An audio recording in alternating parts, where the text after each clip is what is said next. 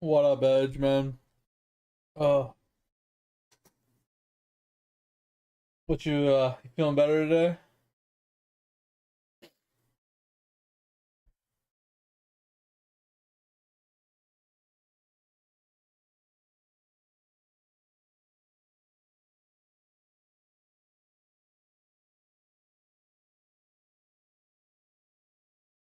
Oh man, I feel a lot better. I'm still not quite 100%. Ugh. Ugh. Holy crap.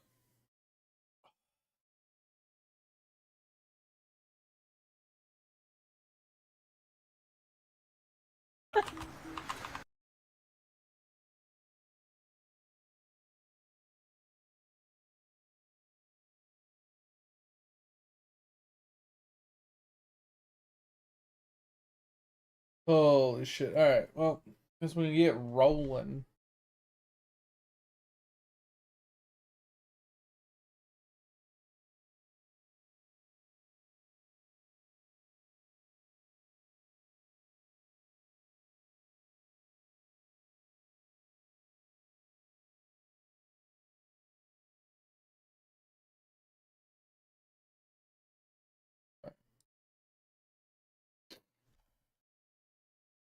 Time to get started.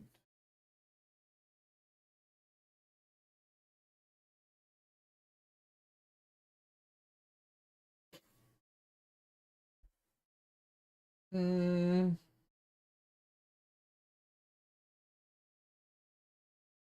I need to hide something first.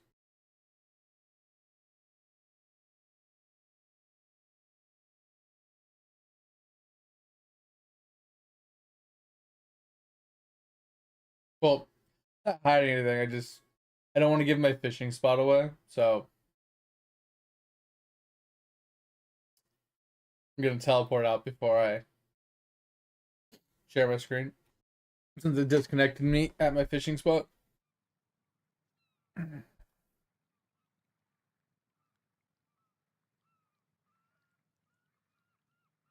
Holy fuck, man. Bro, the last couple days have been fucking rough.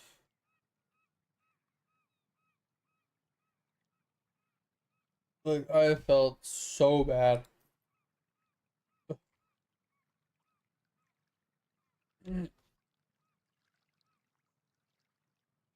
Oh, what was... I don't know.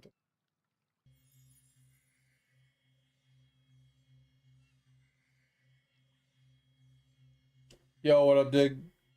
Going on?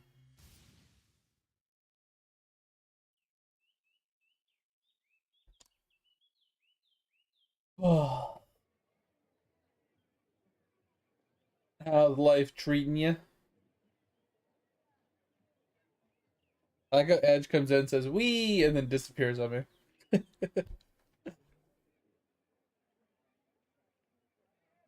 Yeah, the dense water has a problem for a while. The only way to fix your dense water,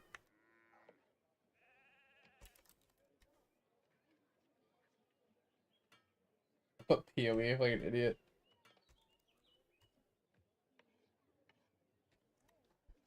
But the only way to fix your dense water problem is technically this person, but not really because you just get a few from a quest. But you have to bubo farm and then use your liquids every day because every day it resets the cost counter. Yeah, that's the only way to do it. Um, one thing you can, I wouldn't worry about this. One thing you can start doing is start doing your you can use your bargain tag on your alchemy bubbles. This helps you get to a part where you can start atoming them, but for a lot cheaper when you're struggling to get to that point, right? Yeah, it takes a while. It's about getting your bubo up and running, honestly, Dig. That's the big crux. Once you get your bubo like actually up and running,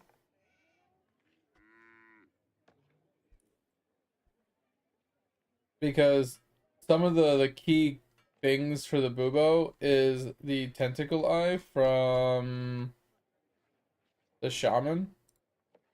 It's mostly this. You have to level this up significantly. Yeah. So that's what you have to work on. You have to work on. You have a step process, obviously, right? It takes a while. Um, your very first thing is your library,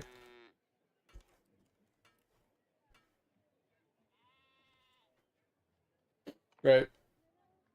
This is your first thing. So you need to increase your max. Don't worry about minimum books. Work on maximum books, right? So the first thing is doing your World 3 merit shop and upgrading that. That'll give you roughly 10 levels. And then there's the Salt Lick, which is another 20 levels. Um, which we can look at each one if you want. But then there's this achievement for World 3. Okay, that's good. The achievement for World 3, it's checkout takeout. It's 1,000 book checkouts, I'm pretty sure.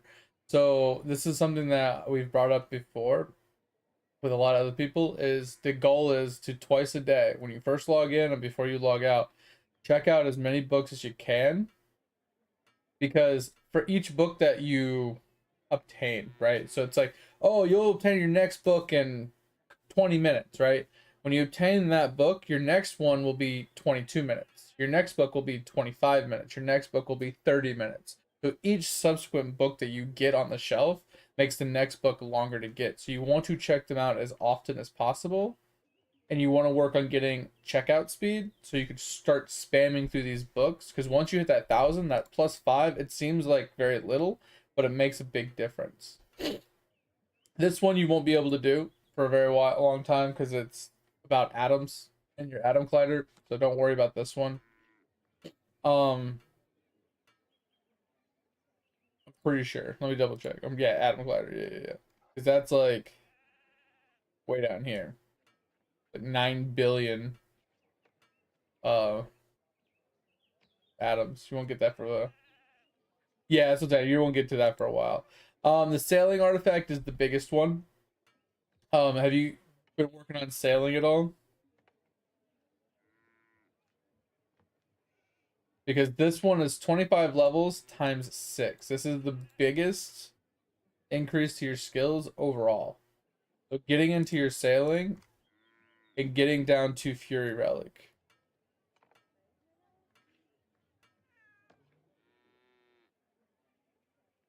Yeah. Okay, so unlocking them is cool, but the goal is to get the artifacts, right? So first island is these four, right? Which are cool. Second island is these ones. Third, fourth, fifth, sixth, seventh, eighth, and then the ninth one. The fungal one is the one you're shooting for right now. The rest of them are nice and they're good, but it's truly this ninth one that you want. Because this one will give you 25 levels, and then when you get the upgrade to the second tier artifacts, you can double it, and then the third tier will triple it, fourth tier will quad, and then quintuple, and then sextuple. So each tier you unlock to bring up the artifacts is what's gonna really juice it out. Now I don't remember exactly each thing that brings it from one to, okay. So ancients unlocked initially. Okay, yeah. So you get the base form and you get ancients off rip. So you get two upgrades. So you get the base form of it and then you get the ancients form of it. And then in Rift, when you get further into the Rift, you unlock the third version. And in the Jade Emporium in World 6, eventually when you start unlocking the Jade stuff, you'll unlock the fourth form. And then Spelunking will give you fifth, and then Research will give you sixth.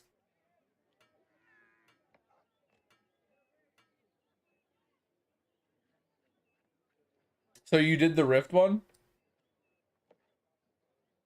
You're at Eldridge?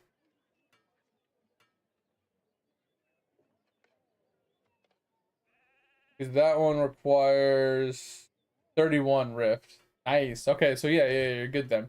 All right, yeah. So once you get, I would force for Island 9 then instead of doing 8, because 8's just gonna give you more stock, like more like this is nice. You can hold more sailing chests at once, and this gives you more bits. But this is truly what's gonna make things better.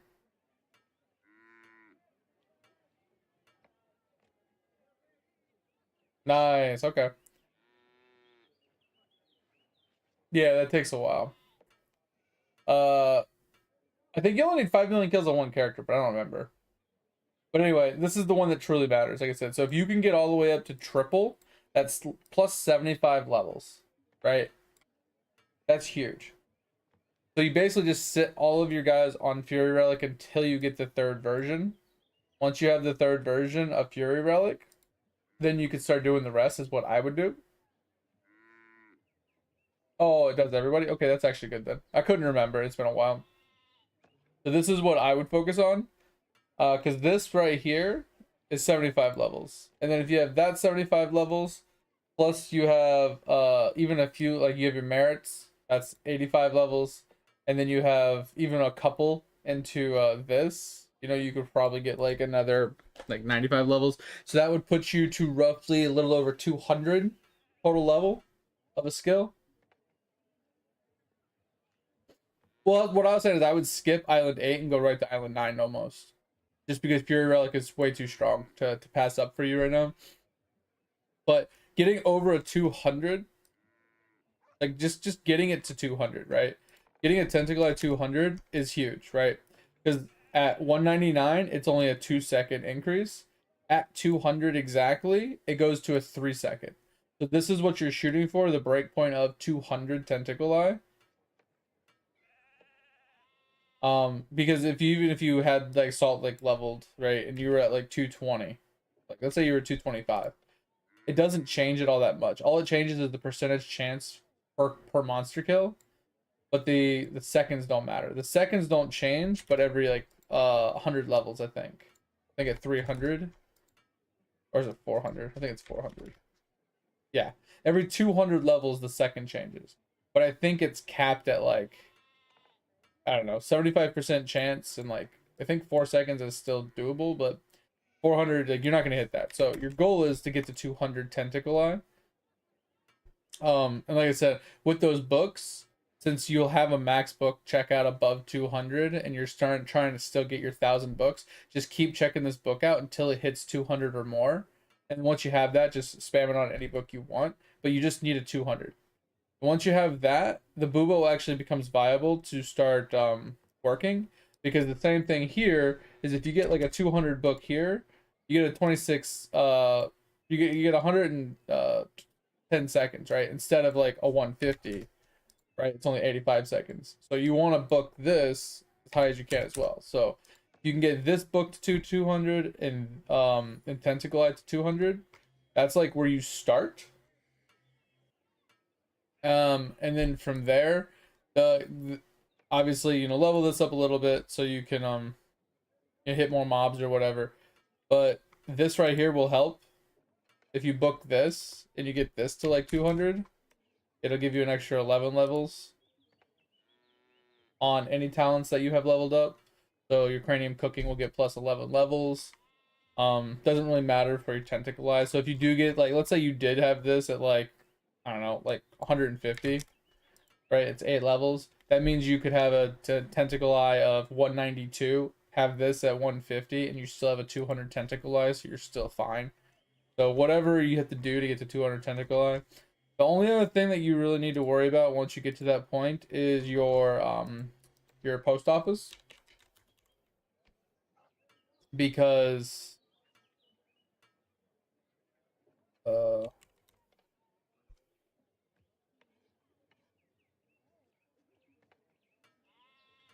let's say is because the alchemy box, I think it is, or the mana box. Yeah, mana box. You want to max the mana box out as soon as possible, because this right here, this 10% faster cooldown recovery is crucial. This 10% combined with Tentacle Eye being 200 and having enough damage to one shot whatever it is you're killing with your gas and stuff, uh, will basically give you indefinite, like almost permanent cranium cooking. This is how you get to almost permanent cranium cooking. Is you like I said, you get the 10% cooldown reduction.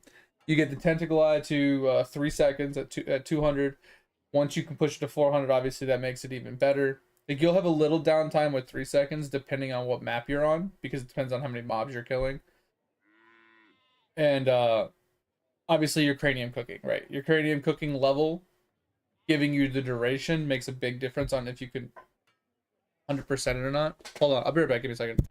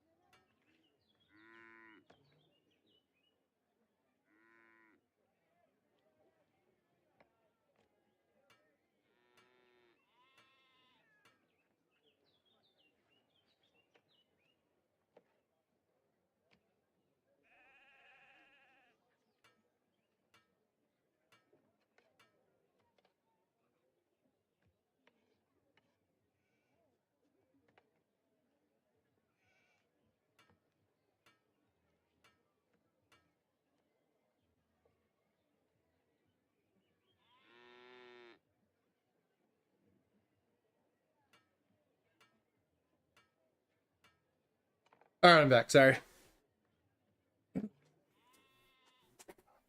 Yeah. So it's not the alchemy box; it's the mana box. The alchemy box helps as well because of the cooking duration. So yeah. So you're right there, Dig, to be able to have almost indefinite cooking. Because like I said, the last thing is the alchemy bubble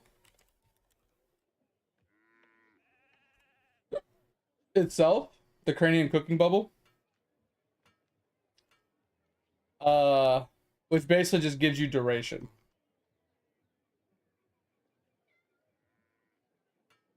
It is. Where is it? One of the big bubbles. I think I passed it. Where is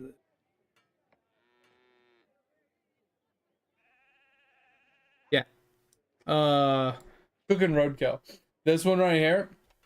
You print the potty rolls from the poop area, the chopping, and you level this up as much as you can. So like at 100, right? It lowers the cooldown by 70%, and it lasts for 70% longer. So this is probably the best thing to really invest into. 100 levels is pretty easy, especially if you're using the bargain tag. Yeah, this bubble is huge. Like I said, if you use the bargain tag from the alchemy, shop, whatever, like we were talking about before, you can lower the cost by up to 90% using that bargain tag. The this thing right here. So you can buy it, and every time you buy it, it's like 25%, and it can stack up to multiple times, up to 90% off. So you buy this a few times, right? And then once you get it up to like 80, 90%, yeah. You need to like, so start printing those logs. Maybe put a one person AFK chopping those logs, dig. Level that thing up. Like I said, get it to like 60, 70, even 100 if you can. Like you saw how big it was at 100. 70% cooldown reduction and 70% duration is massive. Plus the 10% from the box and the 30 seconds from the box, from the post office box. You have both of those, and then leveling the skill up with the talent box, right? And the tentacle eye, you can kind of see all that combines to like a permanent cranium cook, and you'll never have liquid problems again. It's level 77 now, hell yeah. So yeah, once you get those few pieces into place, your cranium cooking kind of never stops. And this is why most people just active on their AC slash their bubo at all times, because it's permanent liquid farming, which is basically permanent alchemy bubble levels. And it's easy farming. Like it's permanent mob kills. You can get good drops. You can just do whatever you want.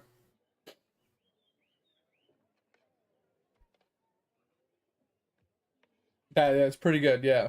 So you're pretty. I mean, like I said, you're on track. And like I said, once you can start like perma cranium cooking, you'll have tons of water to be able to buy dense water. You'll have tons of water to be able to do a bunch of other like purchases and upgrades and stuff. Oh, you'll be able to do a bunch of like alchemy level like bubble upgrades and stuff, because you won't be like waterlocked anymore. You'll be able to spend excess water on leveling up your actual cauldrons, right?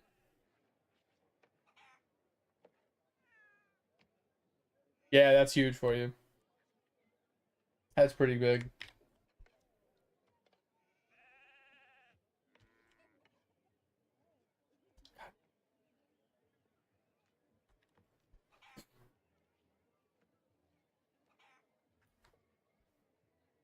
But yeah, that tentacle is actually really huge, dig, because it also helps you with killing.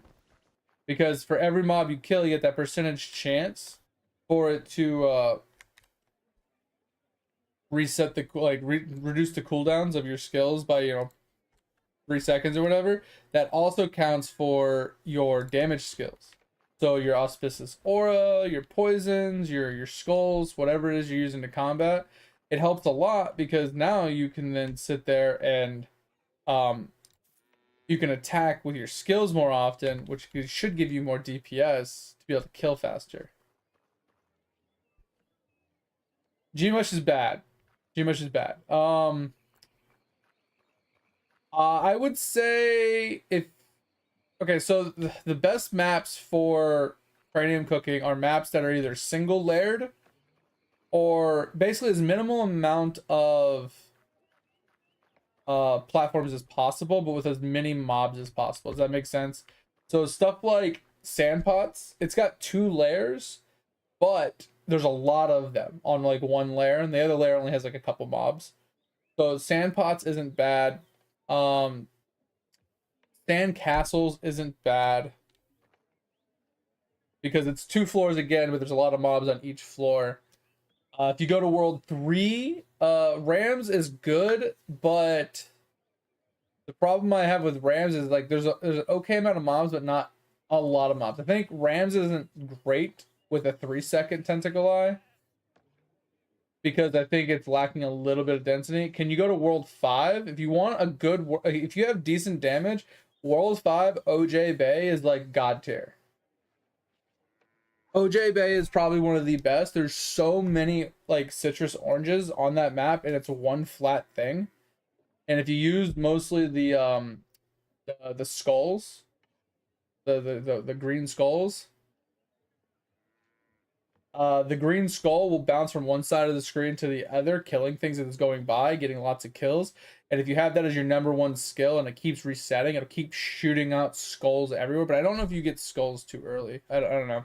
And then, so the way you should have it set up, you should have cranium cooking in your first slot. You should have the dead hand in your second slot. So it triggers every single time it's off cooldown because it does it in order. And then the third one should be your skulls. And then the fourth one, like I said, don't fill it up too much because it doesn't really matter. But the fourth one, you can either do Auspicious Aura or you can do. I wouldn't personally put gas down because gas doesn't hit very hard. And if you stack too much gas on a map, you'll start to desync the map. So I typically don't use gas. But it's mostly about just your skulls and maybe Auspicious Aura. But if you have enough cooldown recovery, you're just going to be spamming the skulls nonstop and you won't need to worry about anything else. The skulls will do all the work for you. So that's pretty much all I would do. So what that means is you want to actually book your skull's ability to do more damage and for them to last longer. And book your hand because it'll do more radius. So you'll be able to actually revive things that are a little bit further away from you. Because if it's too small of a radius, you're not going to respawn the whole map.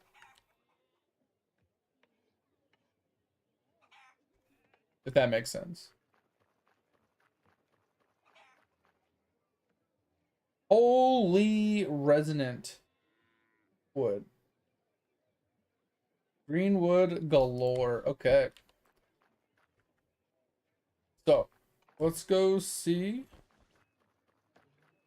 Let's just go, yeah, let's just go farming up some stuff, man. It's time to go farm. We got some potions. Both of these potions are really expensive. But yeah, check citrus oranges if those don't work for you.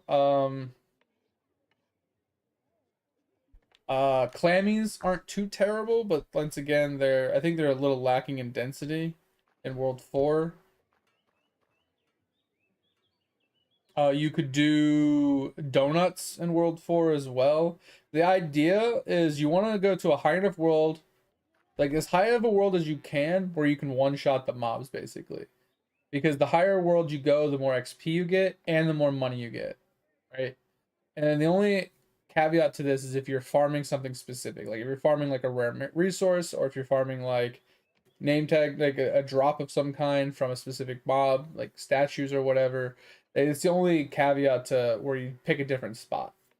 Typically, you cranium cook for, or you're bubo farming for liquids and money / XP. That's literally the two reasons, or the main reasons why you cranium cook. So going to the place where you get as many kills as possible is usually the best idea. Me personally, I don't care. I cranium cook everywhere just because I farm everything on my bubo because I can't be bothered to farm on my DK for items and materials. All right. So we look like we need, I think that's rabbit skin. I think that's rabbit. Problem is rabbit and ostrich look very similar. And I think that's actually ostrich. All right. So we have ostrich, tendons, which tendons can come from a handful of things. What skin is that? I don't think I'm at that one yet. Yeah, that's bear. We're not a bear yet. Okay, so we skipped that. We can do zebras. What does zebras give us? Zebras just give us this. Okay, so we got zebras, ostrich, frogs, and what are those, wolves? Yeah, we got wolves. Okay. What skin is that one? We got the desert cats again, bro. I hate the desert cats, but we get the reflex at the same time. Then we get horns from deer. We can get it from something else. I think deer are like the only horned. We can technically get them from rhinos too, but we're not there yet. Okay, so we got the desert cat. We'll do desert cats last because I don't want to have to go out to the desert for a while. All right, so we got wolves and frogs. So wolves, we can grab wolves. Okay, so we can get deer, wolves, and then frogs. Go get the deer first. What up, Topher? I'm feeling a lot better. I'm not 100% still. Like, I don't really have as much energy as I would like. Um, you know, my stomach isn't quite where I would want it to be, but I'm a lot better. It was fucking dreadful, bro.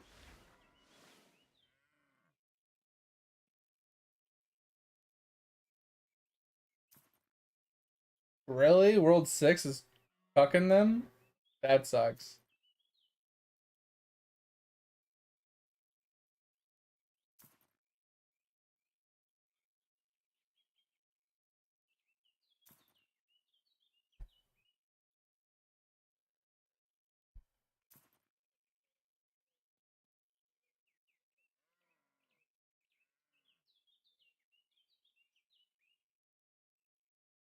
But you had to have max farming spots to be able to actually load the map. That's kind of weird. But okay. That's a weird bug.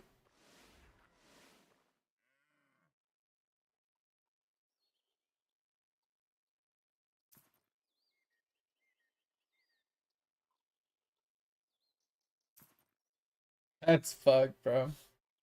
Alright, let's get these horns really quick.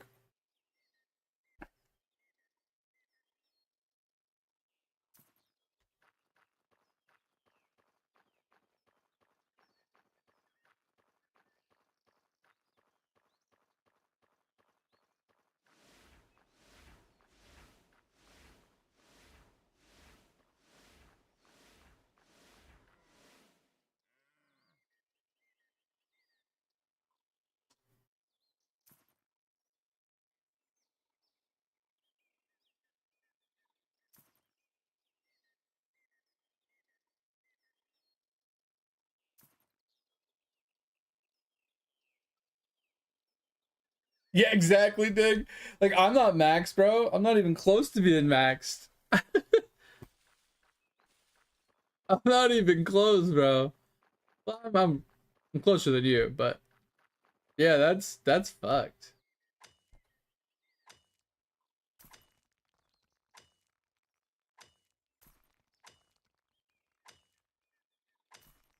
Oh, there's new Equinox stuff. I saw there was like a thing on my Steam library that said like Nightmare Rift or something like that. Nightmare Challenge. I have no idea what it was. I haven't looked at it yet.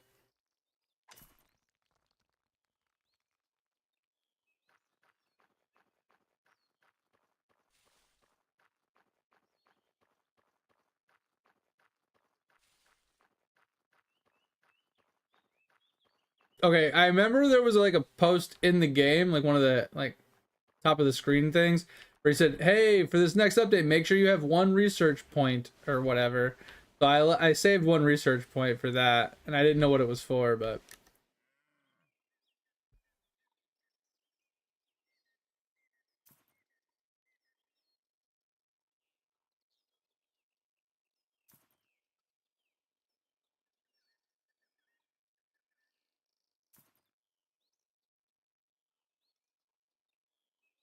yo, what up, Skills?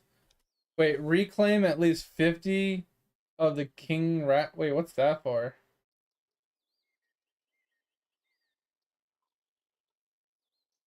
Hit a bomb. Wait, what do you mean you hit a bomb? All right, so there's that. All right, we're gonna go south. We got wolves and frogs to kill. And try to avoid the gators best we can.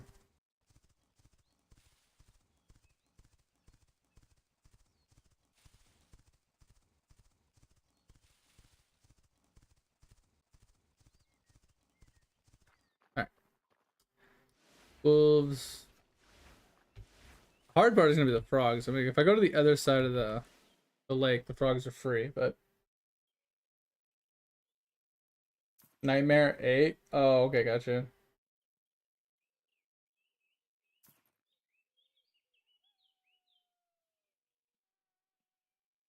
Level 200, bro. Guy's really trying to like make us play the game, isn't he? I mean, it's slow, but not slow. Like you got to do it in a specific way. I feel like you got to put some effort into it. It's kind of dog shit.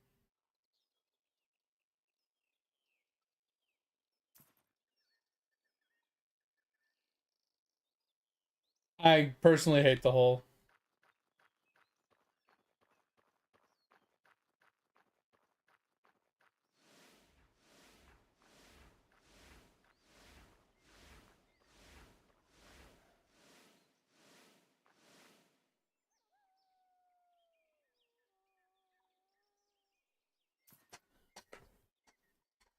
Bro, you gotta do the third boss in World 2, bro. I hate that boss.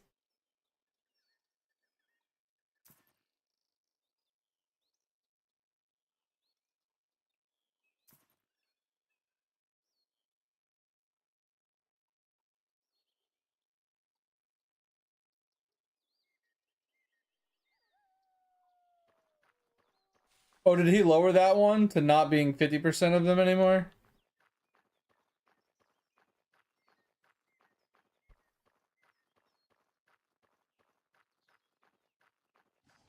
Well, I can almost guarantee you, Tover. I don't think there's a single person in the game that has 80 Kilroy mobs, unless they're cheating. I honestly don't think. I don't think some of the mobs. What is that? I don't think some of the mobs have ever come up in rotation to be able to get to 80. Because some of the mobs, like they're new mobs, right? And they haven't come up in rotation yet.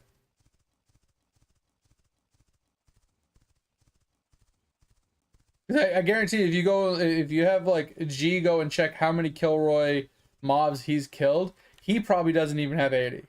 And I don't think he's ever missed a Kilroy.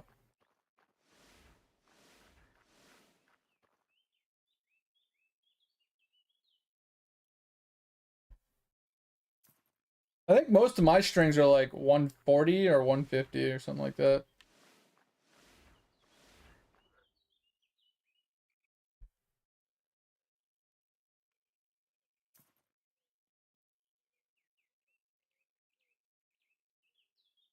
Oh, I'm not quite there yet.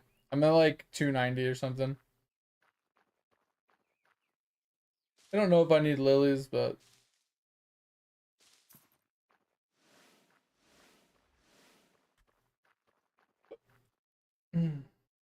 15. Yeah, like I said, Dig, like when the new stuff comes out, you're already behind. You're still playing catch up, so it's kind of to be expected. But just focus on the things that you got to do to catch up, and then worry about the rest later. It's the best thing you can do. You're catching up quite quickly, so you'll be there in no time.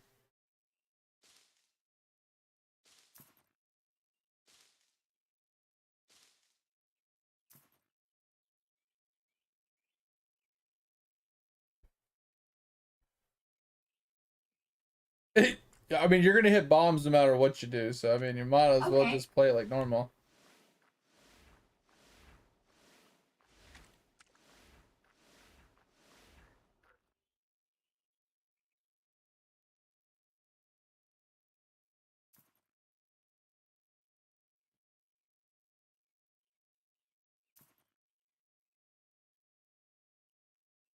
Um, if I'm being honest, I don't like spelunking dig, but you can be as chill about it as you want. It's really not that like difficult.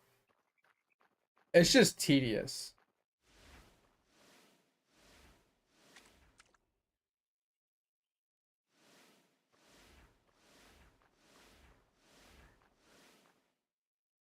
Like the hardest part I find about spelunking is honestly just doing the upgrades. Because if you want to do the upgrades properly and you want to progress smoothly, you have to almost use the optimizer in the toolbox to level up the right things in the right order to get as much bang for your buck per level. But if you just don't give a shit, just level everything up almost equally and you'll be fine. Like, just don't put like a lot of effort into it. And splunking is honestly just brain dead. Because if you just go into the gem shop and you buy some of the autos, you can just click the auto button and just let it do whatever it's gonna do, let it finish, and then just, you know, close it out and just do the next one.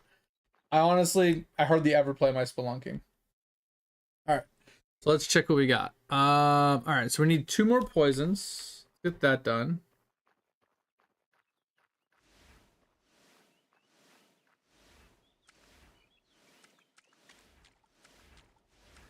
All right, there's our poisons. Okay, we're gonna need to go and get a few more hides. Yeah, okay, so we have our horns. Horns are done. We have our meat. We have our poison. We don't need tendons. I want to move this stuff out of the way I know we don't need. Like all these seeds, I know we don't need.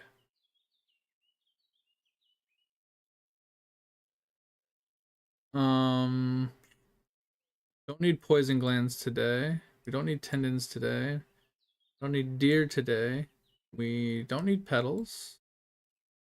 We do need lily essence. We don't even need iron. We need a couple more wolves. Let's go take care of these wolves really quick. South of us. Head back up and go get these wolves really quick.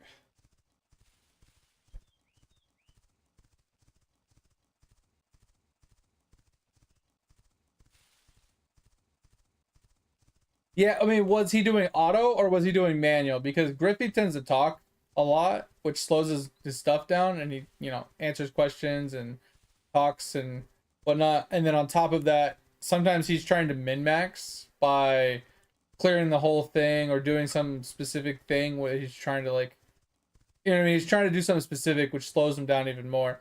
Like I said, if you're not taking it seriously and you're not trying to min max and you're just trying to just do it to do it, you literally just turn the auto on and go watch anime. It'll be done in, like, depending on how many autos you buy. I have all the autos.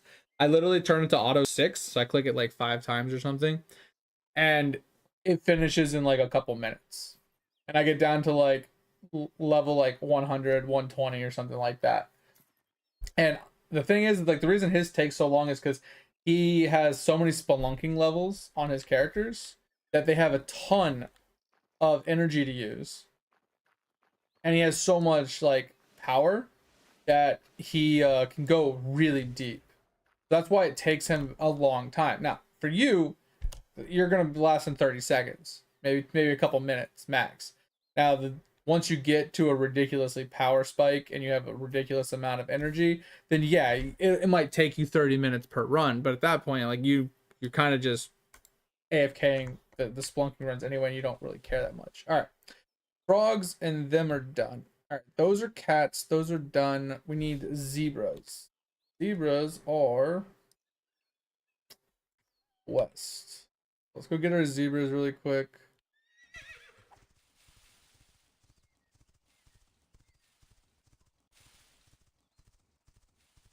Is that something we need? No, we need this. So we need the coal. Okay. So if you run across coal, make sure to pick it up.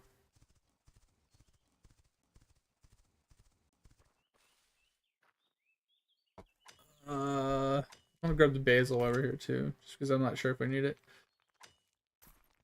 Oh, had to get your pizza? Nice. Yeah, I haven't eaten yet. We'll do that in a little while. I've had acid reflux like since I woke up, kind of bugging the crap out of me right now. So,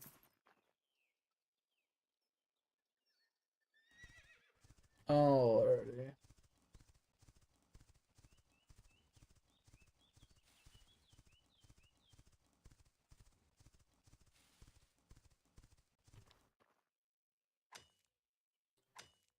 Alright, so what did we need? Does basil have anything we need? Today, it does not. So we can skip basil today.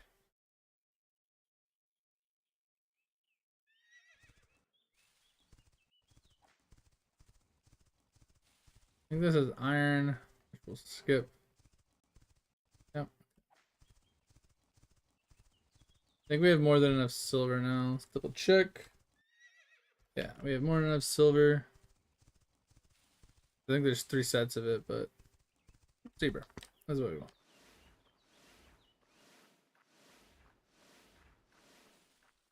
Ah. Well, do you want me to explain it to you, Dig? It's pretty simple. Like, I'm not very far into it. So there's a few things that I've never actually participated in doing, like grand discoveries. But the basics of it is very, very simple.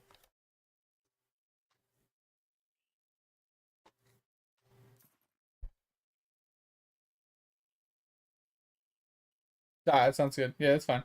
But like I said, it's not that difficult. Like I said, the hardest part is honestly just you kind of just spam it, get some resources, you know, and then you use the resources to buy things in the upgrade. That's literally the basics of it. And the most annoying part I find is trying to optimize the upgrades. Because I'm trying to optimize like how much like power I get per resource I'm spending. So I use the power optimizer inside of the toolbox. And it honestly just drains it out of me and it makes me not want to do it. So like me trying to, you know, be efficient about it makes me not do it. So I'm more likely to do spelunking if I'm not trying to do that personally, right? That's just me. I don't know what it is about being efficient when it comes to that kind of stuff. It just makes me not want to do it.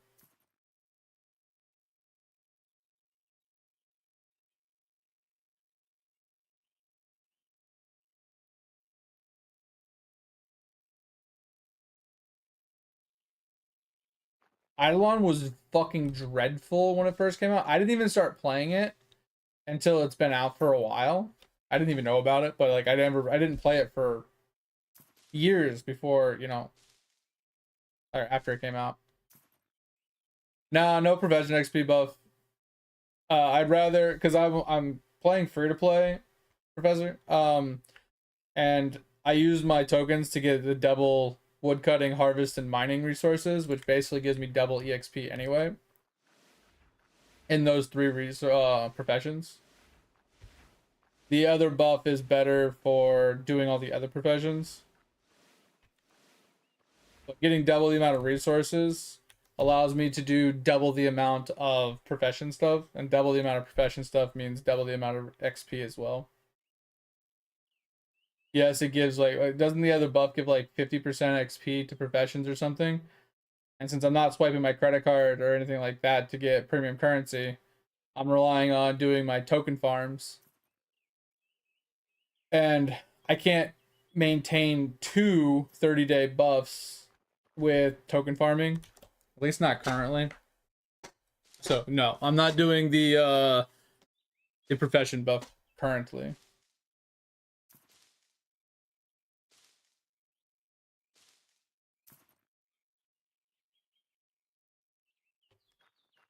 Because like this one's 10% profession XP. And I still have this from when I logged from making the character.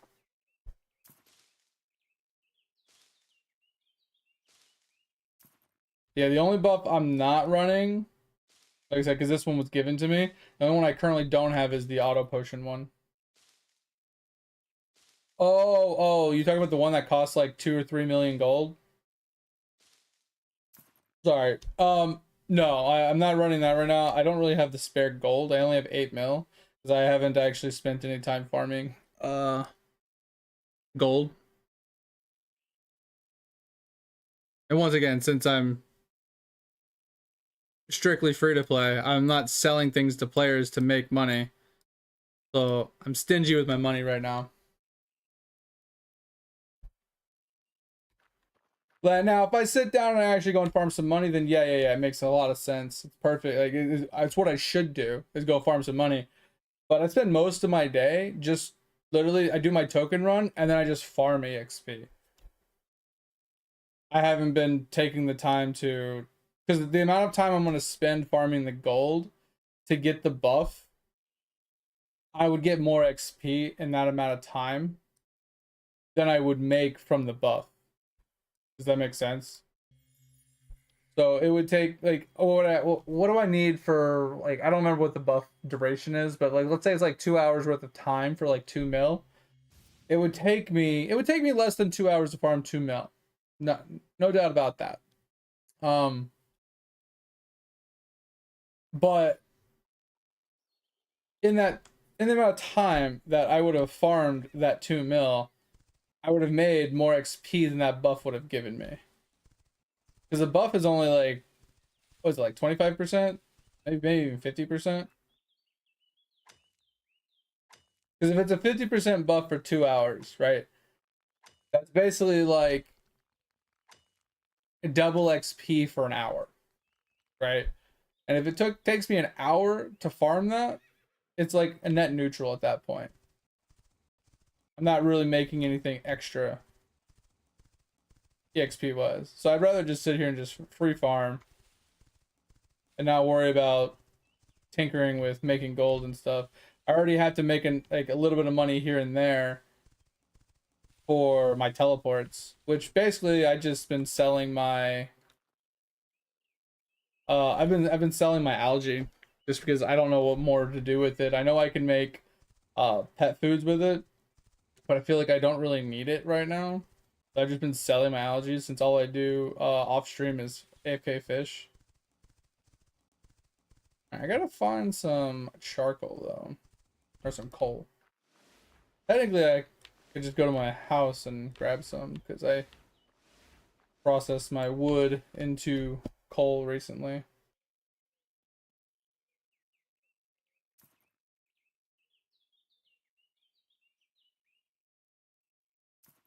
Oh, that's really cool, Tover. Because yeah, the getting to 80 was impossible. Because there's so many mobs that were like added that haven't even come up in rotation, so no one could actually complete that one. So if you're wondering what we're doing right now, Professor, we're just token farming. So I pulled up I went and screenshotted like my tokens. So it's like my hunting, my harvesting, my mining. Um, and we're just out farming the resources really quick. Like some of it I already have in the bank at the town, but I usually save my excess for my days that I'm not streaming because I don't like to progress the account while I'm offline or when I'm not streaming. So on my days that I don't stream, I usually use what's in the bank to finish token turn-ins. And then on my days that I'm streaming, I farm everything and I put all the excess back into the bank. There are some professions I haven't started yet, so there's some token farms that I haven't been a part of yet, which is why my token farm is a little low. We haven't gotten into husbandry yet, and we haven't gotten into farming yet. I really want to get into farming, but I don't know enough about it, and I'm kind of worried that with how little I play, I mean, I don't play it, not that I don't play a lot. It's just, from my understanding, plants take a while to grow, like in BDO. But I heard that if you let them sit for too long, similarly to BDO, that they die because they don't get water or whatever. They die and then you come back to dead plants. And I'm worried that if I plant them towards the end of my stream, by the time I get back on the next day, 15 hours later or whatever, they're going to be dead. And I'm going to have to deal with dead plants. And I'm going to be like, I'm going to miss out on resources and stuff. I feel like the only time I can like truly do the farming is when I first log in, plant them, and before I log off, maybe harvest them. But I only stream for 5 or 6 hours, so I don't know if that's enough time. So like I said, the whole farming thing is kind of, I haven't figured out yet. So that's one thing that I haven't started yet. I want to. I definitely want to. Okay. So we needed 2 sets of ostrich. So we're done with ostrich. All right. So We can't do bear. Okay, so we got to do the cats in the desert. So those are all done. Okay. So now we need to do. Okay, so that's desert, desert, desert. All right, so we can do the lilies. Um, that one's desert as well. That one's done. That one's desert, of course. All right, so almost everything's desert except for lilies. Okay, we'll find us some lilies. Perfect. Okay, and then we gotta find some charcoal. I know there's some coal around here because I pulled up the interactive map the other day. I know there's some coal around here. We got the silver done. I think that's gold, if I'm not mistaken, which is in the desert. Yeah, that's gold. So I need 2 sets of gold. I have the silver. I have the iron. Oh, it was yeah. No, I don't need iron. So we just need to get the coal and the gold. I'm not going to be able to get the gemstones. Satisfying time. Oh, they stay up for over 24 hours? Okay. So how often do you think you have to water them then? Like, hypothetically speaking, if I was to, I don't know, yeah, buy a farm plot here, right? Because this is the town that I do all my turn-ins. If I was to buy a farm plot here and plant my farms here and, I don't know, maybe water them before I went to bed. Or when I first planted them, water them. Do you think they'd be fine for the whole day? Like, till the next day?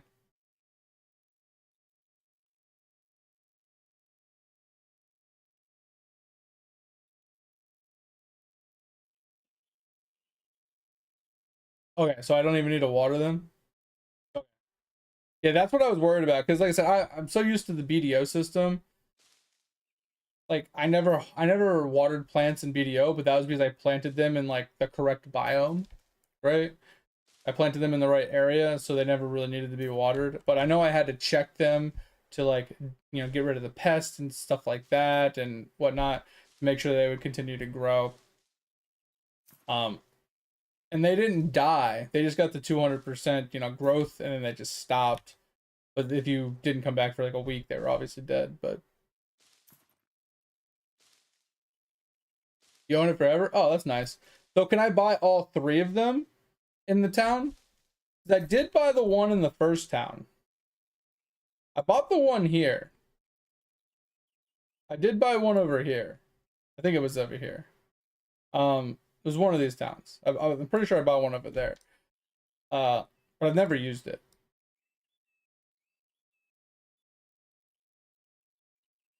All right. How's Lily coming along? Okay. So we got 10 of 16. Let's go get this coal really quick.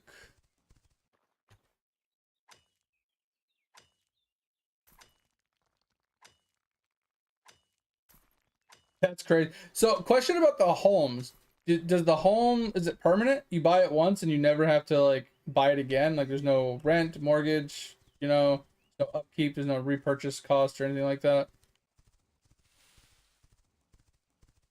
Because I thought I read somewhere that the homes were like a weekly thing, like inside of towns. Like when you bought it, you owned it for like a week or something. Okay, that's pretty sick. Okay.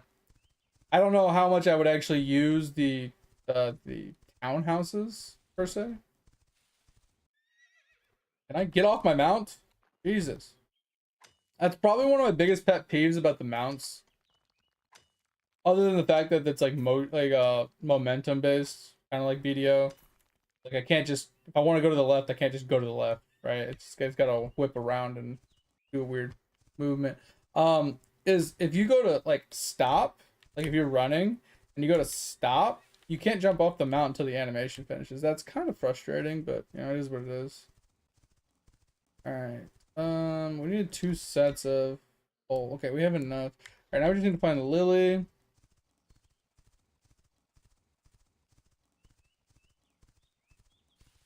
Lily, where are you?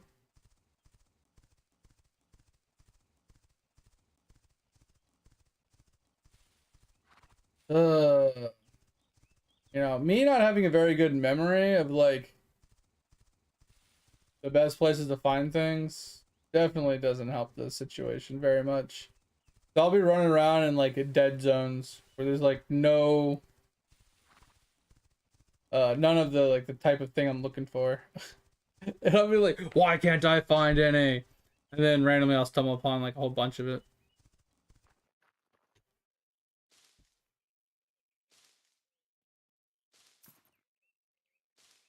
Wait, what's nice is the not having rent and stuff. Yeah. Um, I had some before, but I took them off because they weren't very useful. I had them at like Black Mambas, but I was like, why do I need to have a marker at Black Mambas if I know where they are, right? Uh, but I will say for certain things like ores and herbs, I could definitely see that being worth it.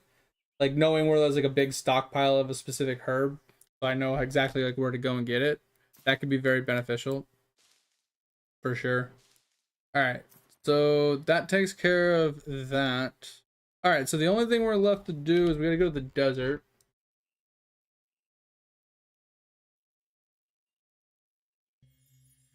And we gotta farm up the desert cats, which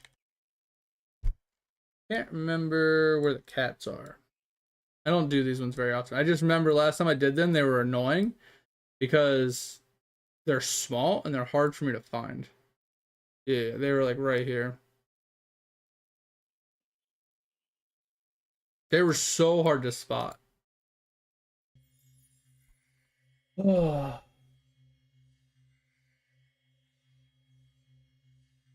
Yeah, and that's one thing I should do is for specific ores. Yeah, yeah, yeah. Mark like if there's like a good clumping of specific ore, yeah, yeah, yeah, mark that. A good clumping of like specific herbs. I do know right at my house there's a whole ton of herbs. I just never farm them.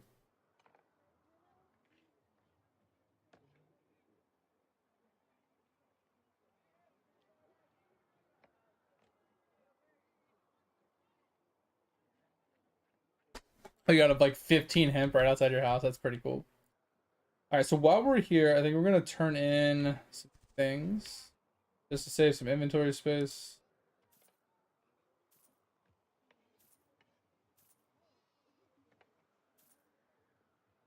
Yeah, yeah, we didn't get much of those. All right, so there's that. We haven't done the wood yet. Wood we can do whenever. Um, here's the hunter one. Oops, wrong button. We can turn it into this, this, this, this, this. Okay. The only other thing was like the harvesting one, but I've only done a little bit of that. Okay, so let's go get these little doggos. Go the other way. Yeah, I didn't build my house in like a perfect place or anything. I didn't spend a whole lot of time like figuring out where I wanted to put it or anything like that. I literally was just like, where is a flat open area that I can use to like, because my first thought was I was going to build my house in a way where I was going to use it all as like farming plots. I was just going to be doing nothing but farming like materials, right? So I wanted to be able to put as many like seeds down, and I wanted to have a bunch of like animals down, and then have my house off the ground so everything can go underneath it. And I was just like, I just need a flat open area to deal with it. So I just put it up at the top, kind of on the water's edge. 'Cause I wanted to be able to fish too, but then I realized fishing like right off the shore was kind of just terrible. So I went and found myself a new fishing spot.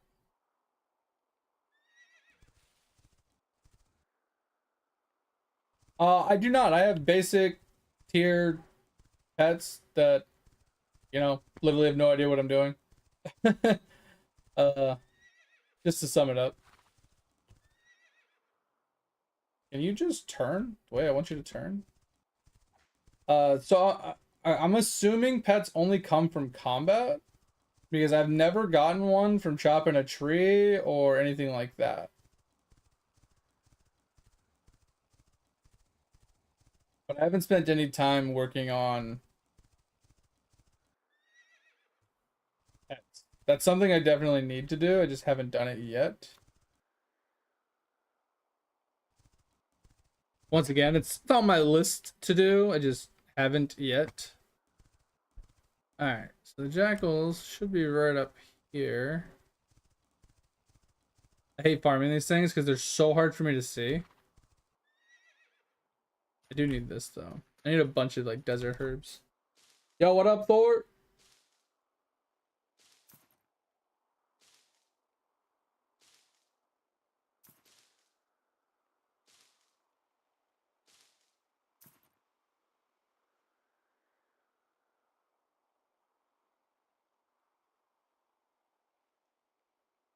Well, that's the thing, Professor. Like I said, I'm playing like solo self-found slash Ironman, so I'm not trading players and I'm not buying like anything from the marketplace, right? So I'm not buying or selling anything in the marketplace, and I'm not trading other players. So I'm doing everything like on my own. So I have to go and farm my own pets, level up my own pets. Yeah, I'm literally completely self-sustained on my own. That's what makes this difficult. So when I finally do get to 100 and I'm gear farming and stuff, like getting like max, like leveling up my gear is going to be a bitch.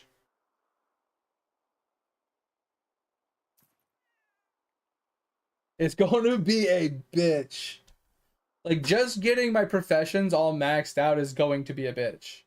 Like having to farm up so much hemp and wood and everything else just to level up, like, you know, my loom and stuff like that, or just to be able to get enough materials to craft armor materials. Like that stuff's just gonna be a nightmare. But it's the kind of stuff that I like doing, so. I was gonna say there's a cat around here somewhere. So yeah, there is that where I do need to sit down and farm pets and stuff. Because I have generic just pets. Just just generic pets. I found these while I was like leveling 50. So I have like a cooking one, I have a wood cutting one, fishing one, and then I got a bunch of fishing ones.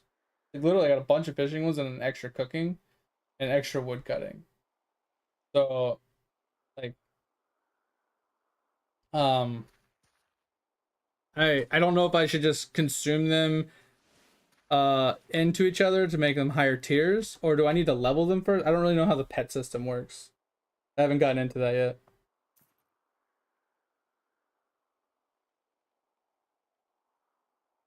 Yeah, Fip was talking about the new Hero Sage update that they were just talking about not the other day or whatever. He was talking about playing that as well. I never played it, never even heard of it until you guys brought it up. Here, Jackal, Jackal, Jackal. Wish these things were way more noticeable. Oh, I forgot I can just see them on the map as purple dots. I always forget about that.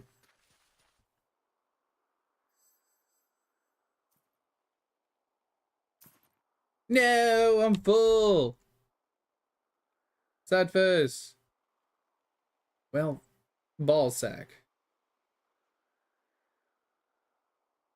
Ball sack. Alright, we're gonna drop this. All right.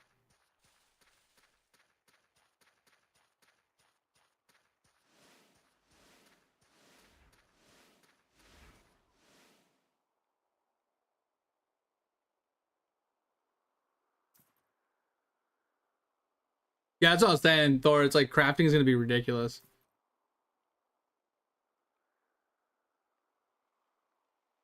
So to evolve them though, do I have to level them first, or does it matter? Like, does the level not matter when it comes to evolving?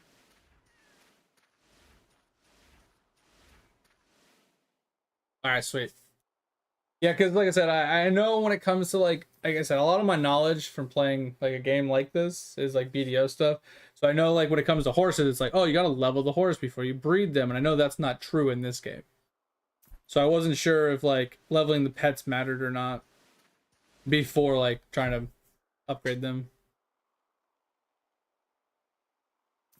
Yeah, I've never even heard of it, Dig, so yeah, it's definitely new for me. All right, so we got our 16. All right, so let's go turn this in. We got to go make some inventory space really quick, because we need gold still, and we need a bunch of hemp harvesting. Not hemp, but other materials.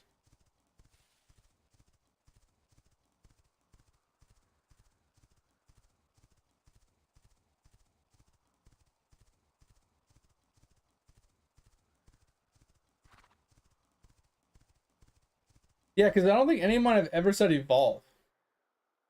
Oh, this one does. Oh, sweet. So just like,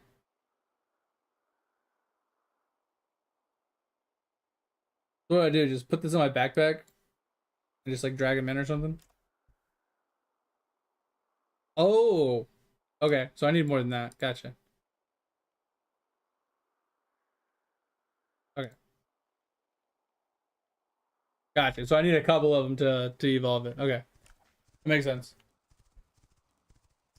Gotcha. Now we're cooking.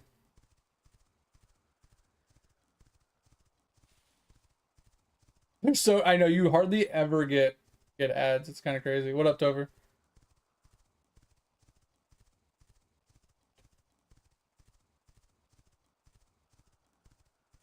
Just give me a second, Tover, and I'll check it.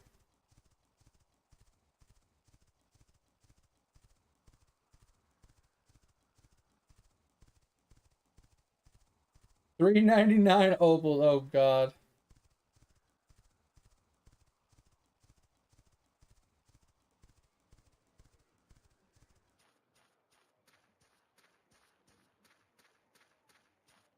Yeah, it's pretty impressive. You went 4 hours without getting an ad. All right. So let's turn the jackal in. And this. Okay, so that is officially done. And then we just got a few ores to do. Yeah, because we need the gold, and then if we can get some of these, we can get some of these. And then there was, where was the harvest dude at? Oh well. Oh, he's right here. Yeah, I don't think I have any of these yet. Yeah, I haven't done these yet. Okay. And then we go sell a couple materials, like the weapons and stuff, make some money.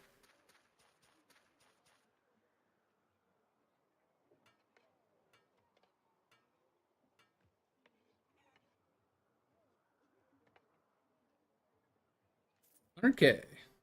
That works for me. Oh, we got some of these too. Get rid of that.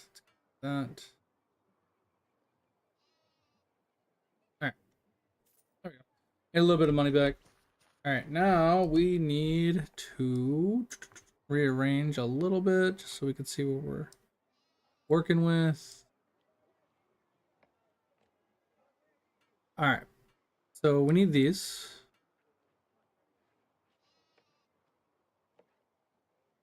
Okay, so that's one thing we need to work towards. Oh yeah, because I got rid of the wood, right? Do this. Alright. Alright. Now we just need to find some gold, which isn't too terrible. I think we're just gonna teleport down here. I'm gonna run this way to try and discover some land.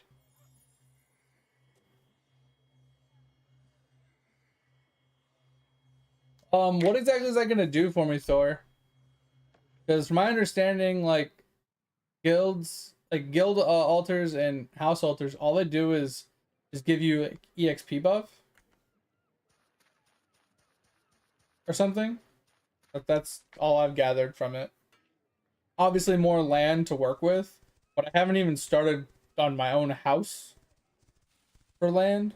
All right, so what herbs did we need actually? So we needed this one, which I actually hate farming.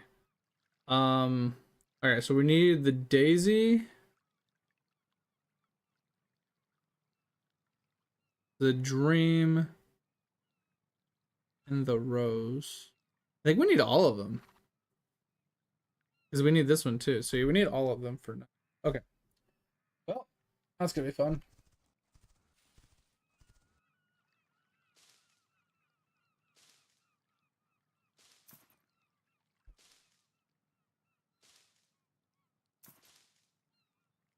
Can I not do beekeeping at my personal house?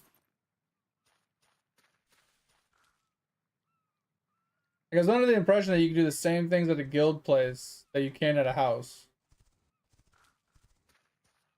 The only difference was the size and the fact that other guild members can interact with the house. Like they can access the resources and the materials. That was the only like thing I was under the impression that was a difference.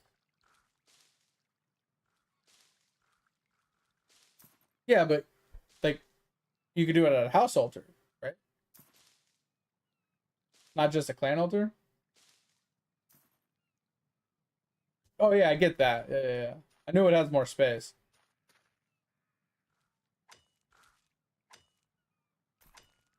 Pokemon itch? Oh god. Bro, go back to yellow. Let's go. Yellow is where like I lived. Like I played red and blue for a little bit, but when yellow came out, I just played yellow.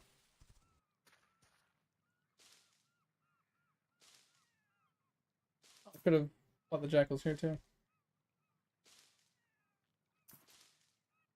Well, yeah. So I was just saying, like, I thought there was. I thought what you were saying is like there was gonna be like a big difference. Like I was gonna get like buffs or benefits, or there's something I could do there that I can't do in my house. But if it's exactly the same, I'm not super worried about it right this minute because I haven't even expanded my own house. My house is level 4, and I'm not willing to spend 1,000 premium currency to expand it to level 5 unless I know I'm in like a perfect spot that I want to be because I know I'm not and I have no idea where I even want to put my guild. So until I find like a good place and I'm like, yeah, this is a great place to put a place, I don't think I'm really worried about making a guild, right? Like I haven't even built up my house yet. Like remember we were talking about before, I really wanted to do like a ton of farming. I haven't even got to farming yet. Like I'm not even close to it. Because the amount of time I'm gonna have to spend getting seeds to get started. I mean, honestly, I don't know much about farming. Can't you get seeds from farming? Like, hypothetically speaking, if I farmed up the original seeds to get started, could I indefinitely supply my own set of seeds to myself without having to go and farm more seeds? Is that a thing?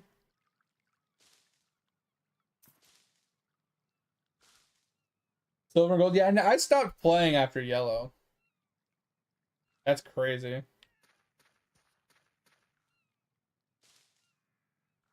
That's crazy, Dig.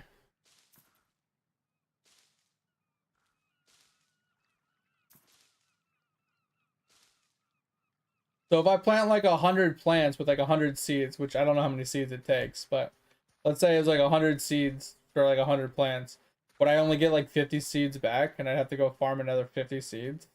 That kind of like what you're getting at? Is there no way to actually like force more seeds out of it other than using potions? Maybe 15 back. Oh my god. Yeah, that sounds absolutely dreadful. Not gonna lie. All right. We are actually jam-packed full. This is not good. Um, hmm. I kind of should just throw away these ropes, I think. Oh, I should have sold the seaweed. That would have saved us some room. Uh,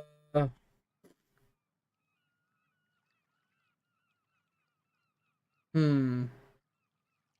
Well, that sucks. All right, so let's see what we have here that we need to focus on. So we needed this, right? We need 16 of those. We don't need this. We don't need this. We needed this, this, this. We're still missing one of the items, which is not a good thing. I probably should just go sell the fish, honestly. Yeah, because we're still missing this, but we have this, this, and this, and that. So we have those four. We've already turned that one and that one, and see, we're just missing one item off this list. I don't know if there's any other items that I should be being able to be picked up,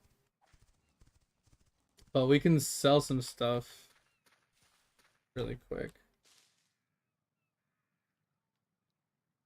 I think we're just gonna run back to town really quick. Go sell super fast. Because if not, I'm just gonna be wasting space.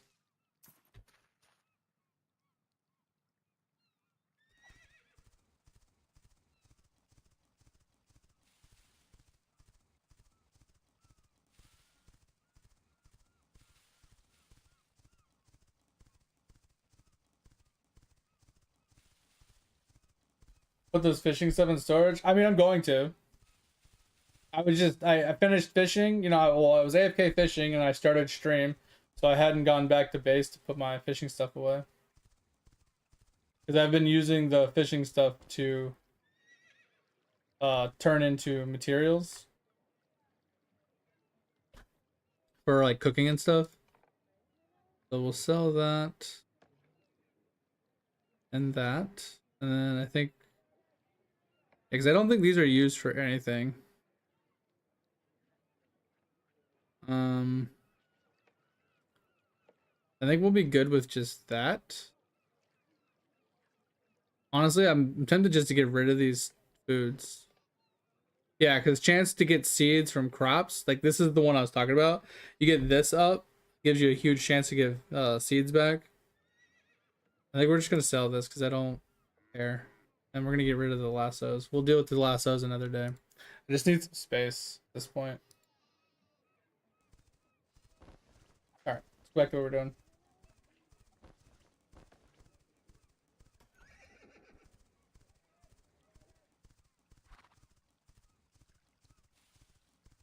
Jesus, that's crazy, Tover. Yo, what up, mate? How's life, man? How you doing today? Appreciate you stopping back by, as always. Yeah, mate, do not log into World 6 on any of your characters. If any of your characters are in World 6, do not log on them. I'm feeling a lot better. I'm not quite 100% yet, but I'm feeling a lot better.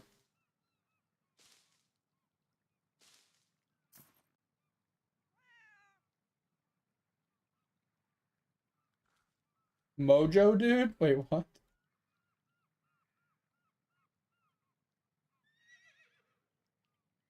Yeah, just don't go to the World 6 town itself. Specifically the town.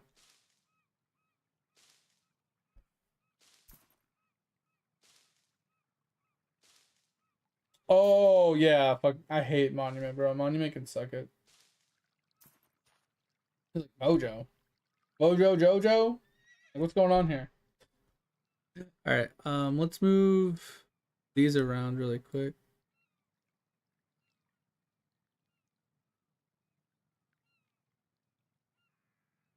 Alright, so this is what we're working towards right now. These ones right here. So we need 2 stacks of this, which we'll get a lot. We need a stack of this, 3 stacks of this, and a stack of that. So we need more dew. We need this red plant, which is so annoying to find. Yeah, you like Justice, and I wish Justice would just suck it. Fucking hate Justice so much.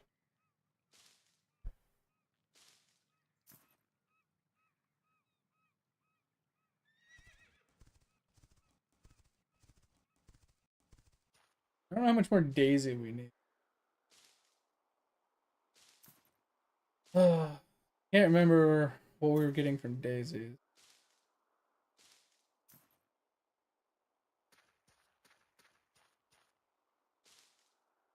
Can't remember if Daisies were this or not.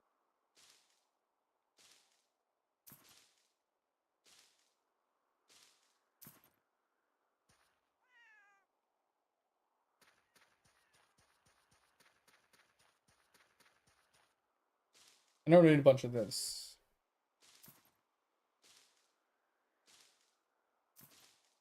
Yeah, because that's where the green stems come from, which we need 3 stacks of. Just trying to skip plants that I don't need.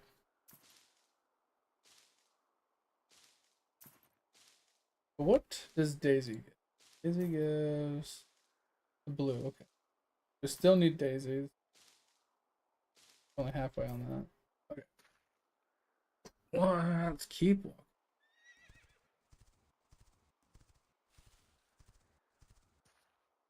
And then roses give. Okay, we don't need roses anymore. 90% sure we're good on roses. Yeah. Roses are good.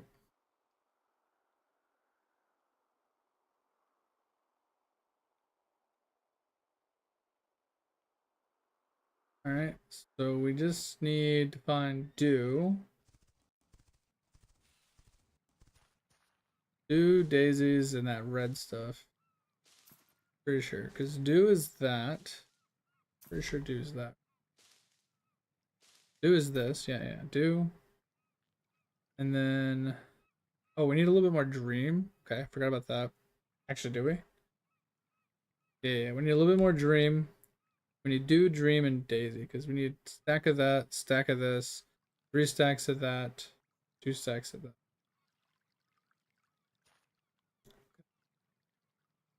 Almost there.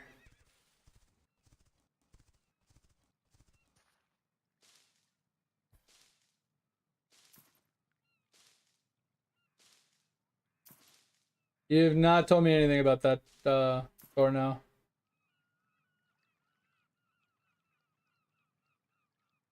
I have my graphics on low. It does make it pretty easy to notice them, but the red one specifically is just irritating. And I didn't turn it down for that reason. I literally turned it down because my FPS is just terrible. So yeah, that weed right there is so annoying to find. The sweet one in the wooded areas as well is also annoying to find.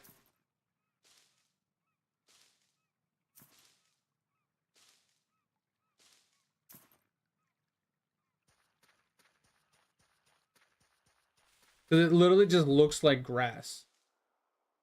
It's just so frustrating. 315, let's go, mate. That's insane.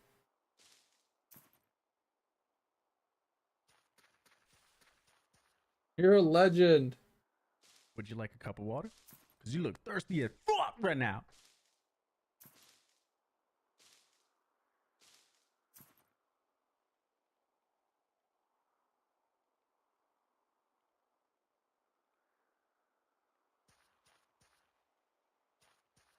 I mean, it makes it harder, but who cares really at the end of the day? Honestly. I'll get it done eventually. I mean, I still need to do the achievement Tover posted in the chat the other night about the 777 beans. I still haven't done that yet. That's kind of sad. Are we full again? So crazy. All right, so daisies are done. Dews are done. Those are done. I think the only thing we're left with is the red stems. I think all we need is the red plants.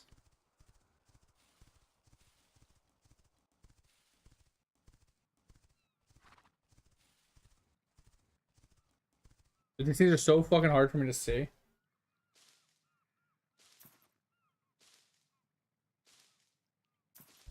Yeah, the problem is if you have your settings so high, the foliage is like so abundant and the clusters are so like poofy.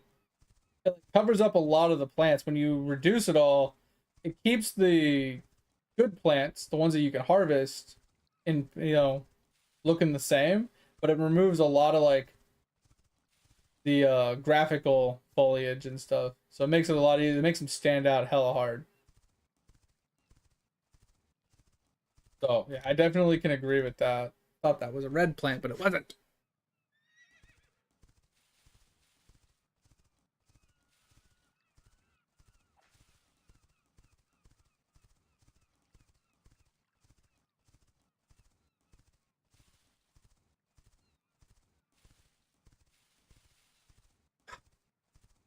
hate this red plant the most.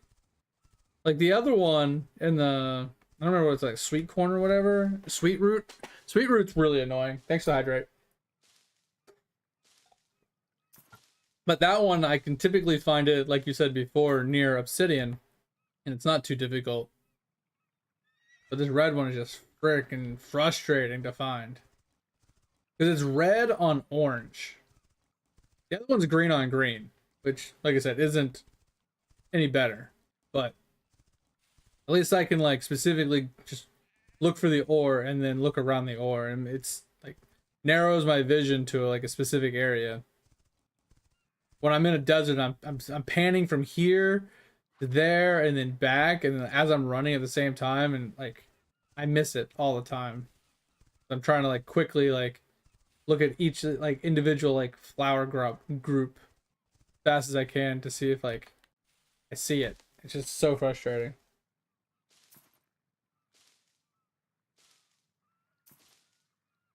It's probably true. Like I said, I could pull up the interactive map, but I tend to just run along the coast because it limits my field of vision to like 40, like 90 degrees instead of 180 degrees when I'm running through like big open fields. So it doesn't make me as motion sick and nauseous when I'm running, because I can just sit here like this and I can just like kind of look at a 45-degree angle or a 90-degree angle and kind of pan the stuff a lot easier instead of like going like this. Like that just makes me nauseous. I'm stuck on the divination one, where you need to be like 191 divination or something like that. So I have one of my characters just sitting on divination right now. I got a couple divination levels from doing it. Well, god levels from doing it. I think I went up like 3 god levels so far.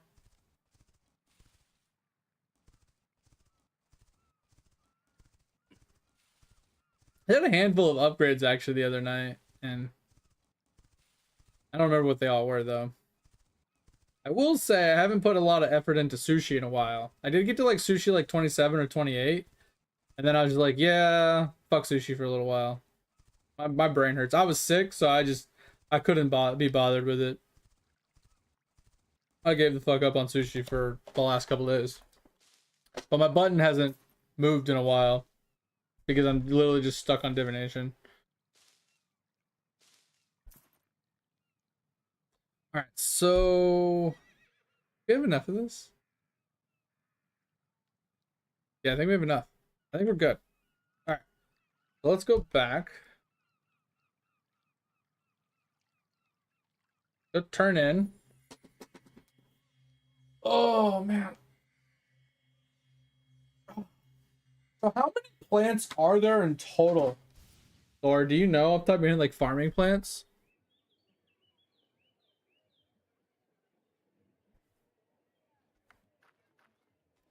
Because okay, is this all of them? 11?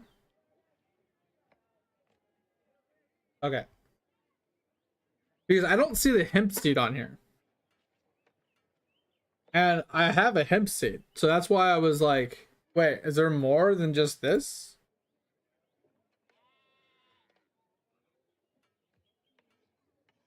Okay. I was just curious because that's all it said seed, right? And I was like, oh, that, whatever.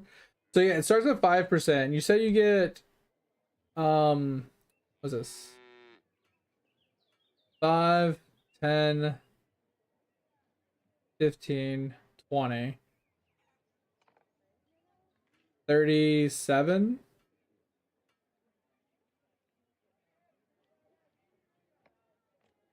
Plus the 5, so it's like 42%. I thought you said you get 50.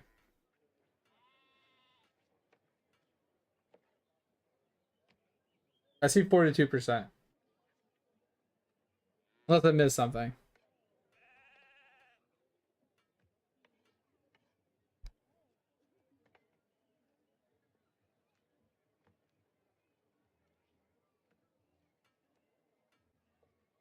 Interesting. Oh, you're at 60.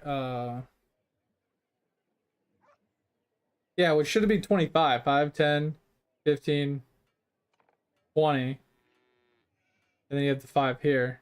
That should be 25. So you have 5% extra for something. Interesting. All right, let's go turn the rest of these in. I have to go do a bunch of wood chopping next. I have like 8 freaking turn-ins for resin wood, which is really annoying. All right, we can't do those. I forgot. Okay.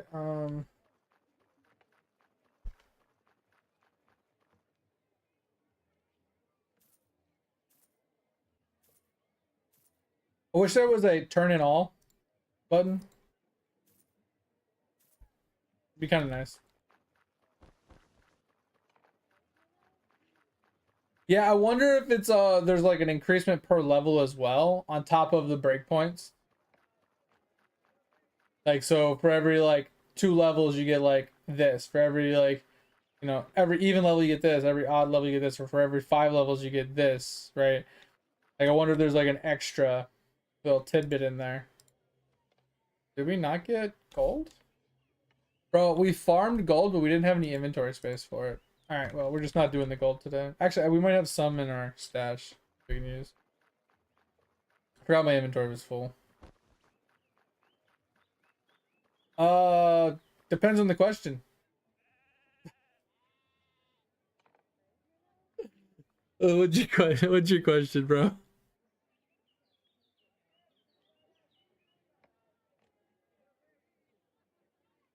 Huh. Why can't I? That's weird.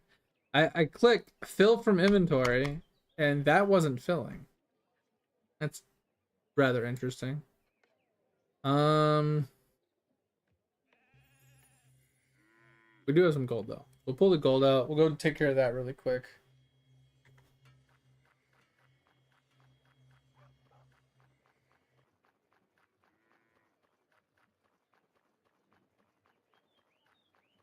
Well, your question was, can you ask a question? Gotcha. Okay, we're good.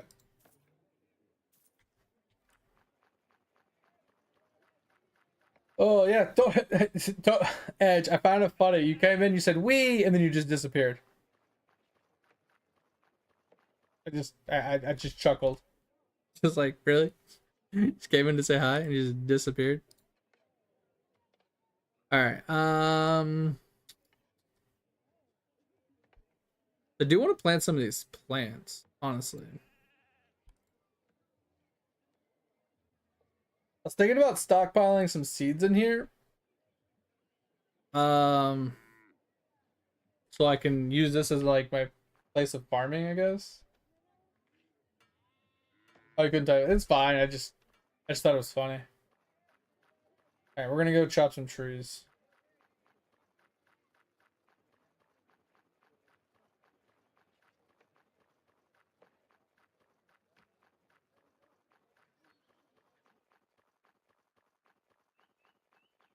Yeah. Definitely go to 9. In my opinion, go to 9 as fast as possible because Fury Relic is going to be a massive increase for you.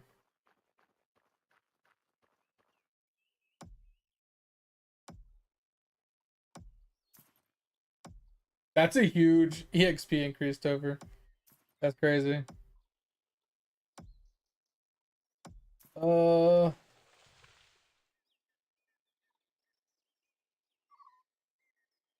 Summoning instead of fishing. I need to put some food on this guy though.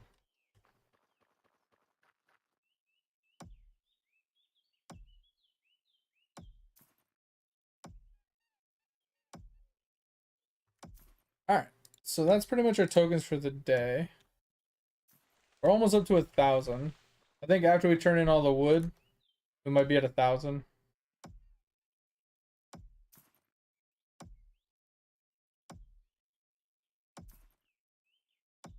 But we have 23 days to get to 9,000, so we can rebuy our buff. And since we're not into husbandry yet or farming, it's cutting into how many tokens we're getting per day.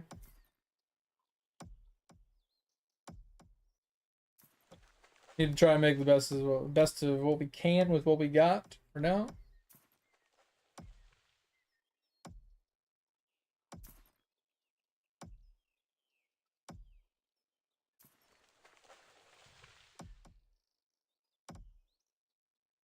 Yo, these are my trees.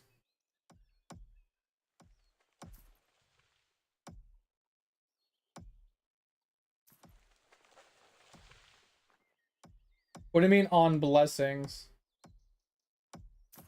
Oh, you're talking about the things at the bottom? These things? Gotcha. What the? Get out of here. It's my tree. Um, so would it be worth saving up and buying them when they're on sale, I guess?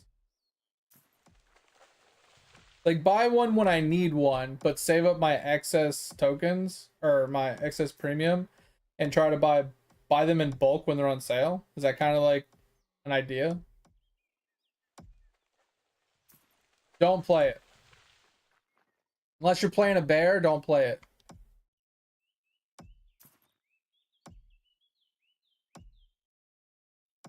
Yeah, I saw you were playing it earlier.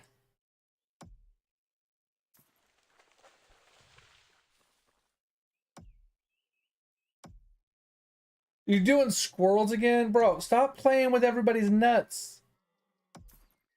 We have too many nuts going around, man. Oh, did we just crash? There we go. Too many nuts fondling. I do need to grab something to eat though. I'm pretty hungry.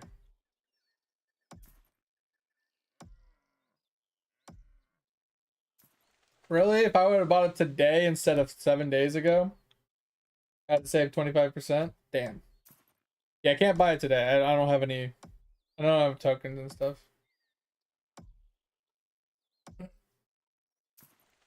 Yeah, well, I'm just thinking because you can buy the blessings and you can hold on to them, or I'm assuming you can use more than one blessing and extend the duration, right, Thor? Is that a true thing? So if I buy like 10 of them instead of being 30 days, it'd be like 300 days.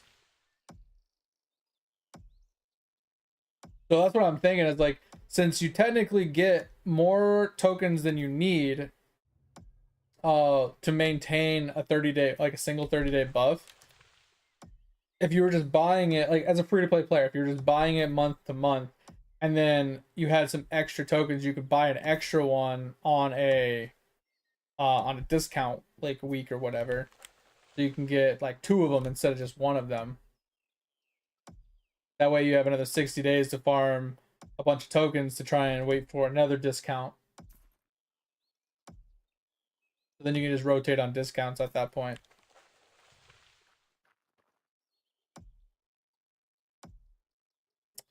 Is it?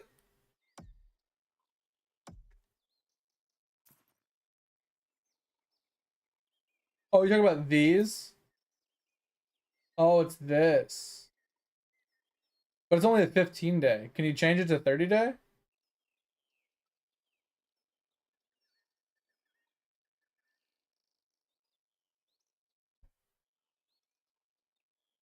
I mean, that's a decent price, honestly. Because if you look at like the prices of them separately, right? Like this is for 15 days, it's 4. Let's just say it's almost 50, it's a little less than 1500, right? Which is roughly this. But then you discount it by, that's only 15% off. But am I looking at the wrong one? Oh, it's this one. This one. This one. Sorry, I was looking at the wrong one. Yeah. But they're $8.99 each. So it's like 2,700 minus 30. Yeah, so it's this. But it's down to 19.90. That's pretty good price for $3 for 30 days. At 50, yeah, that would have been a huge saving. But yeah, something like this wouldn't be bad. I mean, technically I don't need the auto pots. But like this right here for like the double this is the best one for me, honestly. And then this one just kind of 10% extra is kind of just sure, why not? Whatever. I don't really care too much about this one, but it's mostly I just want this one. Like I don't really care about the other 2 that much, but if I can get all 3 of them for like a discounted price, then it's fine. I mainly just shoot for this one, the 30 day for 9. I don't think this one will go on sale. But I do like the idea here where for the price of two, well, a little more than two, I can get all three. Because two of them would be like 18, it would be like 1780 for two of them. So you basically get a third for free at this point. It's pretty solid.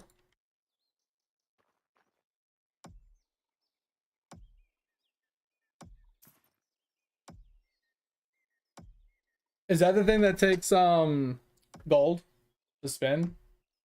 I never really paid attention to it. Or silver or whatever it's called. The in-game currency.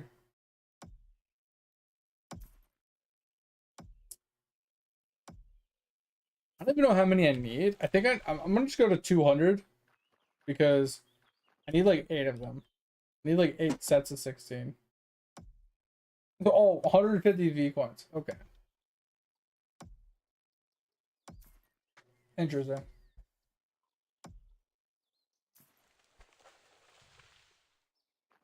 You know, a single to 13. Yeah. The 13 vials take a little bit of work, dude. Once, oh, now that your prints are reaching 1 million, it shouldn't be too far off. Because as the percentages grow and that million grows to like 10 million, 15 million, right? And then you reprint and you get to like a 10 million print, which then grows to like 100 million print, you'll start hitting 13 vials in no time.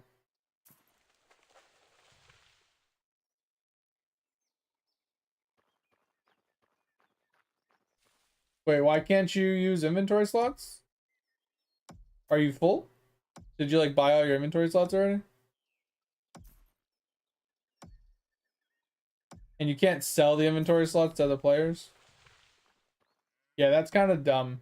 If you are max on inventory slots and you can't do anything with those inventory slots, that's kind of dumb.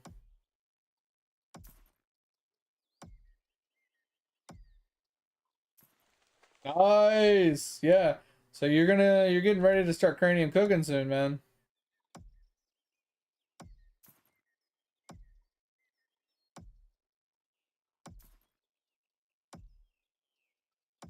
That's what I'm saying. Like, I feel like I know they don't want you to be able to like swipe your credit card and then sell that item on the marketplace to other players to like, I don't know, make a pay to win system, I guess. But like if you have a system in place where you spin a wheel and you can get items and those items can't be traded or converted into like V coins or something like that, if you can't use it or need it or whatever, like I think that's a dumb system. Because like if you have full inventory slots and now you have an inventory and an expander and you can't do anything with it, like I mean in theory you could put it on an alt, but why do you need an alt? Like I can't think of a single reason why you would need an alt character in this game. I literally can't think of one feasible reason why you would need an alt character.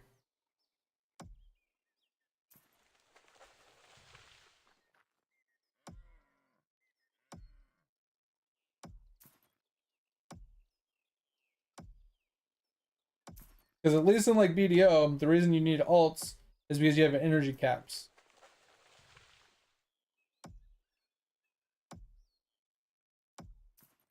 I mean, in theory, you can have alts that are camping at world bosses. But other than camping at world bosses, what reason would you have for having an alt character? Because also in BDO, you're stuck to a character. Like you're not stuck to a class or a character in this game. But once again, I don't see any reason to need an alt. Like I think that's the one thing this game is missing for replayability is the need for alts. The need to play more than one character. Because that's what people are going to run into at some point is they're not going to really have anything to do but PvP. And once again, it's going to run into the same problem that New World had, where the only player base you have is PvPers. Your PvEers are going to get bored because there's not enough for them to do.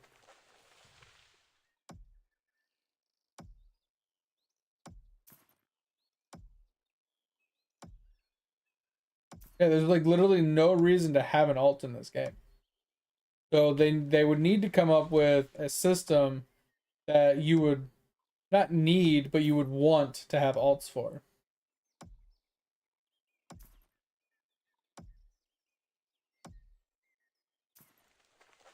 Because like one of the reasons why you had alts in New World or in BDO again is you would have your farms down, your farming plots, but you didn't want to like travel there to check them every like hour or two, right?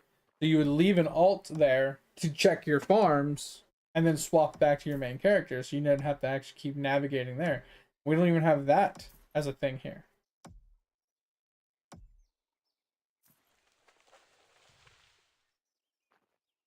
Yeah, Siegebreaker can be a good bottleneck on that.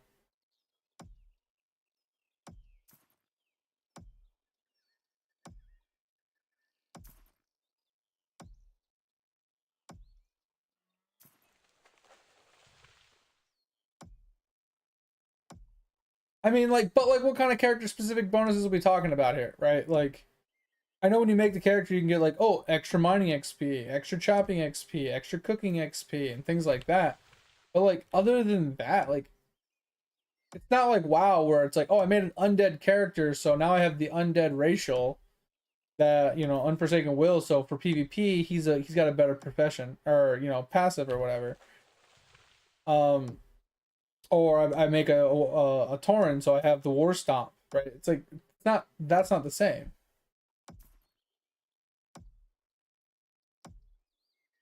Yeah, but like those points don't really matter all that much, like because that's to that character, right? Unless the characters share profession levels between themselves, having other characters that have different character like bonuses doesn't really help your account. It just helps that character.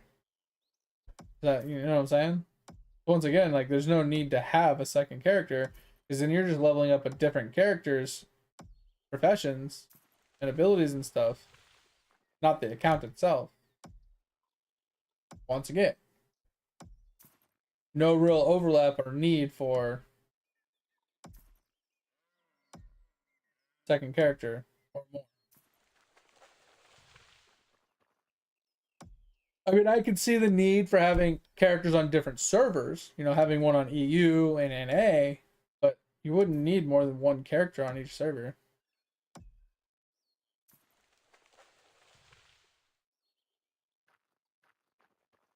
Oh, like the stamina and the PvE/PvP, yeah.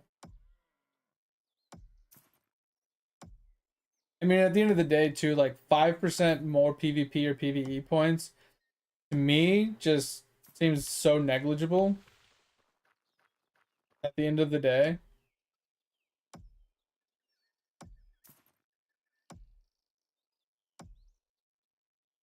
Is it really worth me investing that much time into a second character just to get 5% more points? Because then at the end of the day, I have to play on that character specifically, grinding those points only, and then swap to the other character to grind the other points on the other character. So now I'm splitting my time between two characters to get 5% extra per type of play. It just, that min-maxing method just doesn't seem worth the time investment to it. I'm not saying it doesn't add up. I'm just saying, like, if I grinded for an hour on a PvP character that had the PvP buff versus an hour on a PvE character, right? I would get 5% less, which, like you said, adds up. But the fact that I'm doing PvE stuff is like, oh, we're gonna go PvP. So, okay, let me switch characters, take that character, go over there, do my PvP for an hour or two, then switch characters back to go back to doing my PvE stuff on my other character to make sure I'm maintaining my 5%, you know, advantage in points. It doesn't seem necessary. Like I said, unless you're like super min-maxy and super no lifing the game, I don't think it really matters.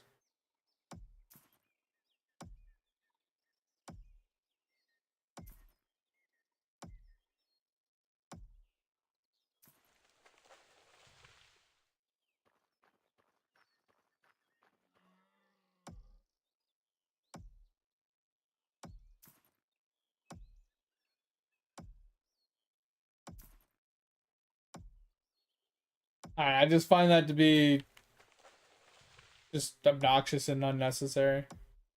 Like, if you plan on being a PvPer, just pick PvP to start with, and then by the time you get to 100, like, it doesn't really matter. If you're not going to be really doing PvE anyway, what do you need the PvE points to start with? That's what I'm saying. I just don't think it's worth it. Like, spending that extra currency to do a reset, or to even have two characters to do two separate farms for 5% extra just doesn't seem worth it.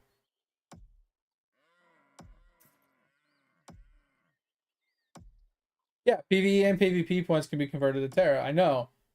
But I'm just saying, like, you would have to play so much on both characters to get enough points to be able to buy it.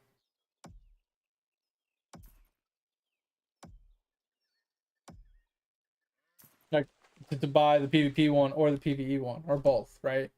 You have to play so much. And unless you are that kind of person that is going to play, like, that much on both PvE and PvP, you don't need two characters.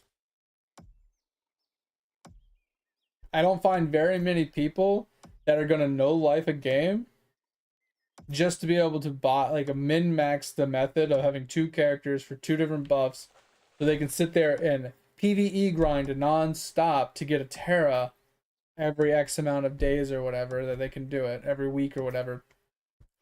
And they're also going to PvP enough to also get enough for a for the PvP one every single time it's off cooldown or whatever.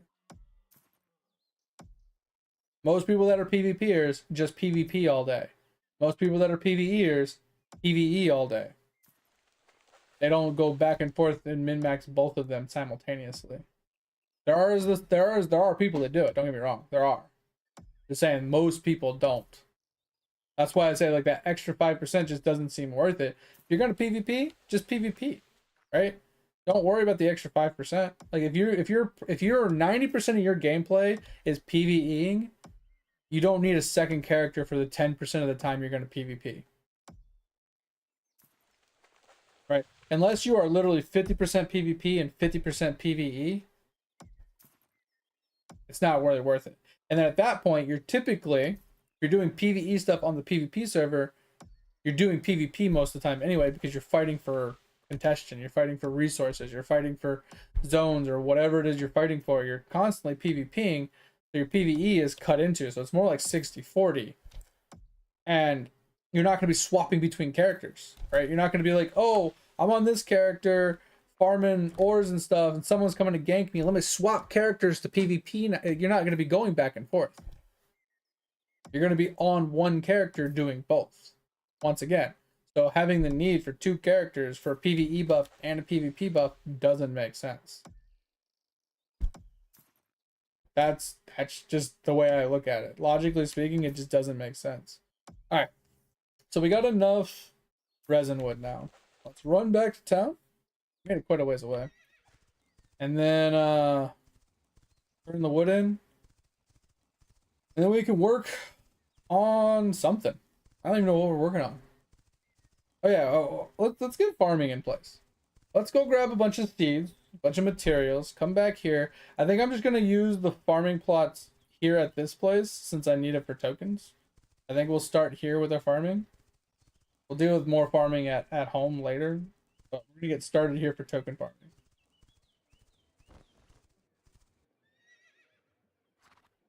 Fucking mount system, dude.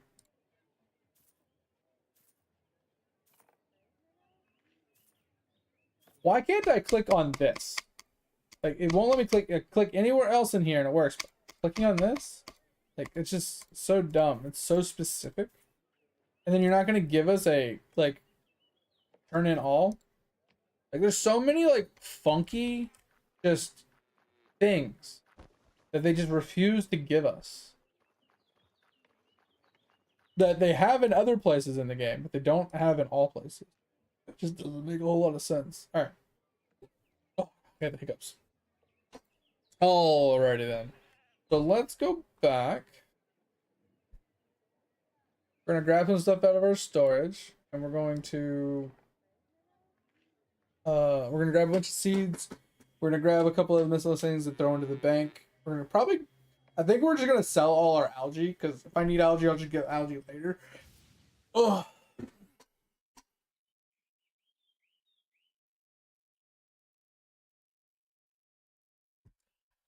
And that's the thing too, is like people just listen to content creators, right? They listen to other people. They're just like, oh well, so and so said I should do this, so they just do that, right?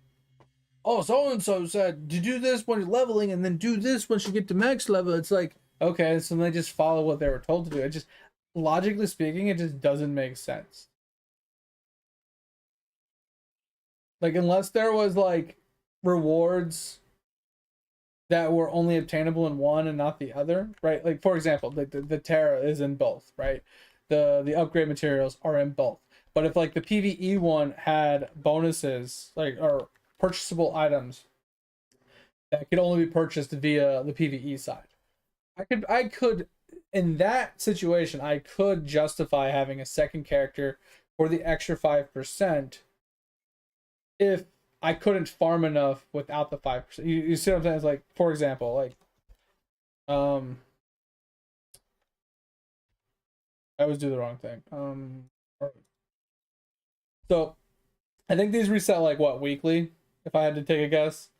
Like if there was an item that was like 10 mil and you needed to get 10 mil currency every week to buy this item and you could only get it from the PvE shop. Right? I could be like, damn, that's a lot of points. You got to farm every week. I could then justify a PvE buff, right? But then if they had the same thing on the PvE side, it's like, damn, I can now justify having a second character so I could focus hard on one character. But then at that point, now you have two characters. Is this shop shared between characters? Is it like account wide shop or is it character based shop? Once again, now you have two shops to deal with. Max Shrine, let's go! Huge. Okay, let us smelt down this. Don't need all this wood. Okay. Uh, let us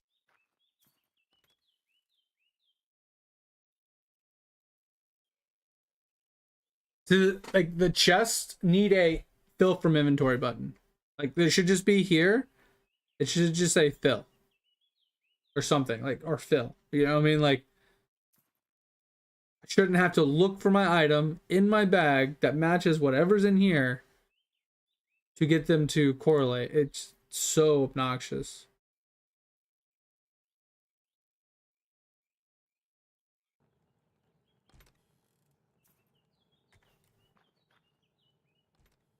So obnoxious.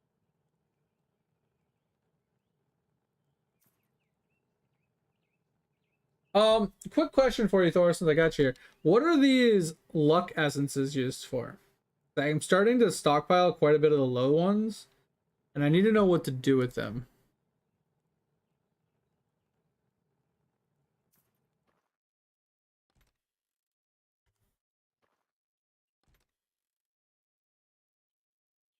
All right, like I said, we're going to actually sell the algae. I can't bring all of it because my inventory will get full. We're gonna grab a little bit of it at a time. All right. I don't know which seeds plant and which ones don't, so we're just gonna grab them all. I know there was, you said there was like 11.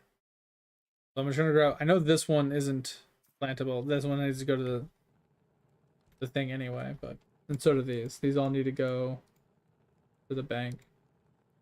All right. So we'll just fill everything that we can. What do you want, dog? Hold on. I'm gonna let the dog out. Give me just a second.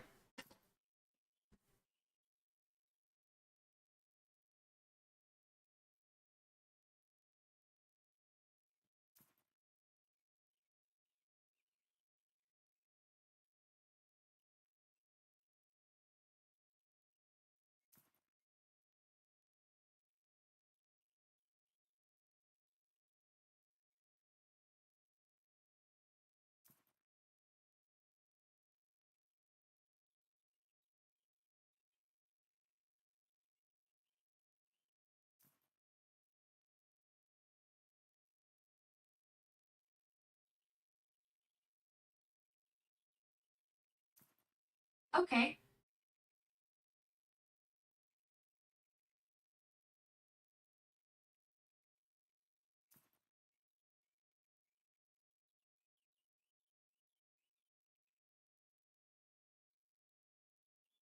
Oh, all right. All right. So you said jewel crafting. Okay.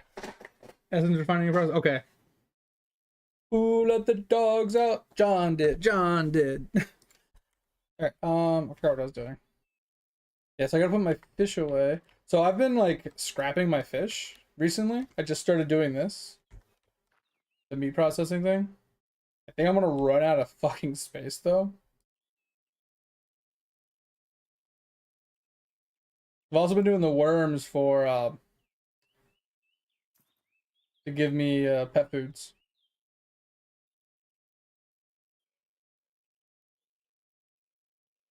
And these, okay. We'll get rid of those really quick.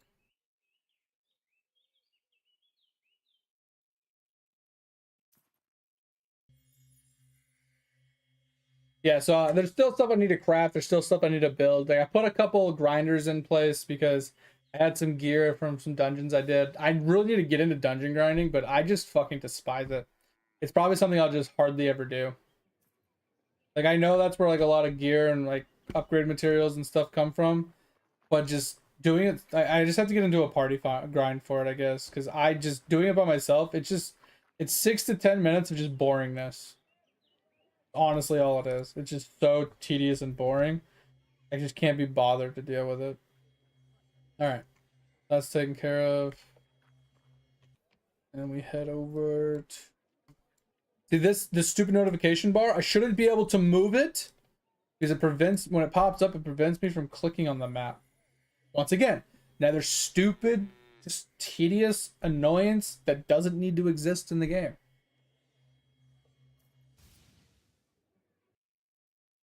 Well, strength gives like HP.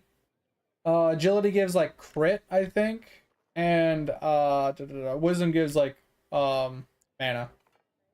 So that's like the main thing that it's gonna give him. Nothing specific. Nothing super important. All right. So I need to figure out which ones are which. 1, 2, 3, 4, 5, 6, 7, 8, 9, 10, 11. 12. Yes, I have 12. So one of these is not a plantable seed. I want to say it's this, but I'm not 100%. But we'll look it up in a second. I'm going to go sell my algae and stuff. Then we'll look.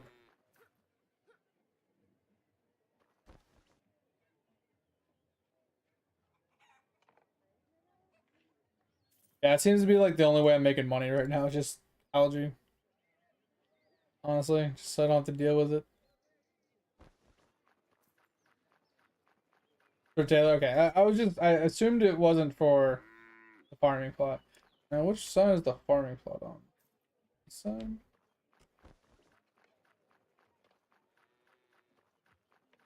Ah, okay. So should I just buy all 3 of these farm plots since I plan on doing all my farming here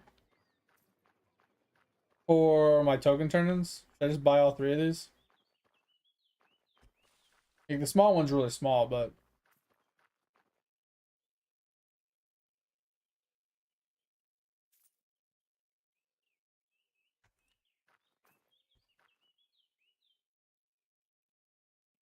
I mean, yeah, but the thing is I'm not at my altar all the time and I'm here every day doing my token turn-ins. So I don't want to have to go to my house, do my farm, come to the house or come to here to figure out what turn-ins I need to then go back, grab the materials, to then come back to drop my materials off to do my turn-ins.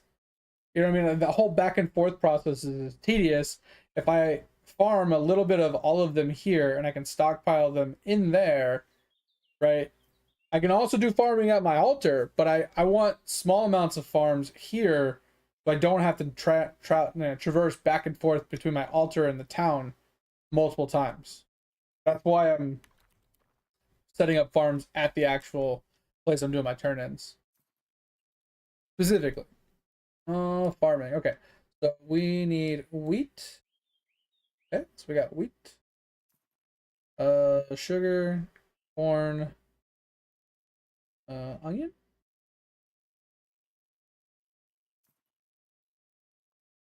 potato, tomato, pepper, cucumber, carrot, rice, and pumpkin. So yeah, like you said, this one's not needed, so we'll just move these off to the side for now. But yeah, that's the only reason why I'm doing it this way. Is because like I said, I don't want to have to transfer back and forth multiple times.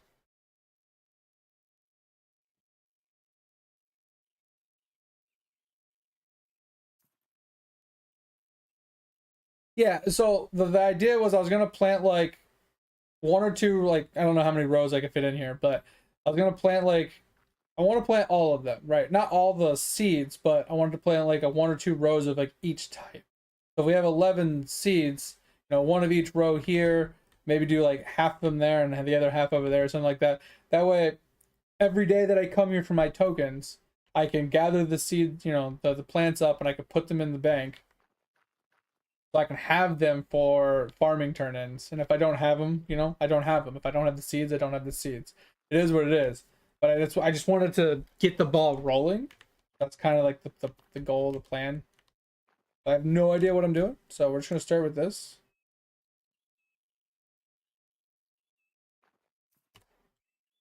I don't like this. It should be like a snapping grid system or something.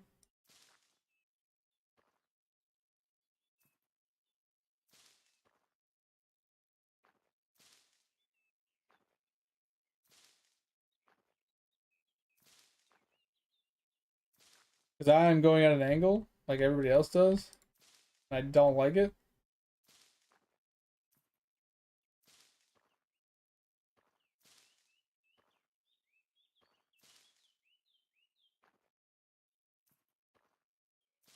Yeah, like I should not have been able to fit that one in there. Alright. So there's that.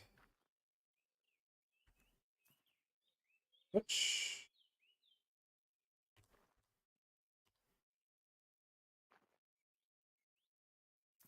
yeah, like that snapped in there. I don't know why.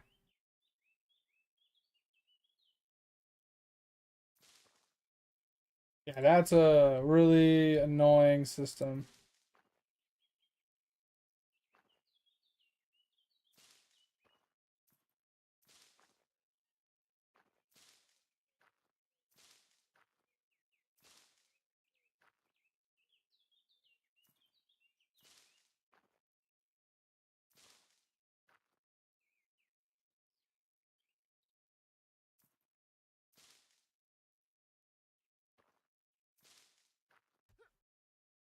Yeah, so this is kind of just the idea. Is that I'm not trying to like go any crazy. I'm not trying to like do tons of different freaking plants or anything like that.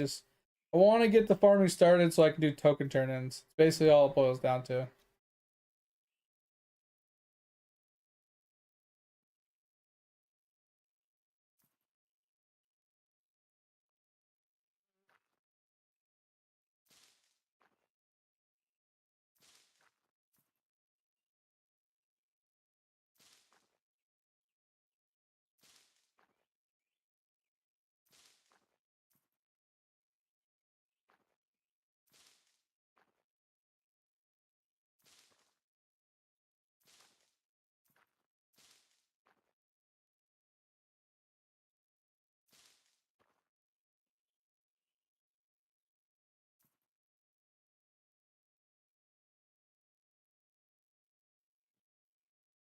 Yeah, this is so weird, bro.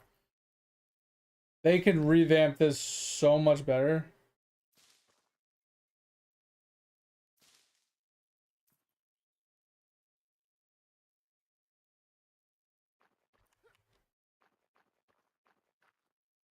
Yeah, I have no idea. Yeah, I'm trying to do one thing at a time. Like I'm trying to learn one at a time. Like I want to get into husbandry, obviously, but I heard that that is a pain in the ass.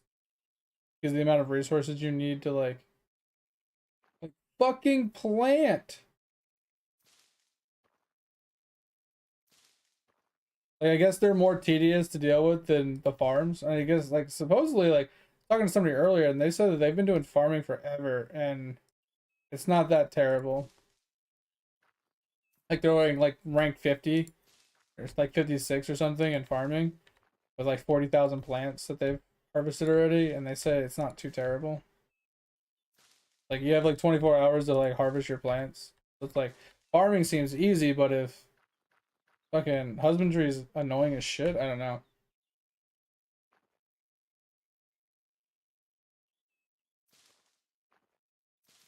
I need to do it, obviously. And that has to be done on the altar, right? Because I can't do that here on these farming plots. Or can I? Can husbandry be done on these farming plots?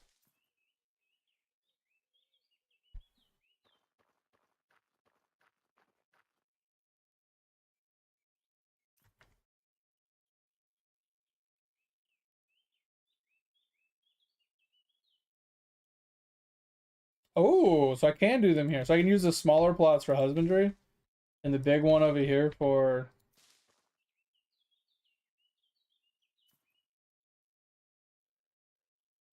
Am I doing the right plant? Yeah, whatever. If we are, we are. We're... There's probably 2 sets of potatoes.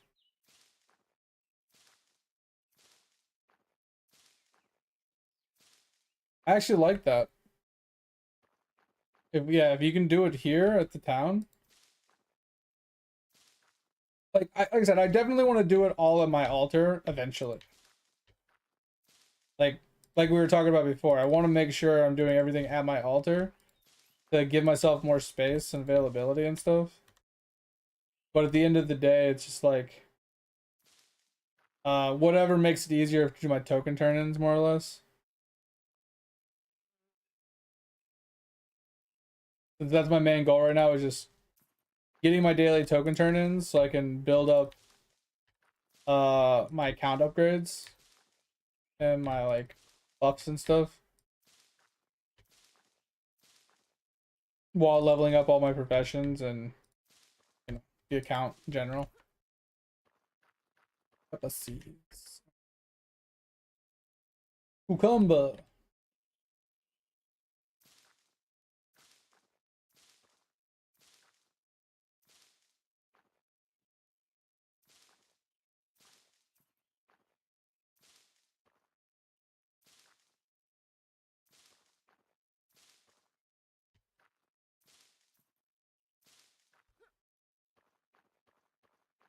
Alright.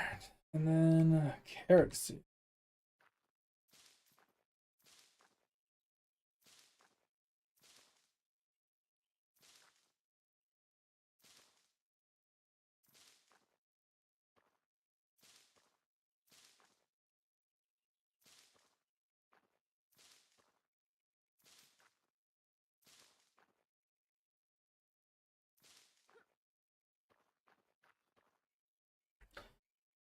Alright, there's 2 more sets of seeds to plant. Yeah, this is probably what we'll just do every day. Plant like 1 row of each.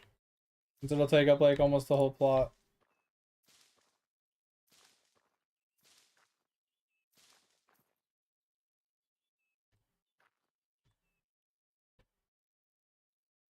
I can get one in here.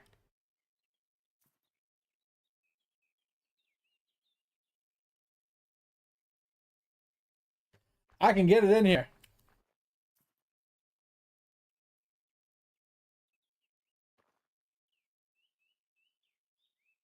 I saw that blue little symbol. Whatever. I'm not gonna tinker with it. It was blue. It was gonna allow me to do it. It was gonna. Try seed.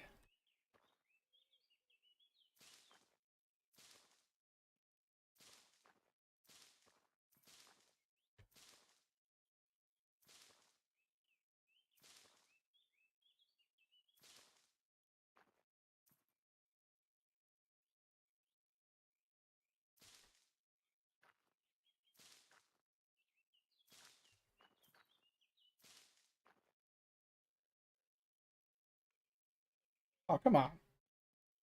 Come on. Whatever. All right.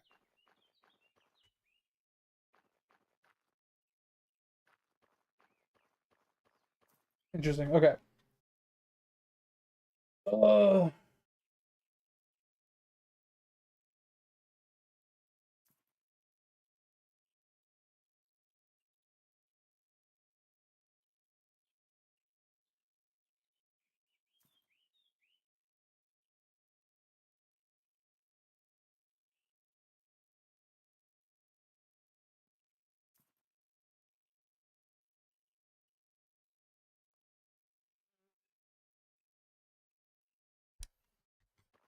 so basically what you're saying is I can go out, I can capture like 5 cows, and I can harvest from those cows for a few days, and then I can slaughter them after like 2 days, 3 days, and then just go catch 5 more cows. So what would be the reasoning for feeding them? Just so I can harvest, so I don't have to go and catch 5 more cows. I can just keep the same 5 cows. I just have to feed them instead. Is that like the only reason why you would do that?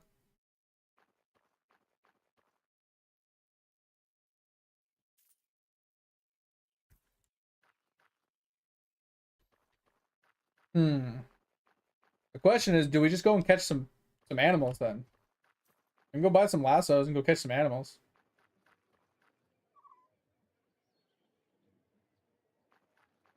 I'm down for that.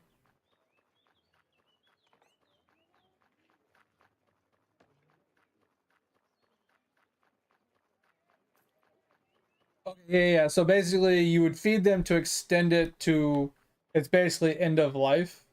So you don't have to catch the animals as often. So the difference would be you feed it rather than catch it, right? Just so you don't have to catch every couple days. You can catch like once a week. So I could see that being a thing. All right, where do I get these lassos from again? Is it the we use the lasso to catch the animals, right? We use these to catch your animals, right?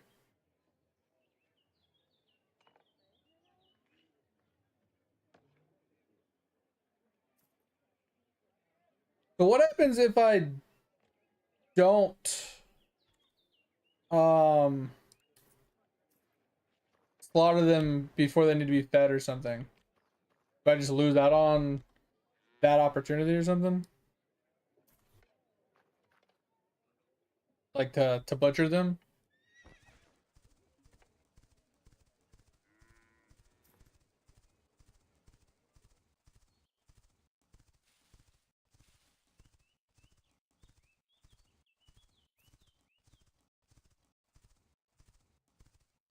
I know how to figure out where to catch these things.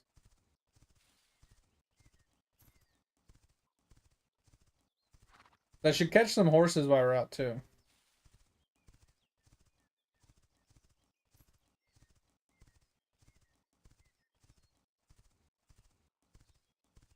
All right, before we do this, guys, I think I need to eat because I'm really hungry. I haven't eaten yet. Uh, and if I'm hungry, probably not gonna pay that much attention. So give me just a minute. I'm gonna go microwave something, and then we're gonna pull up the interactive map, I think.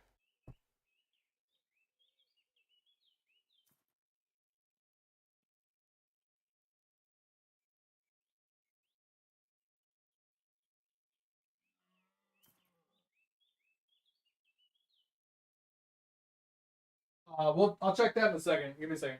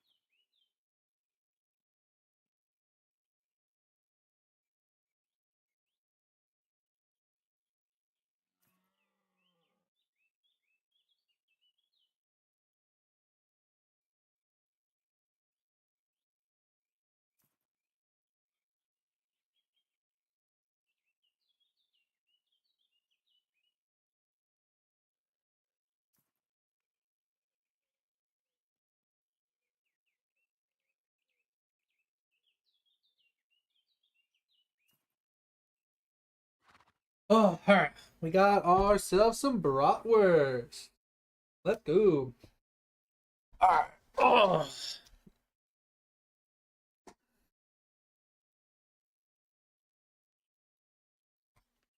Yeah, that's what I was gonna do. I was going out to. Oh, there's a cow. There's a cow. All right. Was it G? Yeah. Okay. Let's get over here. Does it matter if you're behind them or not? Like I heard if like you're behind them, it's like you can get closer or something. And I don't know how close I can really get. Do you think this is close enough? Like, oh god, what do I do? Bro, that shit's crazy. That shit can suck it. That shit can suck it. Holy sh! That was ridiculous. See, I think that one just sucked because it's fast, but it was on the very edge, and I think that's like that's hard for me because when it's on the very edge like that, I feel like I can't time it as well.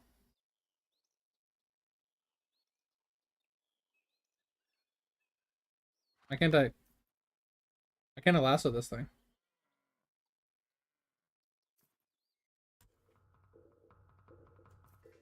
Oh, I got it. Yeah, when they're on the very edge like that, I feel like I struggle the most. We got a horsey. We got a green horsey. Let's go. We got a new horsey. And it's a female.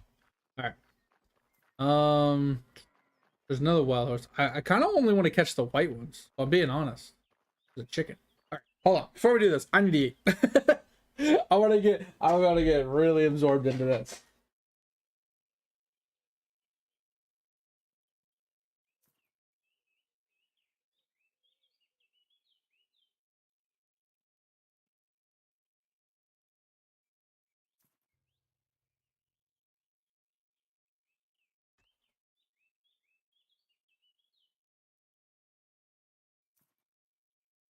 Jesus Christ, over 2.2 million damage just trying to click everything.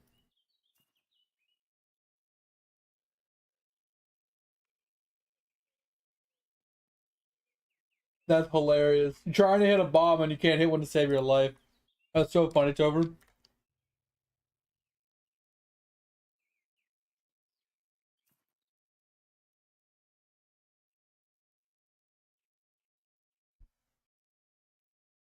Oh yeah, that reminds me. That's what I got increases on the other day.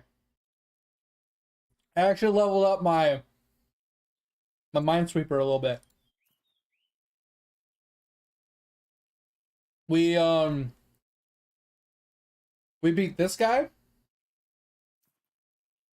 and this guy.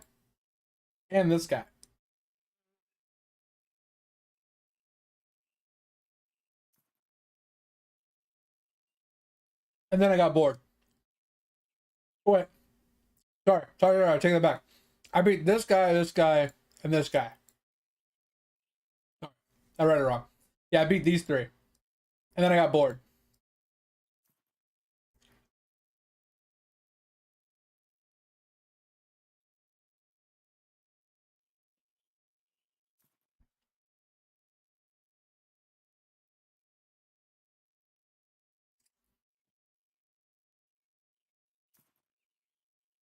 So I didn't even try to do the next guy.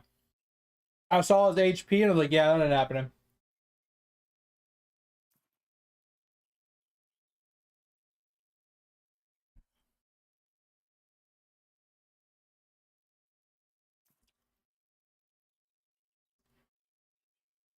Has anybody beat all of these?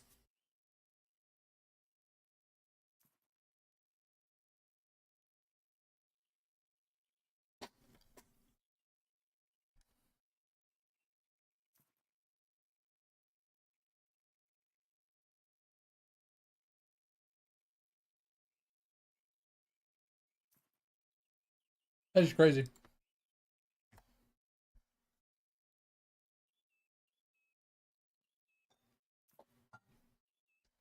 All right, one bratwurst down. Go catch this horse. I'm gonna need more lassos. I need to figure out like how close I can truly get. Because I know the closer you get, the easier it is.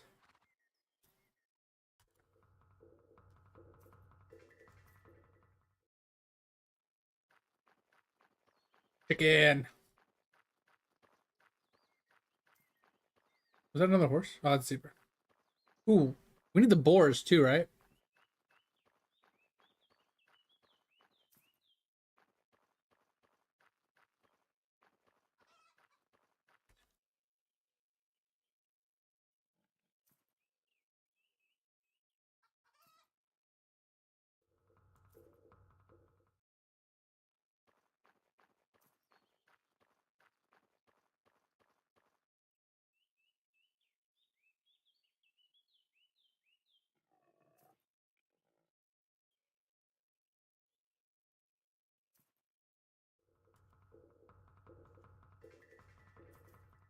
Almost got that one.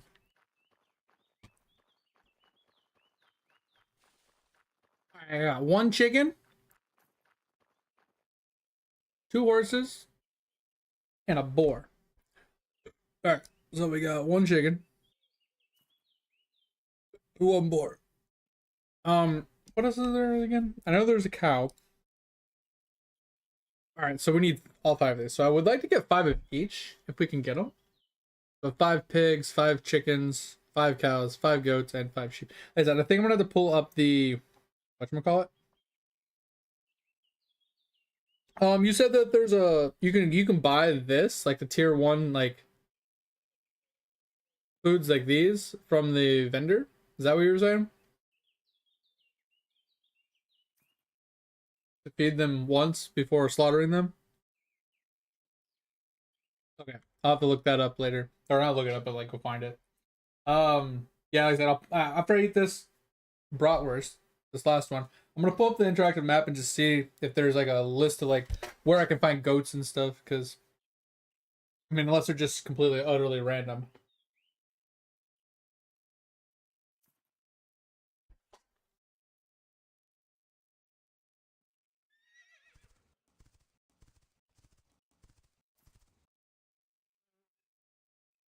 Oh, so only if they run out, then I have to feed it to slaughter it. But if I slaughter them before they run out, it's fine.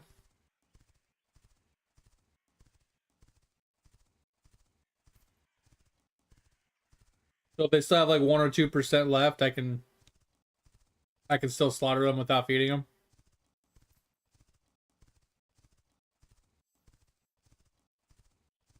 I gotcha. A goat. I found a goat.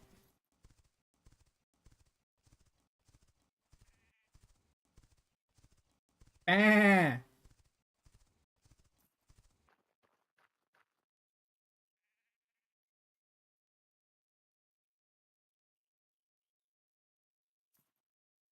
Yeah, I guess my main question is, do they typically mature before they need to be fed? Like to be slaughtered, right? Like, or do they typically need to eat once, like on average?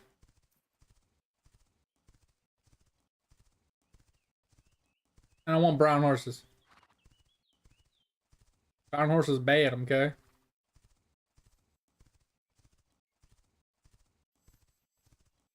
I'm gonna grab the chest, but fuck it. I'm not that worried about it right now. I have other priorities.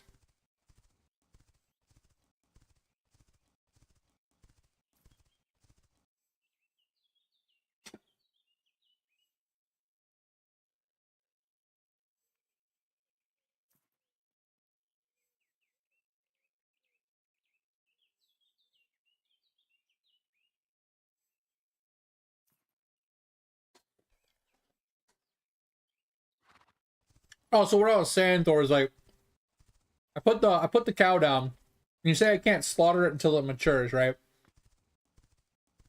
So my question is, would I'll harvest the materials from like goats or like the milk and eggs and stuff like that as it's doing its thing. But would I need to feed it before it matures, or in order to get it to mature so I can slaughter it? Or should it in theory mature before needing to be fed so I can slaughter it before it runs out? I don't know if I'm wording what I'm trying to say properly or not. Okay. It's fine. I'm just kind of curious.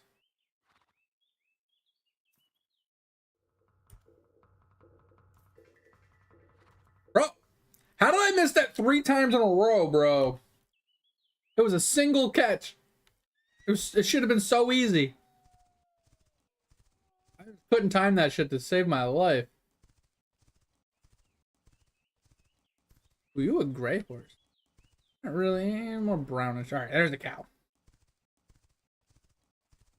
Yeah, I don't really need a crazy good route to finding these guys.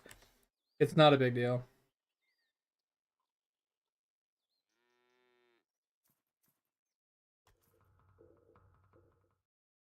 As long as I can find all of them, I don't really care. I think the only one I haven't seen is a sheep.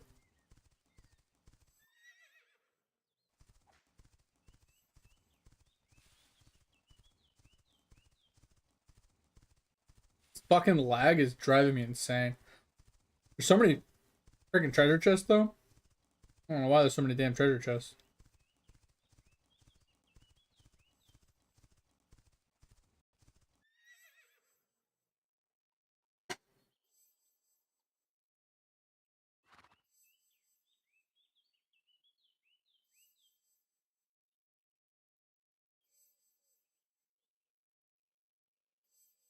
Yeah, I figured they'd be along roads like the rest of them are. Ooh, he's a black horse. I'm okay. Okay, white horses, like all white horses are all black horses. I'm down for either. I think both of those are fine. We're gonna have to buy more lassos soon.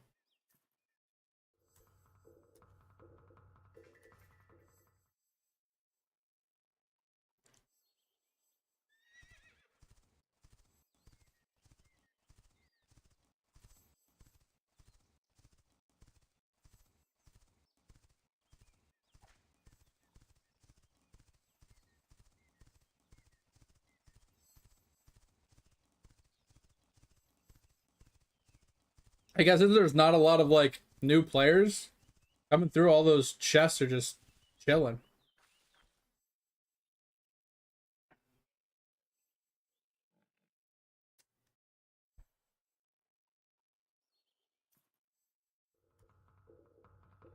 Oh my god.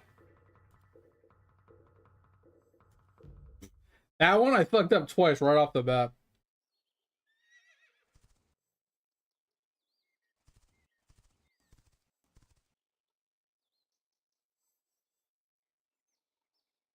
Oh, that's interesting.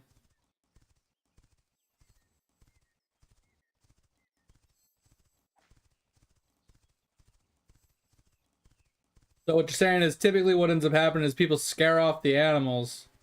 So then the treasure chests eventually spawn, and if no one's looting the treasure chests, then the animals won't spawn because the treasure chest is there. I have to buy more lassos. Figure this would be a little easier.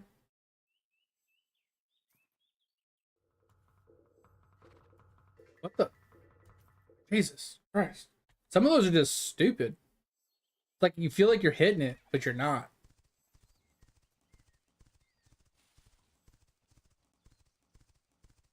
There's so many treasure chests. What the shit, bro?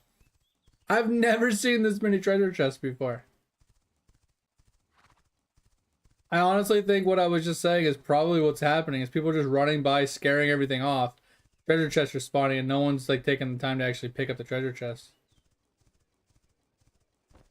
They just can't be bothered to pick them up.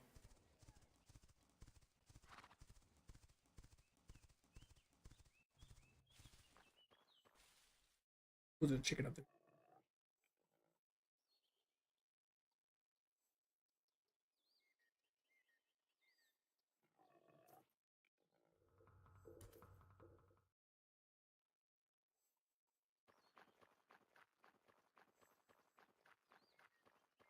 Chicken.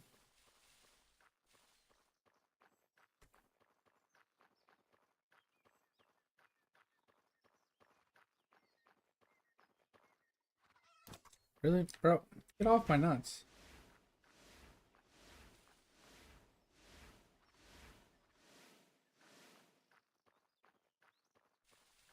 Oh, it's a sheep.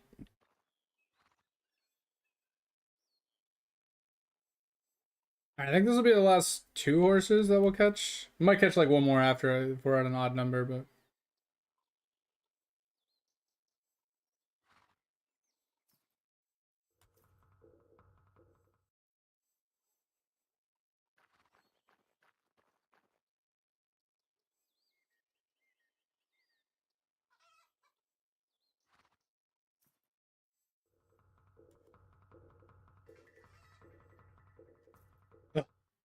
Some of these are really difficult for me. I really don't like capturing things. Maybe I'll get used to it, but I'm not liking it at all right now.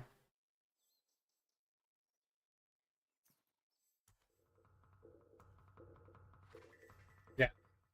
Some of these things just suck, bro.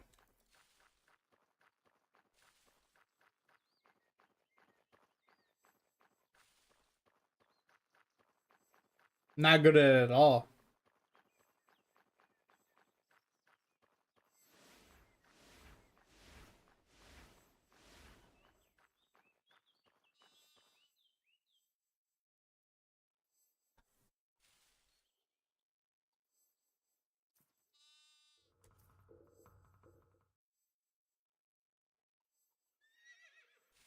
Ah, gotcha.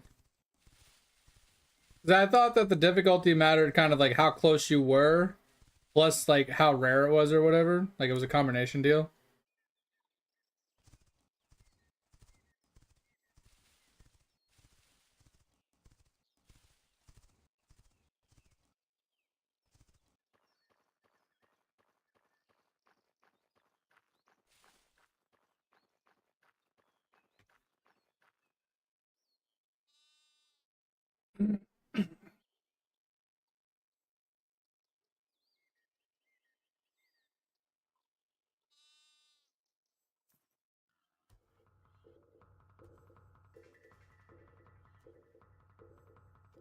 Oh, actually, got it.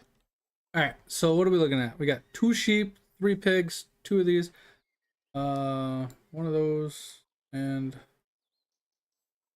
we can just put them in a straight line. I want 5 of each.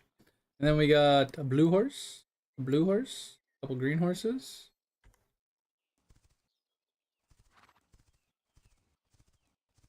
You're not all white.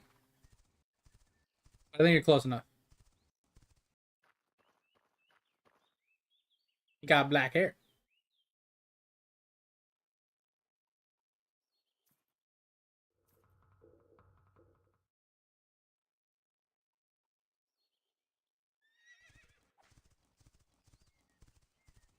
Yes, I feel like if that is true, if it's like a single tame, when you go to tame it, it's a single, you can just like instantly fail it. I mean, unless you can sell them for money, like there's like, what's the point of having the extra horse? You know what I mean? Like, why would I need the horse if it's not worth breeding? Yeah, that's a chance to give me a blue horse, but it's a pretty low chance. But why not just like skip the horse, go to another horse that's a blue? Ooh, got a black one.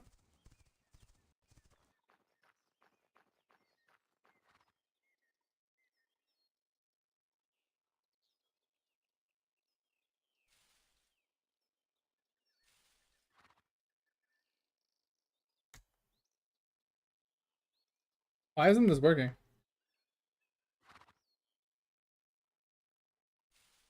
Okay.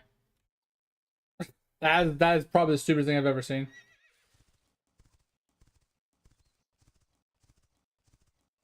That is probably the stupidest thing I've ever seen. Yeah, that's the thing. That was pretty stupid. It's like a really bad place to spawn a horse if you're gonna have foliage block the way.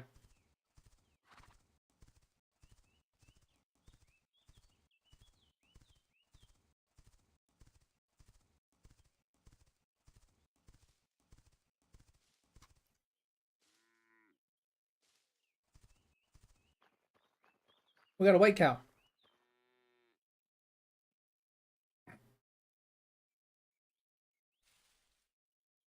Think you're gonna call it? All right, sounds good, Dig.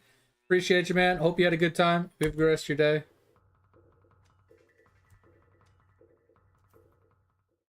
And yeah, appreciate you for being here. Hope all went well. Oh, so there's different colored cows too. Okay. I need 5 between the two? Interesting. I didn't think about that. Okay. Yeah, I haven't seen a white cow before. Granted, I haven't really paid much attention, but... Hey, are you catching stuff too? Oh, you're just farming ore. Along the road, which is interesting. Oh, goat.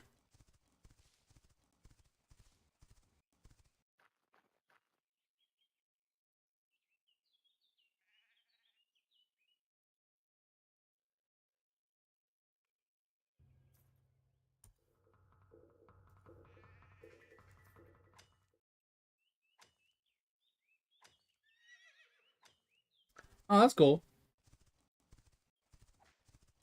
Yeah, I was just trying to stack them, you know, so I can make sure I have 5. Because like I said, I'm just going to start with 5 of each and see how it goes.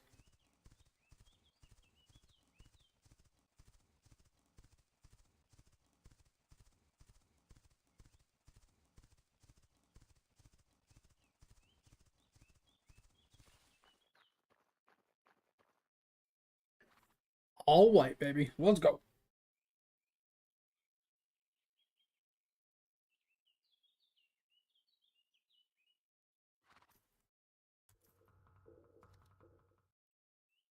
Why that one called Weak Horse 2?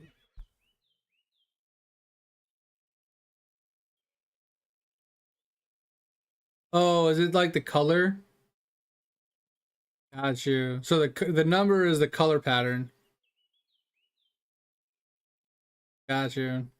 Okay. So I basically just need one more horse, and we can do... Wait, maybe not. I didn't look at the male, female. Hold on. Where's that at again? Female, female, male, female, male. So we need another male here. Then we're good there. So yeah, I just need one more male, and we have 4 breeding sets.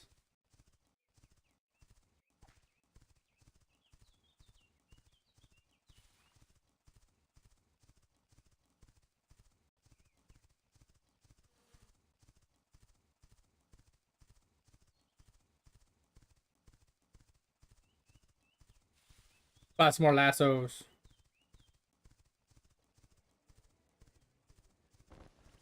Where, oh, where is the lasso guy at? Oh, where could he be?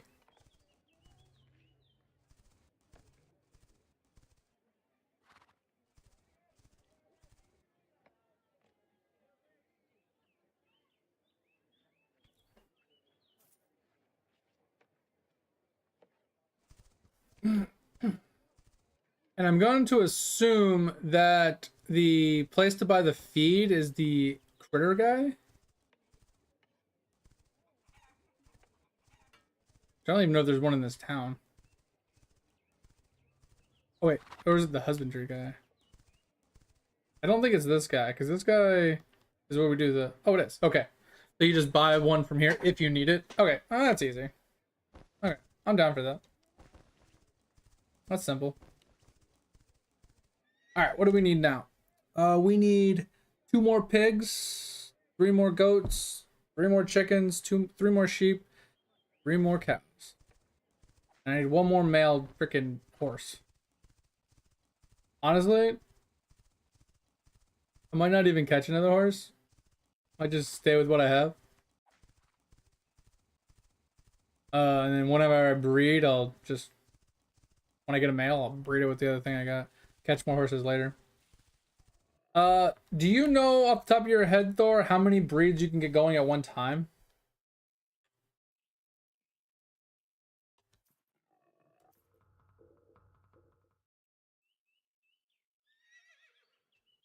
Like how many like horse breeds you can do it at one time?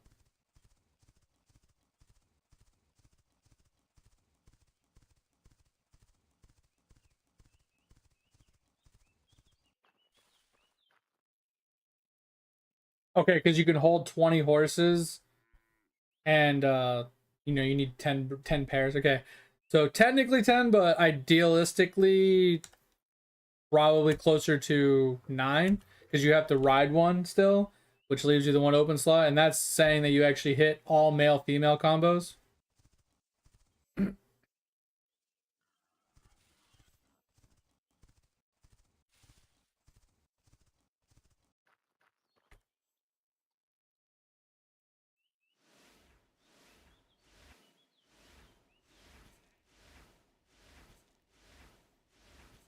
One for caravan. I haven't done caravans yet. That I haven't got into.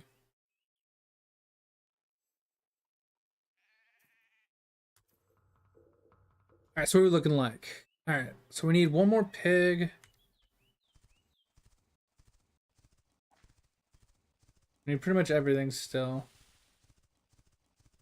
Just trying to get rid of some off the list so I can stop focusing on those ones.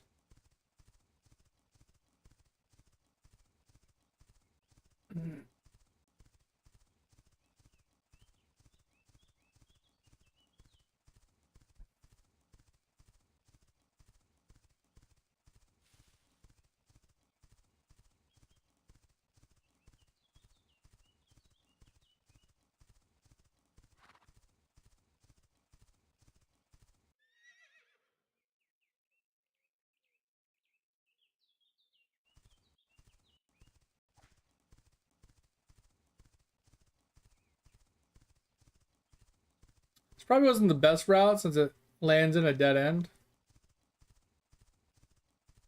But it's fine.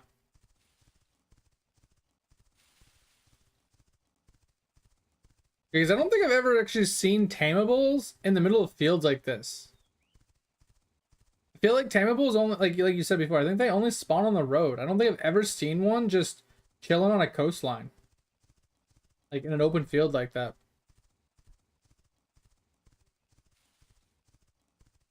Or am I wrong?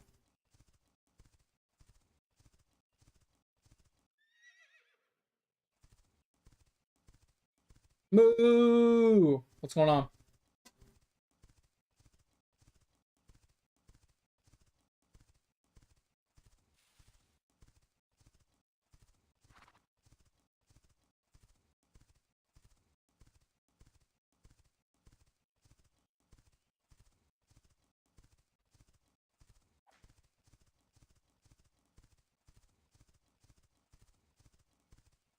We got some moo-moos in our backpack.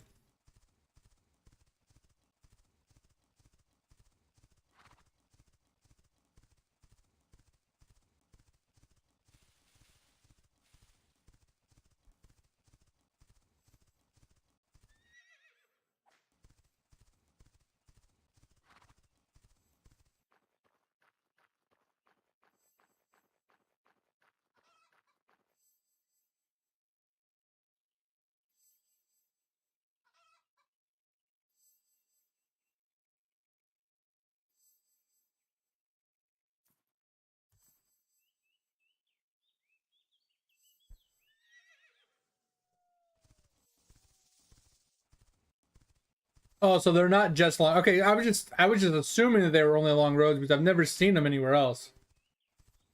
Or at least I've never noticed them. But they do spawn other places. Okay. I was just curious.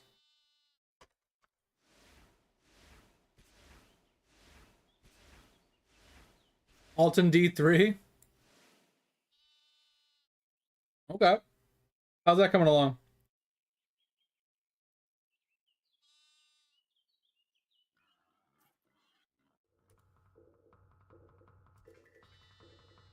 Bro, I fucking suck at this shit. Sometimes, man, I don't know. It's like the position of where it's at. I can't time it right. Like with the bounce or something, I just can't figure it out.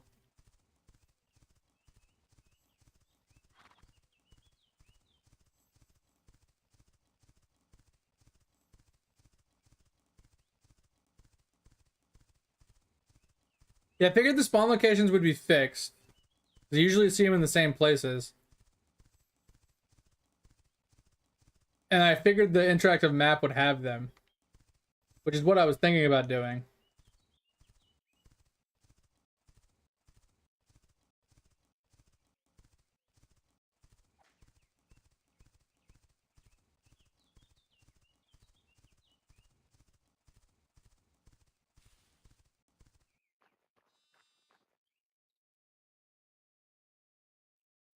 Ugh. This isn't that it's hard. It's just tedious.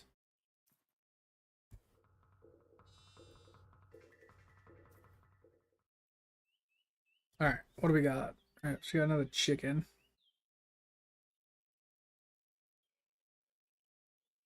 All right, we're getting there. We are getting there. Do the horses and the other wild things share a location?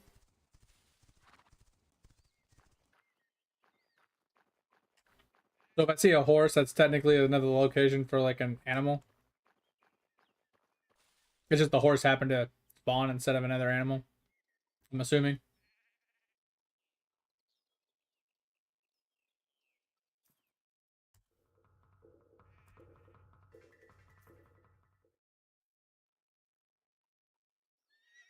Beehives and treasure chest share it too? Oh, okay.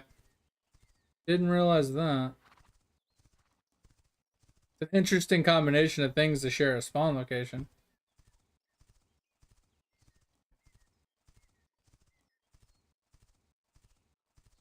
There's so many horses. I don't want to like scare them off.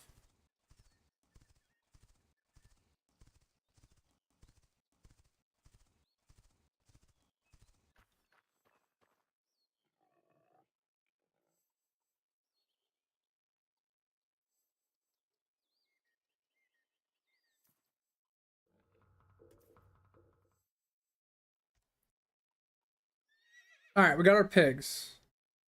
Pigs are done. Got 3 different cows. We don't need pigs anymore. At least not for our current setup. Ooh, got sheep and cow.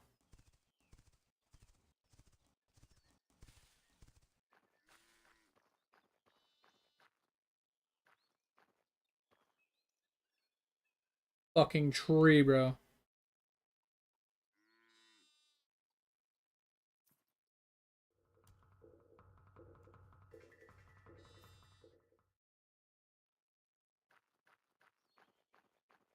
You only need 1 more cow now. Cow now, brown cow.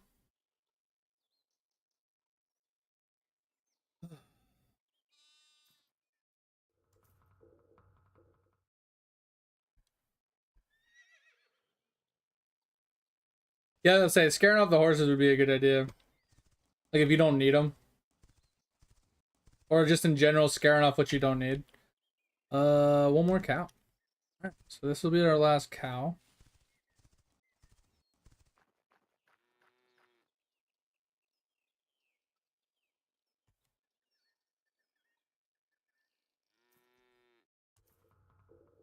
Alright, so cows are now done.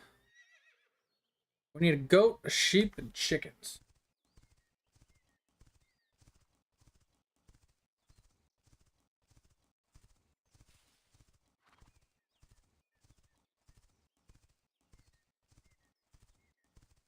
How many damn horses on this road? It's actually crazy.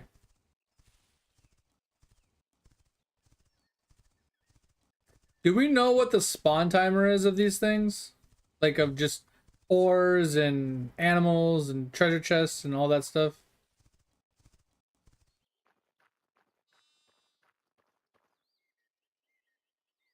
Like a New World, we knew it was like between 5 and 20 minutes.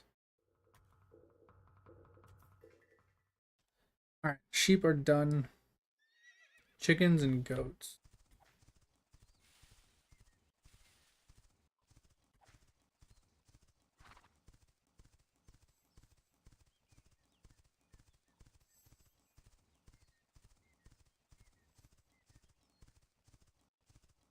Yeah, I'm just kind of curious because if I scare this stuff off and I do like a U-turn and I come back, how long would it take them to come back, kind of thing, you know? Kind of what I'm thinking. Carrying off all the horses and whatnot.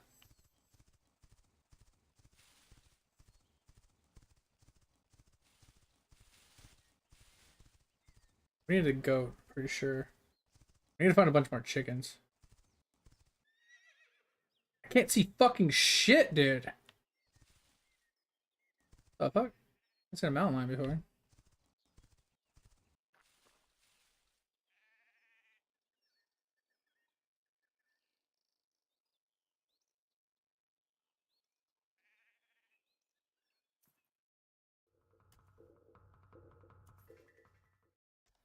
Alright, we're done with goats. Now we just need chickens. Chickens.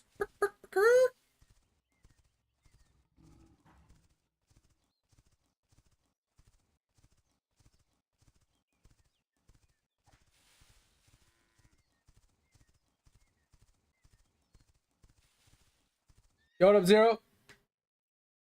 You got to 100? Let's go!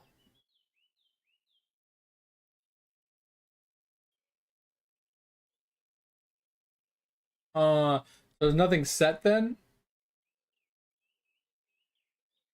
Got you. So, like, maybe, yeah, maybe it's just like a specific timer or just respawn stuff like inside the game.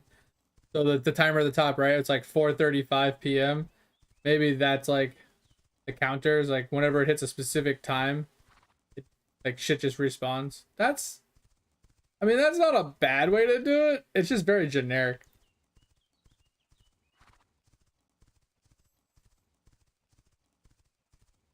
Which, I mean, at the end of the day, it's like whatever.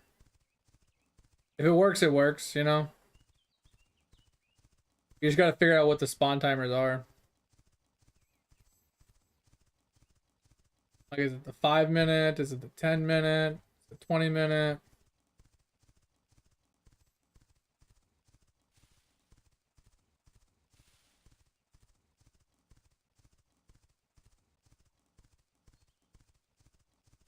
I need chickens. Give me chickens.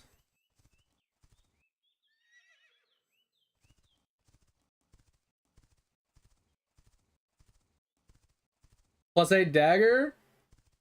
Bow for sale? Would you jump off the bow and onto the dagger? Because I remember you were asking which one you should do. Did you finally settle on playing dagger? As a goat. Or are you asking if we have a bow for sale?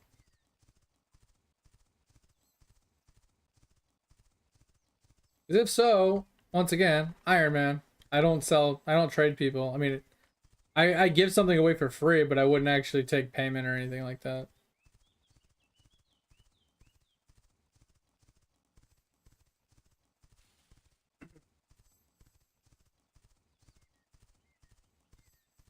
I think Thor is on EU, and I'm currently the only one really playing. So, yeah, I don't think there's any bows for sale. And you're looking for like a level 100 bow too, right? Because I'm not even there yet. Not even close.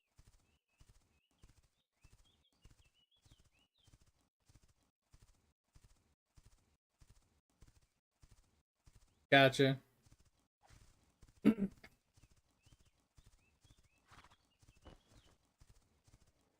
mean, so you joined an inactive guild? That would happen? Ooh, chickens.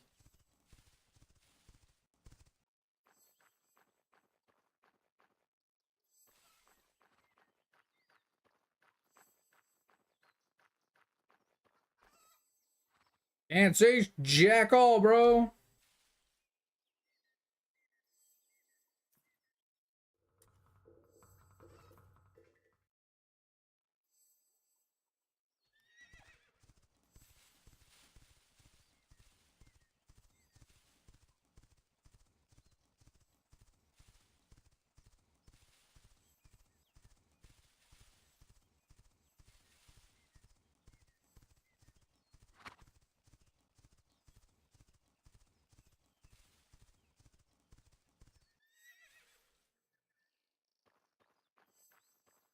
All right, this is our last chicken.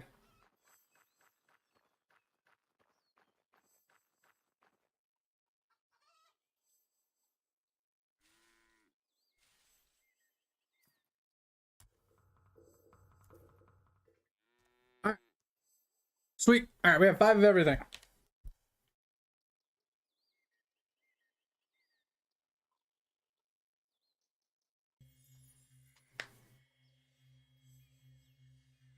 Oh.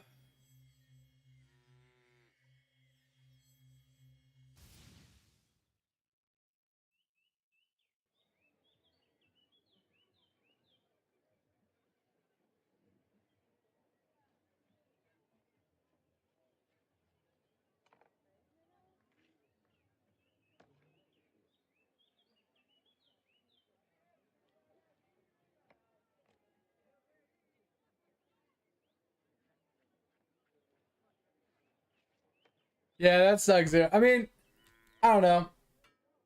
It's personal preference. Like, if you're there for PvP, but you also want to socialize, I don't know. Sometimes it can be hard finding that, like, exact group that fits you, you know?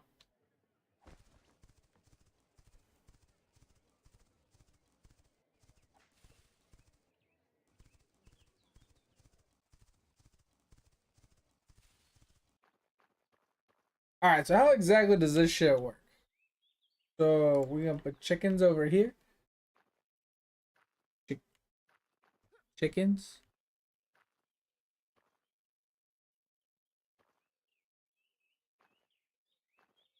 Chicken. Chicken. Chicken. Chicken. Chicken. Yeah. Alright. Then we got goats. Goat. Goat. Goat. Do I have to be able to get into the front of them?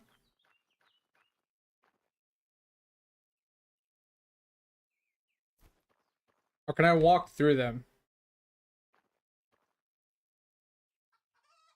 I'll just do that for now. Um,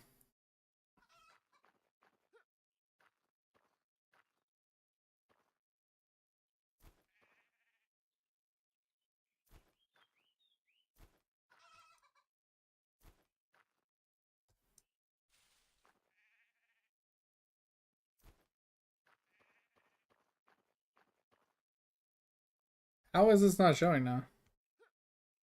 Whatever.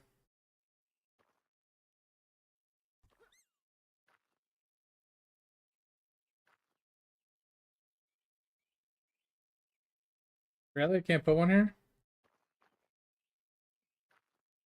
Okay, let's turn it over here, I guess.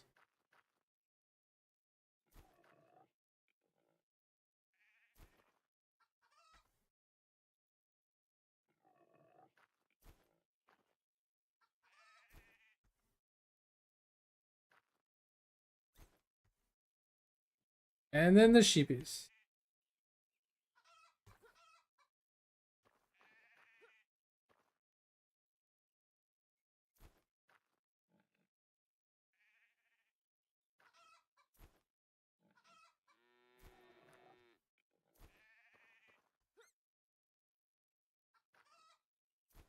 Close enough.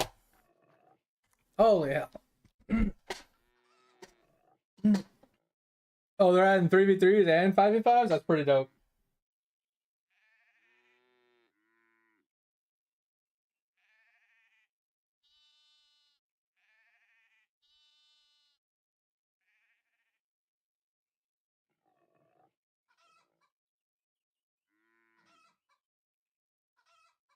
Yeah, I know. I can change it that way as well. I wasn't sure if I could walk through them to get to the other animals and stuff. I wasn't sure what how I needed to place them. All right, so what do? Do I just let them do their own thing? Because I can't like interact with them or anything.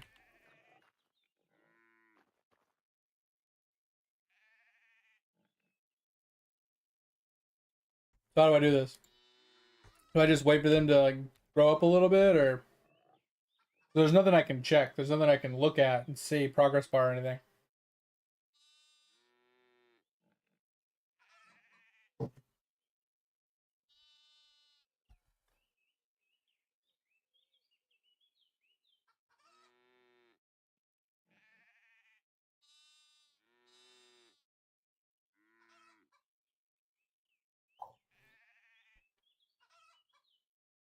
Oh, got you.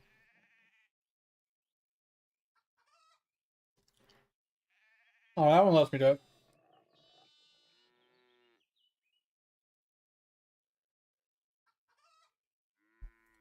So one day, basically 2 days until it matures. I don't understand about the milk part.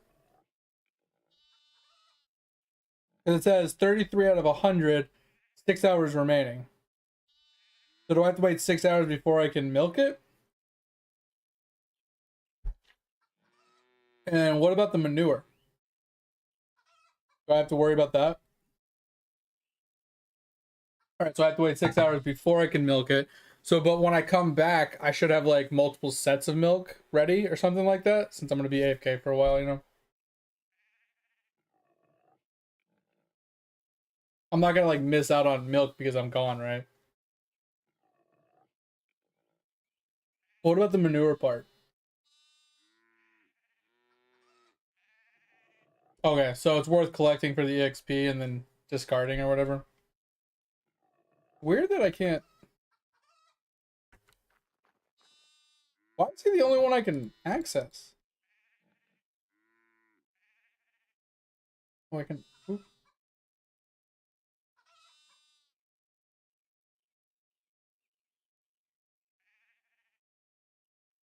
You don't take 6 hours to be milked. I know. Why can't I click on the rest of these though? What's going on?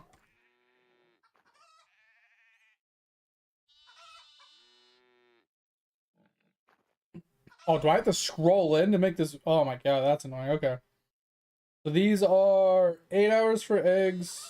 Feathers probably for fletching, right? Large for cooking. Wool probably for some sort of leather. Or not leather, but tailoring, right?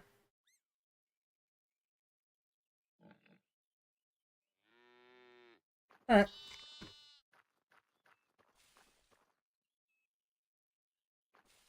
One each hour? Interesting. So it should be fine. We'll see. I'll tinker with it. Yeah, it feels like I have to zoom in to actually be able to inspect these. So they mature in about 7 hours. Obviously, some are different than others because of the temperature zones and stuff. It seems like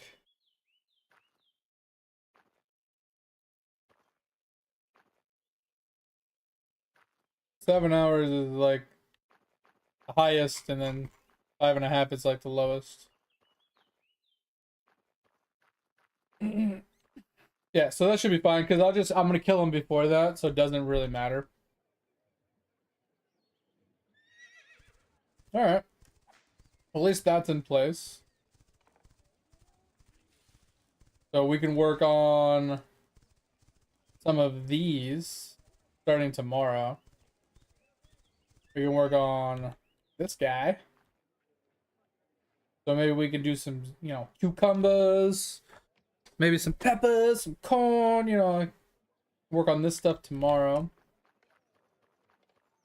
And then, wait a tick. Did they change the token timer?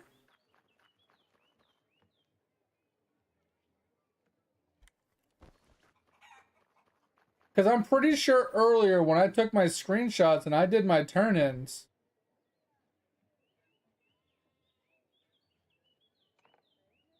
it said like 3 hours remaining, and it still says 3 hours remaining. That was hours ago.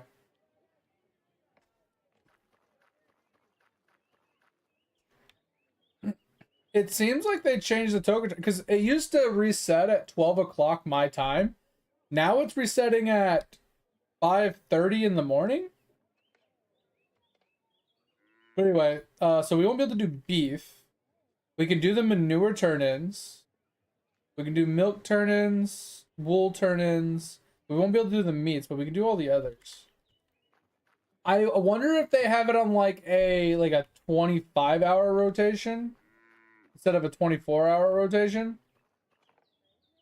Because like last week it was at midnight. It's 2 a.m. right now, and now it's gonna be 5:30 before it resets. So I'm curious on what that's all about. So that is that for this today. We can now come back up and we can just go farm stuff. I still need to level up my mining. So what I probably will do is just hit all of the ore on the way back to base and just rinse and repeat that process. We'll probably have to make some pickaxes soon though. But yeah, we're gonna grab everything we can, running back to base. All the copper, silver, iron, and coal. I'll probably leave the obsidian because I just don't want to deal with it right now.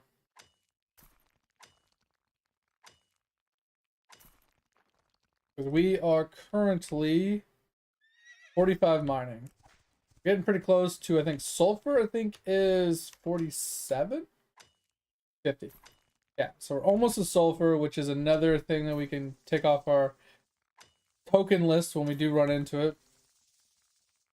Kind of nice.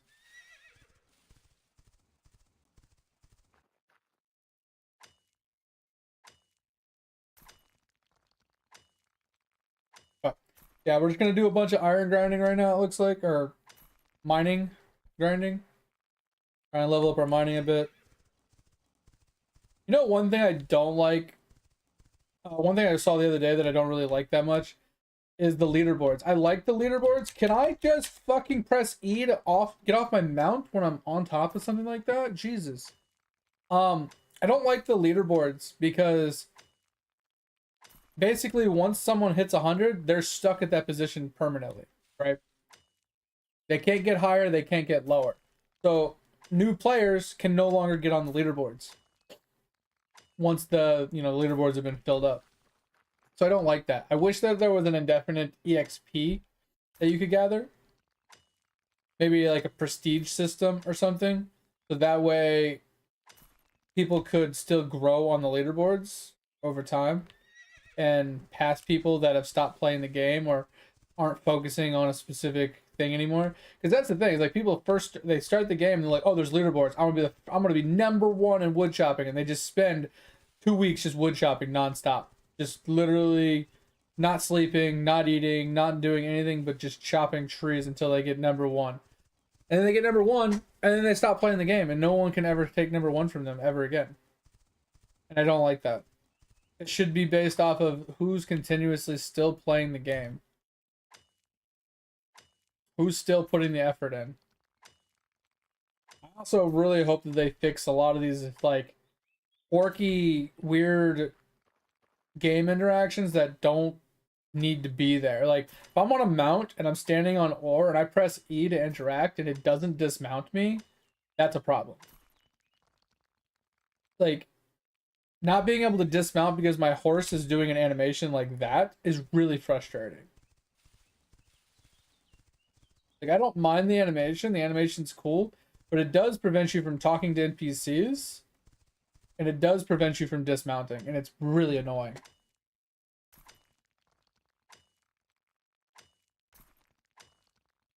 In your opinion, Thor, is upgrading my house to a rank 5 worth it? Because I feel like, who cares? Like, it gives you a little extra size and a little extra, like, furniture or whatever you could put in it or whatever, but I feel like it's not worth 1,000 premium currency. I mean, unless I'm wrong, is it actually worth 1,000 premium currency for that? I feel like that's a lot of premium currency for just upgrading your house to level 5. Like, maybe later when I have excess currency, maybe, but But I also feel like if you want to move your house, you've just wasted 1,000 currency upgrading to a level 5 that you now have to re-level to level 5, and you don't get that token back. So it's just like, what's the point? Like, unless you have like a forever home.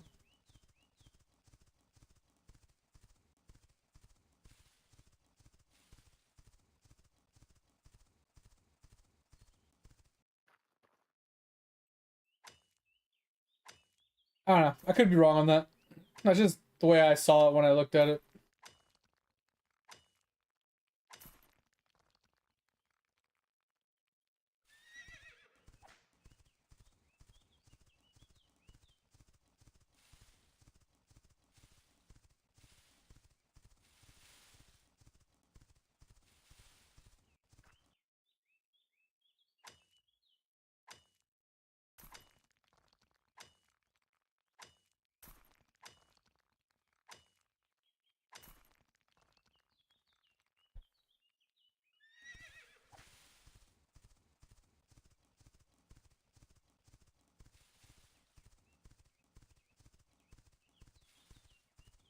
Yeah, I really hope that the game creators and the devs decide to um, put more effort into quality of lives and polishment of the game than they do of putting more content in the game. Like, I have nothing wrong with putting more content in the game, but I feel like at the pace they're trying to put content in the game is at the expense of polishing the game.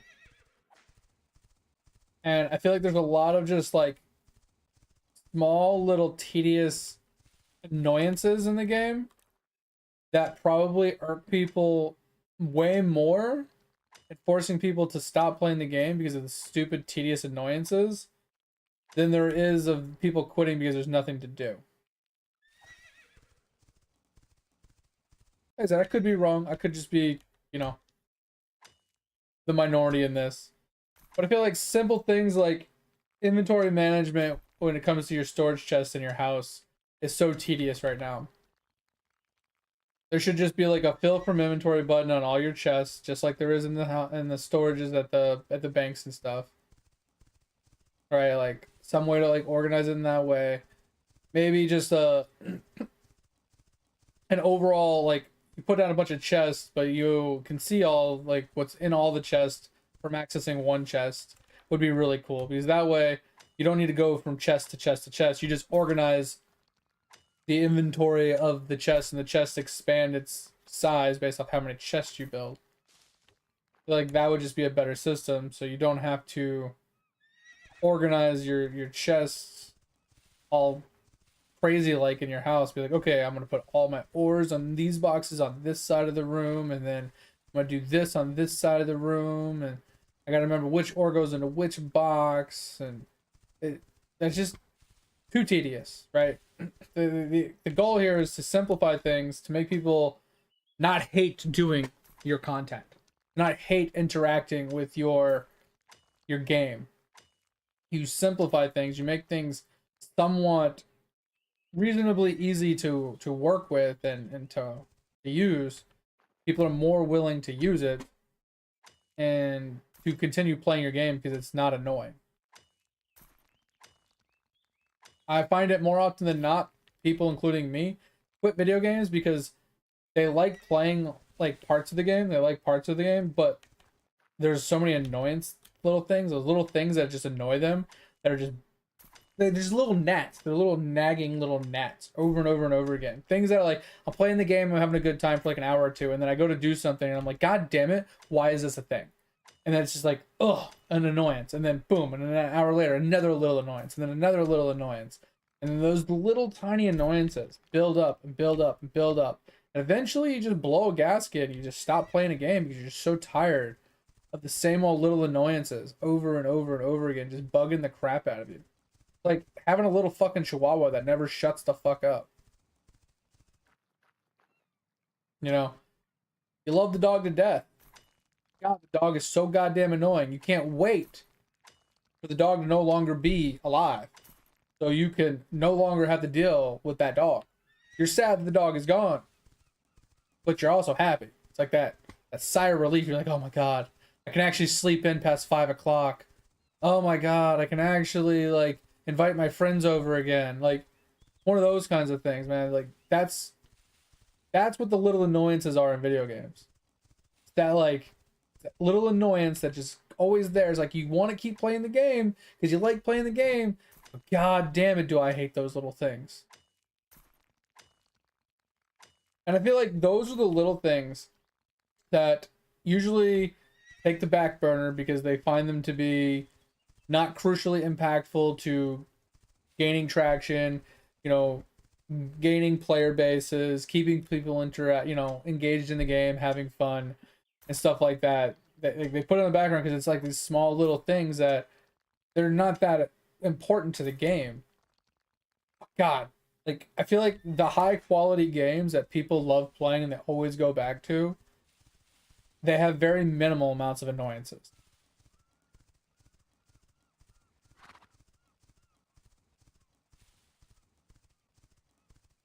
But I don't know. I feel like, not saying you should completely switch your focus from content creation and content, expansion and stuff. Bro, you should like divide up some of your team into just fixing the tediousness. Just have like dedicate like 5 or 10 people. Let's say you have 30 people. Dedicate 5 of them and be like, hey, you guys are going to work on quality of life going forward. Now, try and simplify things, try and make things smooth and consistent and make it to where it doesn't break the game, obviously, but just make it to where people don't hate interacting with the content. People don't hate dealing with it. That's all you got to do. Just make it to where it's not that it's fun to interact with, but something that you don't dread interacting with. Like, I'm almost at a point where I would rather spend premium currencies to expand my storages in all of my towns and just use town storage than to make a house and use house storage. Because house storage is so fucking dreadful.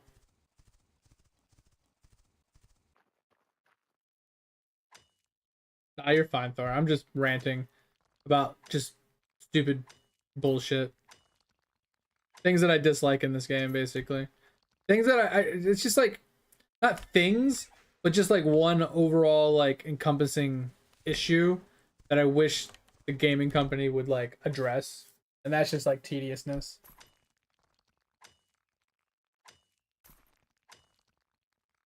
I mean, unless that's the goal. If the goal is to make house storage so annoying and tedious that it forces people to spend premium currency to use town storage, I mean, if that's their goal, I mean, shit, they're on track.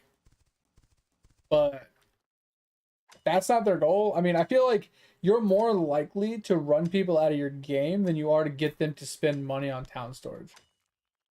Mainly because you can't access all towns from any town, right? Now, if there was a premium thing you could purchase that allowed you to access storage from any storage, then I think that would be a winner, right? People would definitely buy that buff. They're just stupid annoyances, right? Like, for example, you're on your mount, right? And you're sprinting along, and you find like an ore you want to mine, right? I'm sorry, I'm trying to find an ore. But you find an ore you want to mine, right? And first annoyance is you go to stop. You see how the horse does that animation? You can't dismount while the horse is doing that sliding, stopping animation. You also can't talk to NPCs when you're doing that. So if you run up to an NPC, and you're like, oh, I want to talk to him. And you're like, I jumped off early. But you run straight up to him and you're trying to talk to him, but your horse is doing that sliding animation. You can't talk to him. It pulls your hitbox back, so you can't, the interaction button sometimes disappears as well. But you can't dismount, you can't interact. Oh yeah, we'll get to the storage in a second. But the other thing that annoys me is like when you're on your mount and you finally walk up to a node or something that you want to harvest, you're like running around and you find a node, right? I'm just gonna do it to this. Right. You're spamming E, you cannot dismount by pressing E. Yo, G-Train, thanks for the lurk, appreciate you. You can't press E to dismount. So it's like I should be able to interact and auto dismount, right? But the storage thing is what's pissing me off. Is for house storage, you don't have a fill from inventory button, right? You don't have like an all-in-one just like bucket, right? So like I feel like I don't hate the fact that you have to go to each box individually, but I wish that the boxes had some way to label, organize, or whatever, and it had a fill from inventory button like the banks do.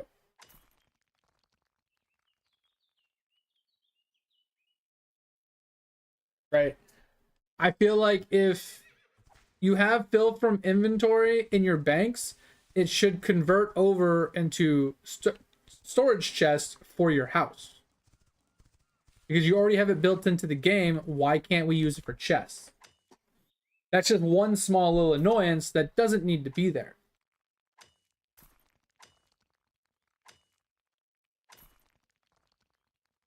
Right? And like, and at the same time, you don't have to like make, oh, well, you access one chest, you can see all chests. Like, that's just an oversimplification, which would be nice, but it's unnecessary, right? But if you just gave us fill from inventory on the chest, it would make things a lot nicer. Because then you can just walk up to your chest, you could literally hit E, and then maybe an interaction button to fill from inventory, or just click the fill from inventory button. So you don't have to go through your inventory, be like, oh, well, what goes in here? Oh, this does, oh, this does, like, you know, that's one thing about the storage chest from the houses that I just wish would be changed. That's like the crucial one. Like I said, the other one is just like having to go to each individual chest is just tedious. But I mean, it's fine because then you have to just like, okay, I got to put my ore chest over here. I got to put my hip chest over here. I got to put this over there. Like, you got to organize your chest. I wish it was just like a bank style where you access one of the chests and then it shows you all the chests as like one inventory like this, right? And it expands based off of how many chests you've built. I think that would be a cool system. But once again, it would simplify things so much that maybe they don't want that. But yeah, it's mostly about the not being able to fill from inventory is just really fucking frustrating.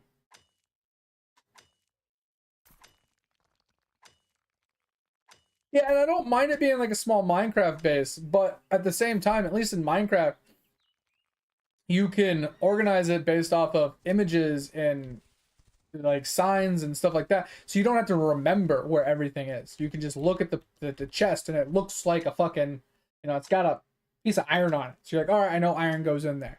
Like I said, in Minecraft, it makes fine sense. But at the same time, in Minecraft, you can also automate processes with hoppers and stuff to auto sort things into chests, right? This is without mods. Like vanilla Minecraft, you can do that.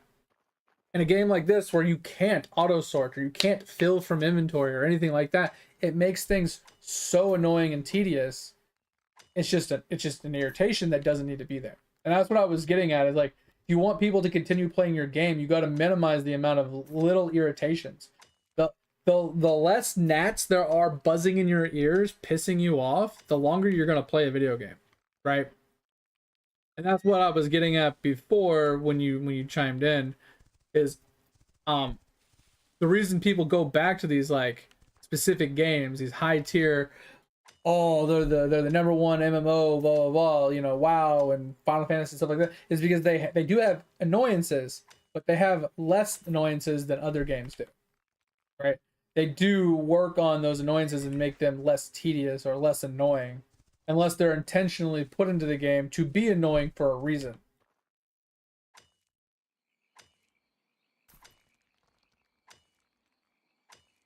And that's what I was saying too, Thor, is like, I feel like their focus right now is expanding the game, giving more content and balances than it is more than anything else.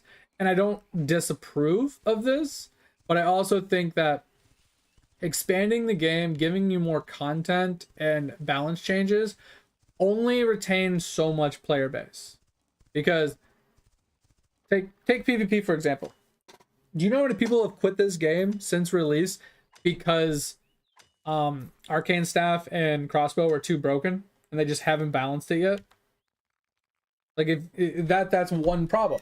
there's multiple like high level like rank 1 guilds that have lost like 50% of their player base because people are tired of getting one shot in PvP by these 2 specific weapons, and they haven't been nerfed yet. That's just one thing, right? That's not naming any other reasons people have quit, right? But you add like that annoyance, right, where their focus is adding content and they're balancing things, but they're doing the balances are not coming fast enough, which is obviously difficult to do, and I'm not faulting them for it taking time. I'm just saying their main focus is let's add more content. Let's add this. Let's add 3v3s. Let's add 5v5s. Let's add this type of content. Let's add that type of content. And instead of taking a small portion of your team to work on quality of lives, polishments, and working on irritating gnats inside the game and putting a little bit of focus towards that to retain the players that are tolerating what they're having. If you remove a lot of the noise, a lot of static, a lot of irritations that they run into on a regular basis, if you minimize those, they have less to complain about. And the main things that they focus on are the big problems that you already have your teams working on. So it kind of band-aids you along. Like it keeps people like less irritated, so the irritation doesn't build too fast. And you lose those players before you fix the problem that they're truly mad about. It's like the saying, you know, that's the straw that broke the camel's back, right?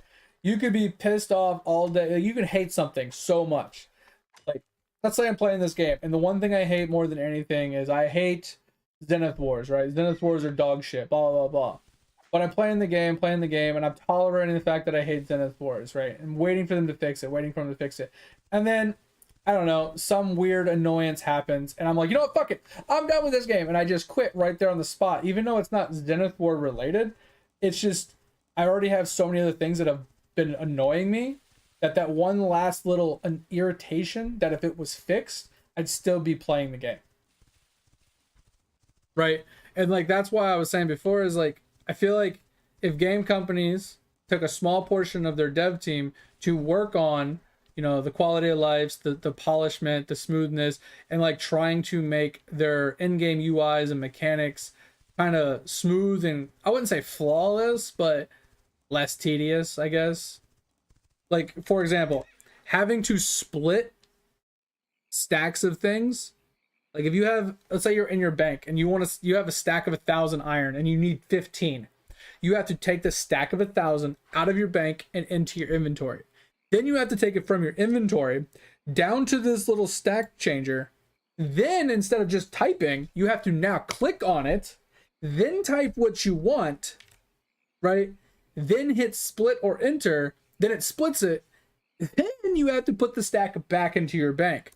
So rather than there to be a 15-step process to split a stack from your bank to your inventory, give us a hotkey. Right? Something that simple. Taking a process that is just annoyingly complicated for no reason and simplifying it would go a very long way in people's mentality or just mental sustainability in playing the game. It would keep them engaged, like in the game, playing it longer than if you were to give them a new raid every month. Because just because you're giving them a new raid doesn't mean that the things that they have to deal with on a daily basis, that they're trying to get things out of their inventory, they're trying to get things into their bank, they're trying to split stacks, they're trying to do this, they're trying to do that. They have to do so many thousands of processes just to do one little action. Versus, oh, hey, we gave you another raid though. Like, yeah, but what about this? You have a laundry list of these little irritating little ants all over the fucking game that are annoying people. But it's okay, guys. We gave you a new combat zone. It's like, cool. And just another place that these irritations are going to continue at. That's it. I'm not going to tell them how to run their own game. You know, they do what they want to do. I'm just saying, from my experience playing as many games and as many years as I've been playing video games, those are the main reasons why I quit playing video games. It's not because they run out of content. It's not because like I get to the end and I'm bored because I have nothing to do. That is a thing. That is something that has happened to me. That is a thing that happens to a lot of players. But I feel like the main game killer for people is truly just quality of life and polishments. It depends on what you're looking for, Savior. Like what kind of content and like gameplay and game loop, forever game kind of stuff are you be like looking for?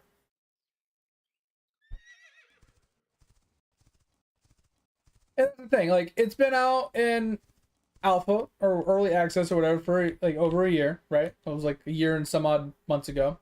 It started and it was bad. And they came a long way, like a long way.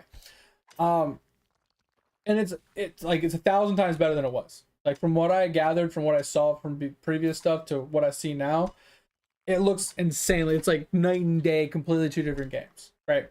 So I give them kudos for that. They did a fucking hell of a job bringing it to where it's at. But from when they fully released it, like what in February to now, it's been 3 months.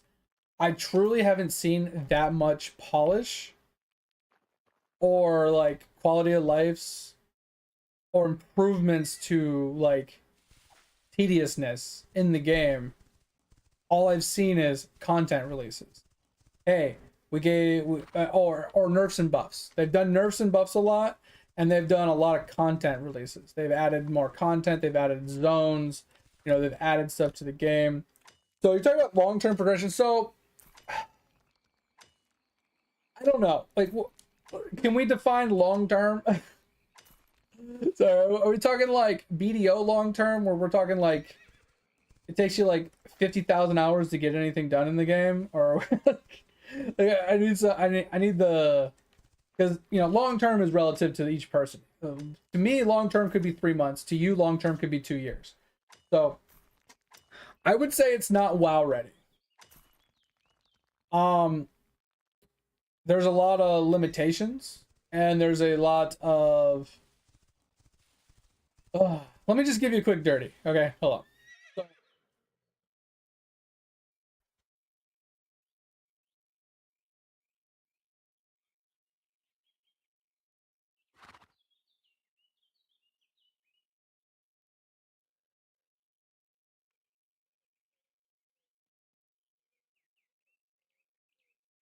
BDO is insane, but it's mostly okay. I agree with what Ken said, but I'm gonna elaborate a little bit. So let me talk about BDO really fast before we get into this. So in my opinion, BDO has more to offer than this game. Currently, because it takes longer to do anything, right? And that's what I mean about long-term progression. BDO takes longer to do anything, but it does feel more like a job to be kind of min-max effective. And if you want to talk about BDO, we can. I have like 15,000 hours in BDO. I could get you, you know, a lot of it, you know, explanations in that as well. But BDO, I think it would take you longer to get anything completed versus this is an accelerated progression, right? So max level is 100 and you can get to 100 relatively quickly, you know, a week or two. You know, if you have a group, probably faster. But you can get to level 50 in like 1 or 2 days. And then 50 to 100 will take you quite a lot longer because the higher level you go, kind of like RuneScape, more XP is required and it takes a lot longer to get to max level. So supposedly like somewhere around level 92 is the halfway mark, and then 92 to 100 is the last little grind or whatever. BDO is like I said, I don't know what kind of content you like, Kron. Do you like PvPing? Do you like PvEing? Like dungeons, raids, kind of PvP or PvE, or do you like life skills and professions? Right? There's 3 separate sides of this. And there's also money making, which is a 4th aspect, which is kind of hybrided in with the other 3.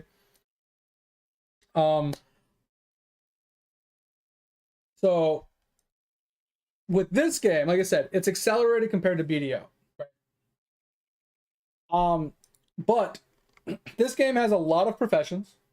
So you have a lot of like wood chopping to do to get your wood chopping maxed out, but then you take the wood chopping to the wood crafter so you can make like process stuff to, you know, turn the arrow shafts into arrows so you can work on, you know, some of your blacksmithing and your carpentry and your engineering, right? So all of these funnel into each other. So the professions alone will take you a considerable amount of time But if professions isn't something you like and you want to do PvE stuff, right? You have dungeons, but you can only do so many dungeons a day. You get like 400 credits a day or something like that. I don't remember exactly. Maybe it's 200 credits. I don't know. I never do them because they're annoying. They're boring. They're very... I just don't really care for them. They're very mindless, right?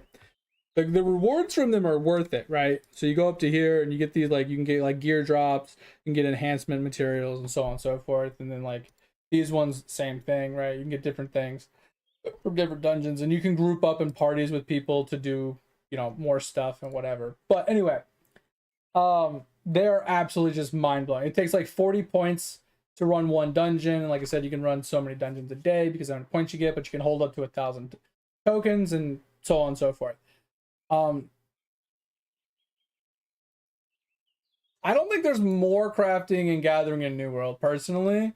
Like, they have the same amount of gathering skills. They have basically the same amount, actually they have less processing skills. And I want to say close to the same amount of crafting skills, but they don't have any of this type of stuff. They don't have any of this type of stuff. They don't have any, like, of this. Like, so none of this exists in New World. You don't have any caravan trading systems. You don't have any, like, open sea piracy or anything. The game, I wouldn't say pay to win, but more like whales will definitely get to a higher point than you will faster. So pay for progression. If you consider that pay to win, then yes. There's an enhancement system to the game that the higher what your weapon is, you know, the more damage you do, and there's like ways to obtain it for free. But if you swipe your credit card, you can have extra attempts versus somebody that doesn't. I would say it's semi, like, minorly pay to win, but not really. Almost everything in the game can be farmed for free. Pretty much everything in the game can be farmed 100% for free. I haven't spent a dime yet. Granted, I'm not very far into the game because I'm taking my time. But long story short is you can farm these tokens from doing professions and stuff in the game, and then the tokens can be converted into premium currency, which you can use to buy anything in the game. Technically, I don't think you could farm enough of this to buy everything in the on a monthly basis, but it's minorly pay to win for sure. You can definitely tell some of the clans that are rank 1 that are whaling clans, because they all have like really high tier gear compared to players that aren't whaling. You can definitely tell the difference.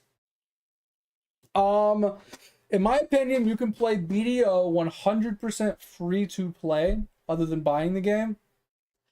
And since BDO in most situations standardizes the gear in PvP, except for open world PvP and maybe guild versus guild. I'm not 100% on the guild versus guild one, but they typically put you into brackets and they equalize the gear, and a lot of like arena based stuff that your gear only matters in certain brackets because they just push you to the next bracket, and then they standardize the gear scores and stuff. But BDO, like, the main thing about BDO when it comes to quote unquote pay to win is, yes, you can swipe your credit card to buy costumes, to sell the costumes for in-game currency, to then buy best in slot gear. If someone will actually sell it to you, which the odds of someone doing that is pretty much zero. So instead, you'd have to swipe your credit card to get in-game currency, to then buy the upgraded materials yourself and attempt to upgrade it yourself, which could fail or succeed. And at $100,000 later, you might not even have a good character still. So BDO, if you're an absolute Giga Chad whale, yes, you can pay to win in the game to a point. But at the same time, like, just because you have the best in slot gear doesn't mean you're going to win. A lot of it comes down to team compositions, actually knowing how to play your character correctly and effectively, comboing your skills properly. Just there's 1,000 other things in BDO with how fast-paced and crazy it is. I think BDO is just, it's a lot more skill oriented than it is how big your wallet is. I have my graphics set to as low as possible, Kron. And in Guild versus Guild, you actually can go watch some people stream it. They actually turn their graphics down so much that it's just a palette of brown with red blotches. And the red blotches are enemies. That's how bad the graphics they turn them down, because it just lags so bad on people's computers. So the biggest problem I have with BDO is it's almost all single player except for PvP. PvP is like one of the only things in that game that you actually do that you can do as a group. There is very small amounts of PvE grinding on mobs that you can do as a group that is actually effective and useful. There is technically dungeons which you can do solo. You don't have to do as a party because there's no true tanks or healers. There's technically one class that can heal, but we're not going to call it a healer. So there's no true like class system. Everybody's basically just a damage dealer that self-sustains himself. So it's all PvP oriented basically and profession based. So BDO, in my opinion, BDO is my favorite game of all time. I don't play it because it makes me feel like I'm running a job than I am actually playing a video game. The main reason why I don't play it. Also, it's always open world PvP. So you can get attacked by anybody anywhere as long as you're outside of a city. So that's one downside to that versus a game like Quinfall where you have PvE server channels and you got PvP channels. So you got the two separate ones. So if you don't want to get killed, you have this separation. And I'm not trying to compare it, I'm not saying that Quinfall isn't good. I'm not saying that it doesn't compare to it. Like, I hate it when people say, oh, this game's dog shit, I'm just going to go play WoW, at least there's something to do. I'm not trying to say that. I'm simply saying, depending on what you're looking to do, this game might not have what you're looking for, right? So if your goal is to PvP, it has a lot to offer you because this game is heavily PvP focused. But if you're looking for like dungeons, raids, and that kind of like PvE kind of grind to like, you know what I mean, do like weekly dungeons and weekly raids and hardcore dungeons and stuff like that, where you have a dedicated tank and a dedicated healer and a bunch of DPS and you're grouping up to do content. If you're looking for that, this game doesn't have that yet. It might in the future, but currently does not have it. You're looking to do professions. It definitely has that in spades. It has a lot of professions in spades for you. But if your goal isn't PvP or professions, you're better off with a different game. I'm not saying to go to BDO if you're looking for anything other than those two either. Because BDO does not have raids or dungeons really either. They have world bosses like this game does, but they like I said, they do have dungeons, but they're useless. But that's about it. Like, there's no group content other than C content, and even that's like very minimal.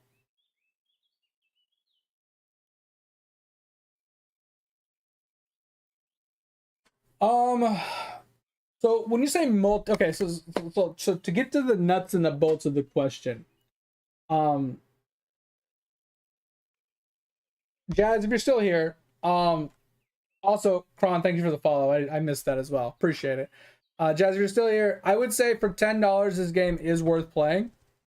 Because you'll get your $10 worth out of it, no matter how you look at it. Just getting to level 100 or getting to level 50 and experiencing just, you know, the professions or, you know, doing some world bosses or jumping on the open ocean and hunting down some turtles or whales, like, you'll get your $10 out of the game, no matter how you look at it. But like, what exactly, like you say, okay, so like I said, I want to get to the nuts and bolts of exactly what you're looking to get out of a game, so we can kind of point you in the right direction. So you're saying you're enjoying BDO as it currently stands, but you're saying you want a multiplayer game, and you want something that's longevity, like of thousands of hours of playtime. But what exactly are you looking to do for thousands of hours, right? Are you looking to do dungeons and raids? Are you looking to do open world professions? Are you looking to do PvP? Are you looking to do a little bit of, I don't know, pole dancing? You're trying to go to Goldshire and, you know, be a night elf, you know, with a whip? Like, what's going on here? Well, what are we looking for?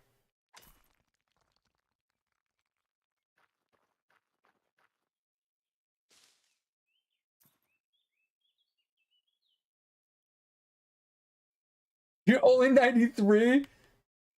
I mean, but at the same time, like, everybody has their own focuses on, like you were saying before. If you hardcore focus to rush to 100 to do PvP content, like, you could do that quickly. But if you're more into like professions or exploring the game and just having fun, like, you could spend thousands of hours in this game just exploring, just you know, doing professions, and you can have a lot of fun in this game. That's why I'm playing it now. Don't get me wrong, I was ranting for about an hour earlier about little near like annoyances, like little gnats inside the game that I hope get ironed out in the near future because they're really fucking frustrating.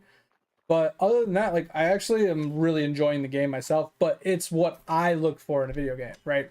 Everybody has their own thing that they want to do. Like some people like EVE Online, some people love World of Warcraft, some people like RuneScape, some people like Minecraft. Like everybody has their own thing that draws them to enjoying playing a game for long periods of time. Everybody's different, so that's why I want to get to the core of exactly what Kron is looking for, so we can kind of put them in the right path, right?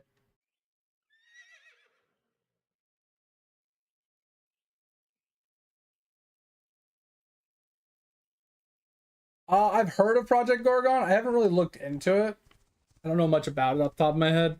I can pull it up and I can refresh myself on it and see if I remember. But no, I don't know anything of substance off the top of my head for it.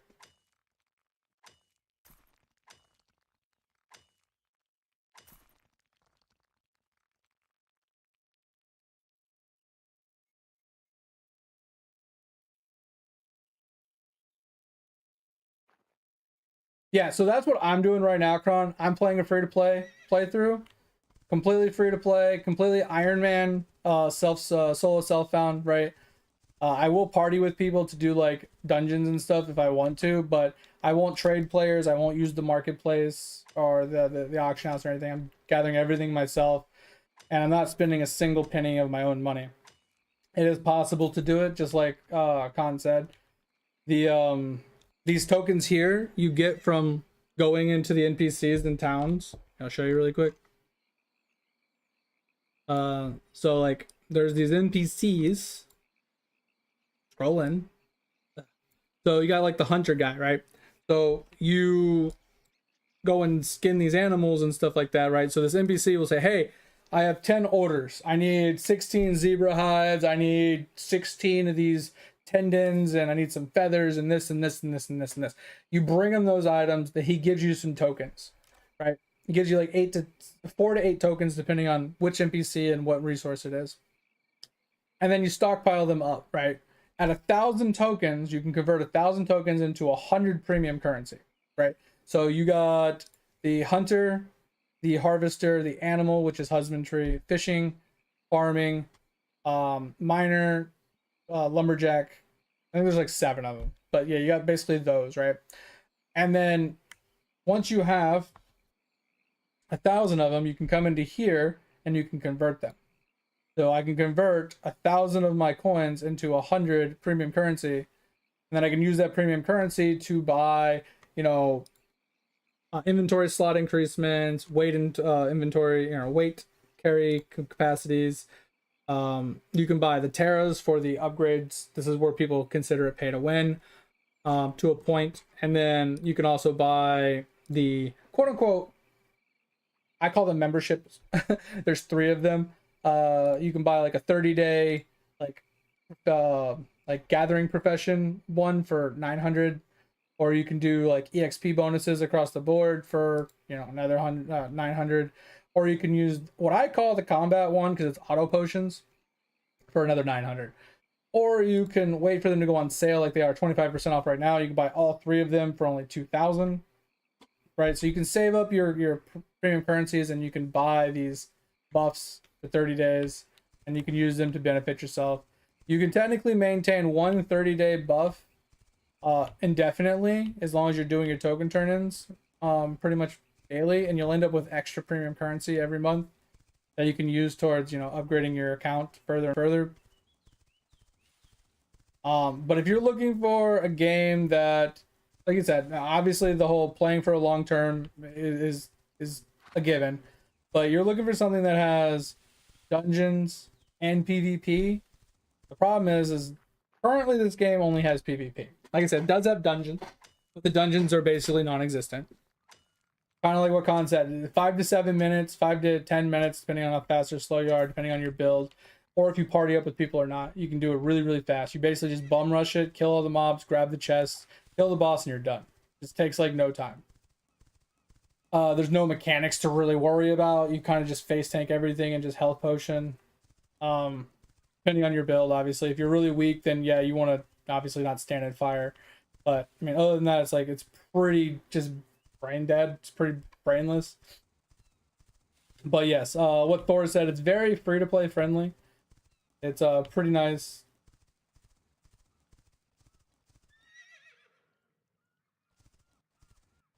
Yeah, exactly. And I'm a very cheap person myself, Trons. I don't like playing games that have memberships unless I can maintain the membership for free, right?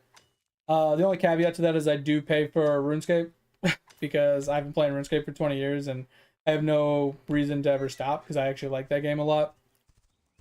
But if it's a box game, I'm fine with it. Like box price of a game, cool. But I'd rather play a free to play game that has like paid options that I can farm for myself, like this, right? Or like BDO. You can get the game for free pretty regularly or for $1 or maximum of $10 on full price, right?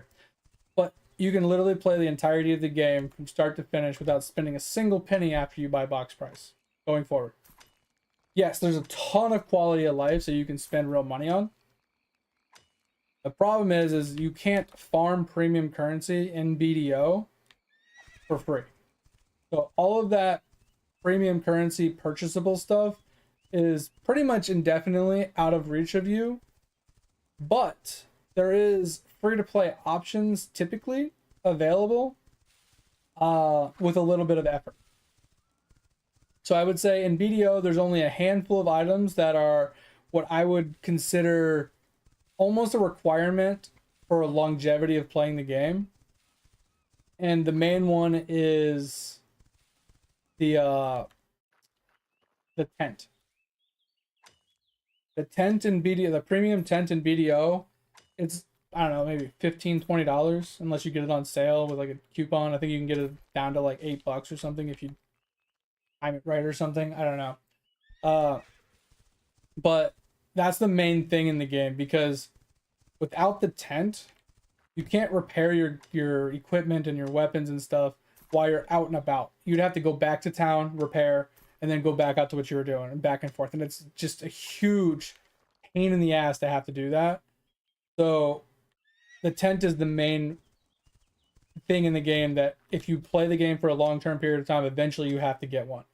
Now you can get a free version of the tent, but you have to craft them or buy them from other players, and they have a durability use. So you can only use them so many times. Now you'll easily make more than enough money compared to how much it costs to how long you use it for. So I wouldn't worry about that, but it's not permanent. You always have to make sure you have a new one on hand when it gets low on durability and stuff. It's just more of an annoyance than it is anything. But there's a ton of times in BDO that they do events to give free versions of the premium version items out. They give them out pretty regularly, like once or twice a year. You'll get some random event that pops up that you can obtain an item that, you know, normally was out of reach for you. I mean, it doesn't always happen. It doesn't happen for every item in the game, but there are some situations where you're like, oh, it's pay to win. I can never get this. I can never get that. But I mean, inventory space, weight, stuff like that, they give them to you periodically for certain events, certain yearly events and stuff like that.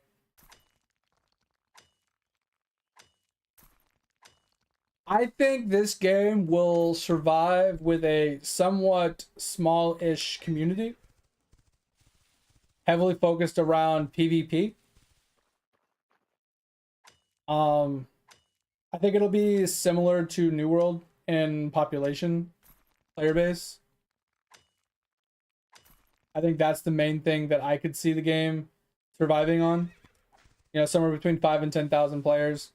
But I think most of those players are going to revolve around PvP because down the road they're going to have castle sieges, they're going to have territory control, things like that, stuff that BDO already has, minus the castle siege part.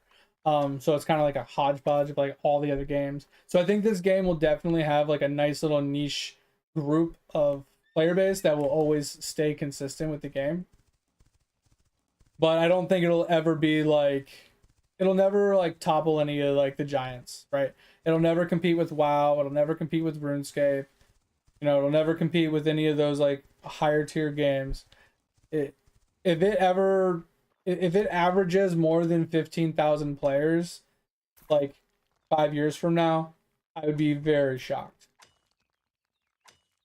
And the reason I would be shocked is that's because they did a phenomenal job ironing this game out and adding like really, really good content. Because, like I said, the main thing it's currently lacking is PvE stuff. They have open world PvE grinds for like grinding mobs and materials and upgrade stuff. And they have generic dungeons, but they don't have anything else PvE related to keep people interested in playing the game other than PvP. Like even the professions lean you towards PvP because it's about crafting equipment and armors and weapons and things like that so you can do upgrades for your gear to try and get max grade upgrades of your gear and your weapons so you can get stronger and stronger for PvP. Right? Like there's food buffs, there's potions, there's alchemy and all this other stuff that you need to do the professions to be able to craft these things to bring or to benefit you for PvP.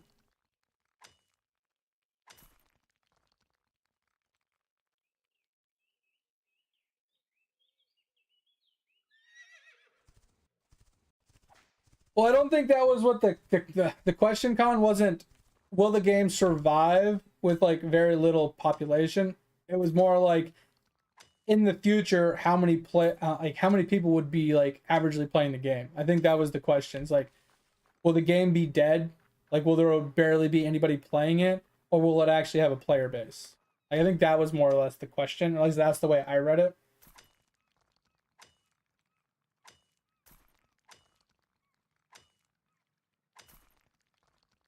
So like I said, I think it'll still be around. I don't think that'll be a problem. I just definitely think it's going to become somewhat of like a niche community of like a lower population. Like because it's not a WoW kill. It looks good. It plays okay. It's a hodgepodge of every game I've almost ever played, and I like that. But there's a lot of annoyances that need to get ironed out over time, which is like any other game we can talk about. Every game has that same problem, right? So I'm not saying this game isn't good. I'm just saying that if you want longevity with PvE, it doesn't have it. But if you want longevity with PvP and professions, it has it. It's that part they have in spades. And they're adding even more to that. Like I said, like I don't know if they have the world I don't think they have the roadmap on here. Do they have the roadmap on here? I thought they did. I was gonna pull up the roadmap for you.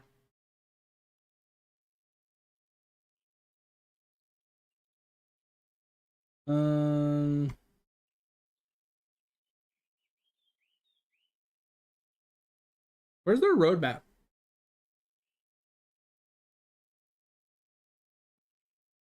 I saw a roadmap the other day. I don't remember where it was.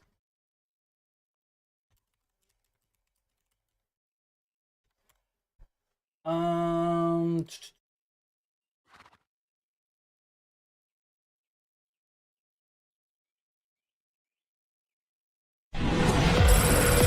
Not what I want. I just want an image.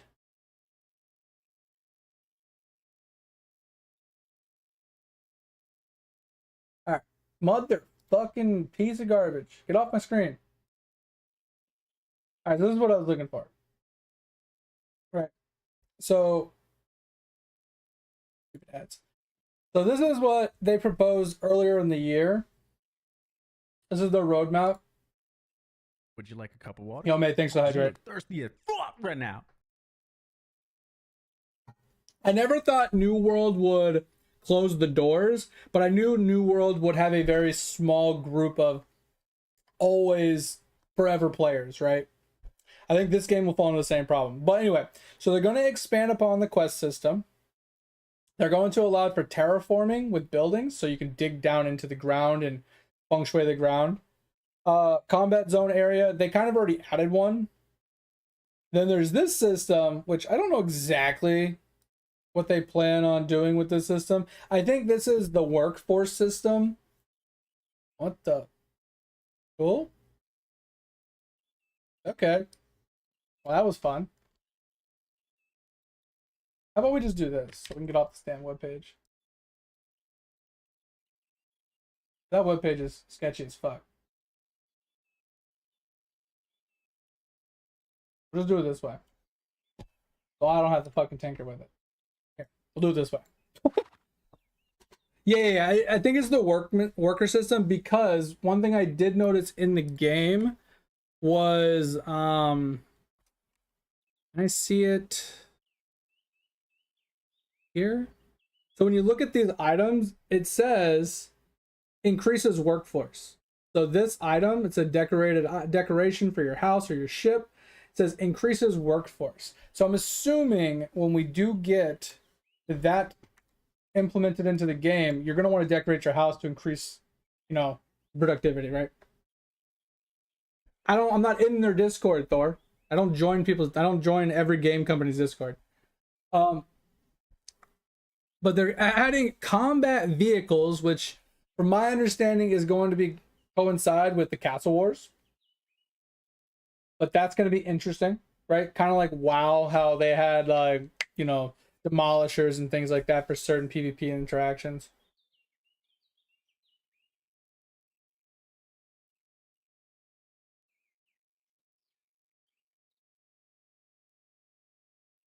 Yeah, I've seen the items for the workers. Yeah, exactly. Yeah. So they have the Castle Siege coming in. They have boss rework, which I don't know if that is dungeon related or if that is open world related. But they're adding more ship improvements. They're adding a transportation system, which, I don't really know how necessary that truly is, except for maybe going to the islands. They're doing animations and stuff, whatever. They're adding a marriage system, kind of unnecessary. A card game, so a game within a game. They're going to redo the level design in a way to where I think they're going to add in more quest systems for past 50 to help with people getting to 100. And then they're going to add mini games and taverns and stuff like that. So this is proposed plan for the year. Obviously, next year is going to be even more stuff. And they're going to keep adding stuff and keep adding stuff. It's going to get better and better. Just like any new game, it needs time to cook. It needs time to add content. Because you can't compare a brand new game to a 10-year-old game and expect them to have the same amount of content. So I'll never say a game is dog shit because it's lacking content. I will say a game is dog shit because it's lacking quality of life and or polishment.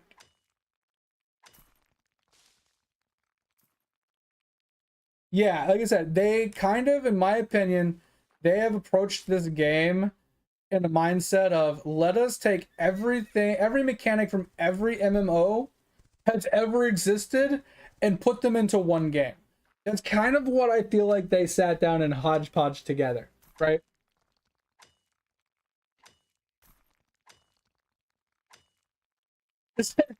Bro, I don't think I've ever married somebody in RuneScape.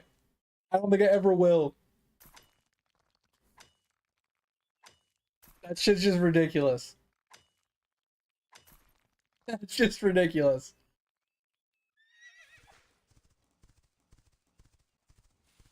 And I didn't say I've been paying for WoW for 20 years. I said I've been playing WoW for 20 years. I think I've been paying for the last 12 years. But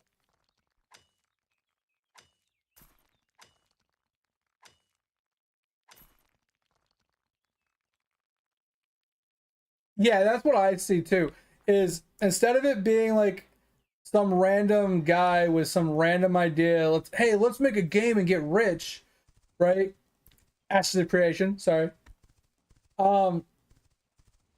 They're like, hey, we like playing video games, but every game we play kind of just is missing something. Let's put a game together that has everything that we've liked from every game we've ever played and make our own, right? Just like any true gamer would want to do.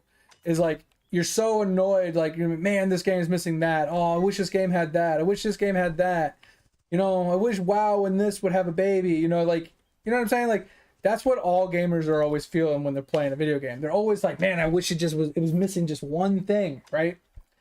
And these guys, they I feel like what Khan said is the truth. Like, they've been playing games for so long, and they decided, enough's enough. Let's just make our own. So we stop craving these mechanics in these games, and we have a game that has everything that we've always wanted. And like I said, they've done a great job. Like, obviously, like I said, the early access was a debacle and a half, but they've bounced back. They've done phenomenal work since then. They've come a long way. I have, said the only problem I currently have with the game is the minor little irritations that I run into here and there that just bug the crap out of me. Like the fact that I can't empty from inventory or fill from inventory when I'm in my storage chest in my house. It's like, you have that in the banking system in the towns. Why isn't that a thing for storage chests for your houses? It doesn't make sense.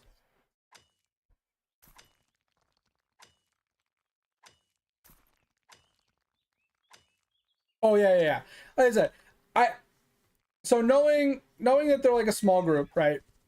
You can't expect a very expedient response of certain things, right? Because things take a lot of time to theorize, to plan, to execute, to test, to retest, to revamp, to fix, to then make sure it's working as intended, to then finally push and make sure nothing's broken, right?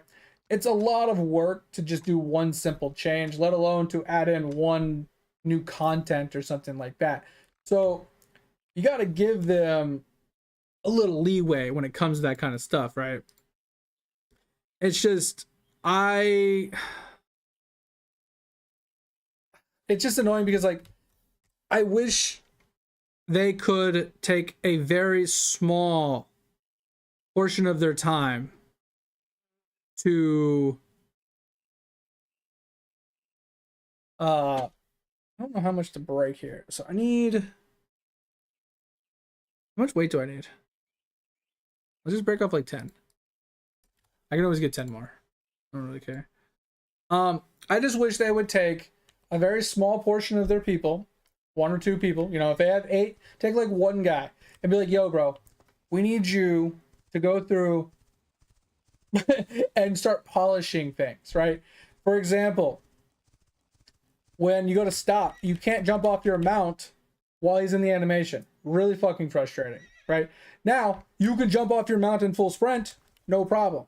But if you go to stop, because you're going to try to talk to an NPC, or you want to, whatever, you have to either A, wait for the animation to finish, or B, just jump off in mid-sprint. There shouldn't be a necessity to have to choose. That's just annoying. Another thing is, like, if you want to mine this rock, right, you have to actually get off of your mount. You can't just hit E. Really stupid, right? Should just auto dismount you when you go to interact. Not being able to, fill from inventory on chests in your house. Once another just small irritation. Like I said, it's just these small, tiny irritation things. Not so much anything like of importance. It's just small little irritations. Like I said, there's nothing. I'm not trying to break balls here, man. I'm not trying to ask for the moon. I just want simple things to not be a problem.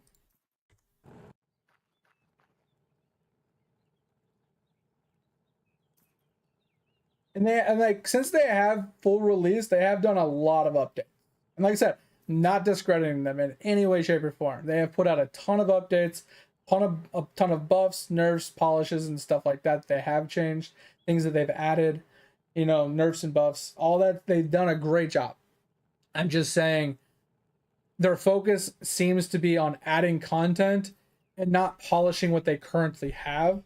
And I think that's going to hurt their player growth, because people are going to come in, see these little irritating annoyances, and they're not going to give the game a full chance. And then, like, veteran players are either going to be like, it is what it is, or B, they're going to get to a point where it's a straw that broke the camel's back, that they're just tired.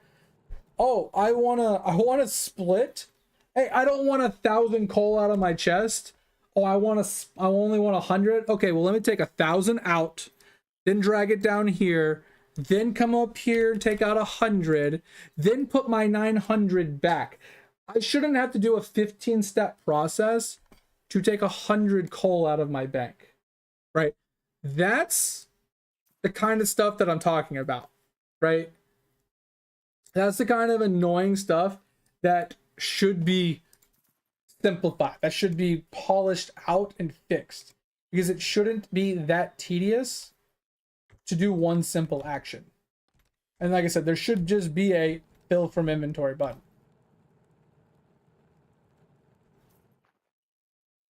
Because if you already had that built into the game, it should just keep going. You know what I mean? Like, it should just be part of the game. All right. We need to put those away. I don't know where to put them. I'm gonna put these away too, because I don't feel like dealing with them, honestly. All right. Gotta figure out what to do with the horses. I haven't done the horse stuff yet either. So, Con, I don't know if any of that helped.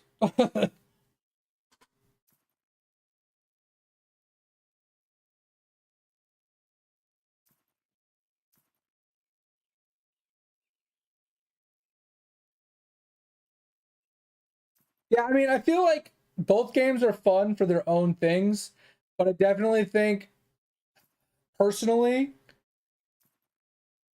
I wouldn't jump back and forth between the two games since they are relatively deep for what, because they both are PvP profession based, right? They both give the exact same experience.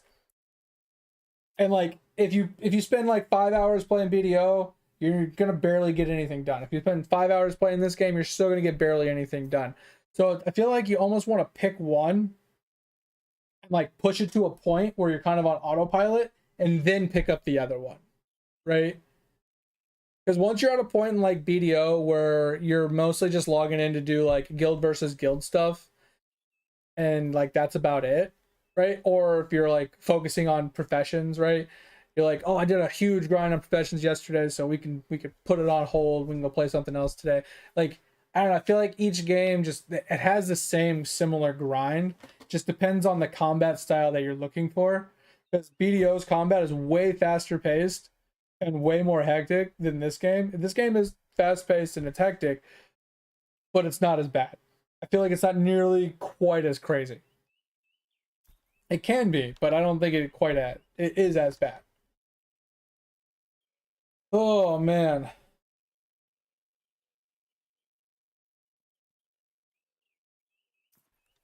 I wanna catch up on what you said. Give me...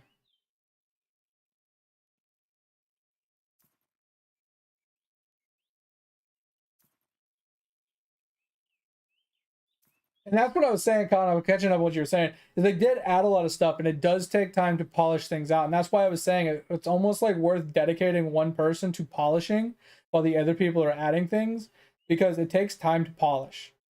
But if you add a ton of stuff and you don't go back and polish, you're giving your customers a very rough, just unpolished, unrefined kind of experience all the way through, and it's very off-putting to get like just a very rough version of something that just feels very unfinished or just tedious and annoying to interact with, while you're still just adding more content and adding more content and adding more content. And at some point it's like, well, we never polished any of this, and then it takes you like 10 years to polish it all and you haven't added any content, right? So it's like you kind of have to do both at the same time.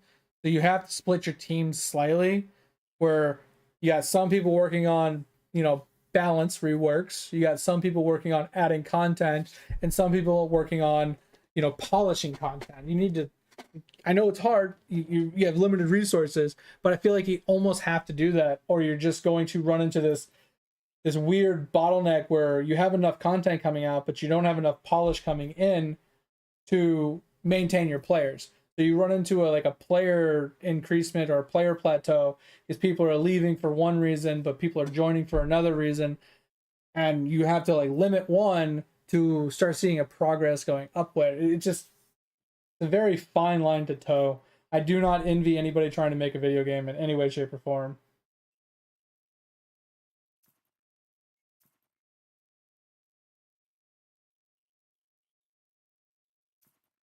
And it's an extremely high bar. It's really funny. Not wrong. Not wrong.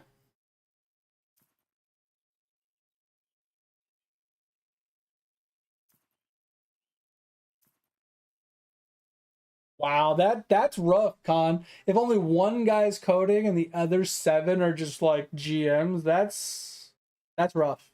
Yeah. So it's almost like a single dev doing all the work for an MMO, and that's rough.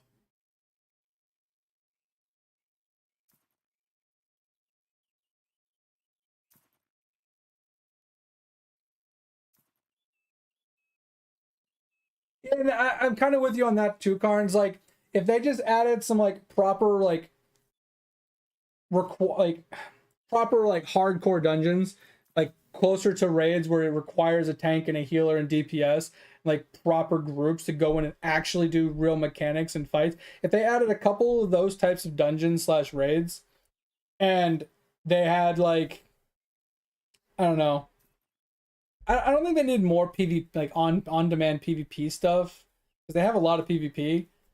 But maybe if they had like open world events on the PvP server that force people into certain areas to compete for, something, right?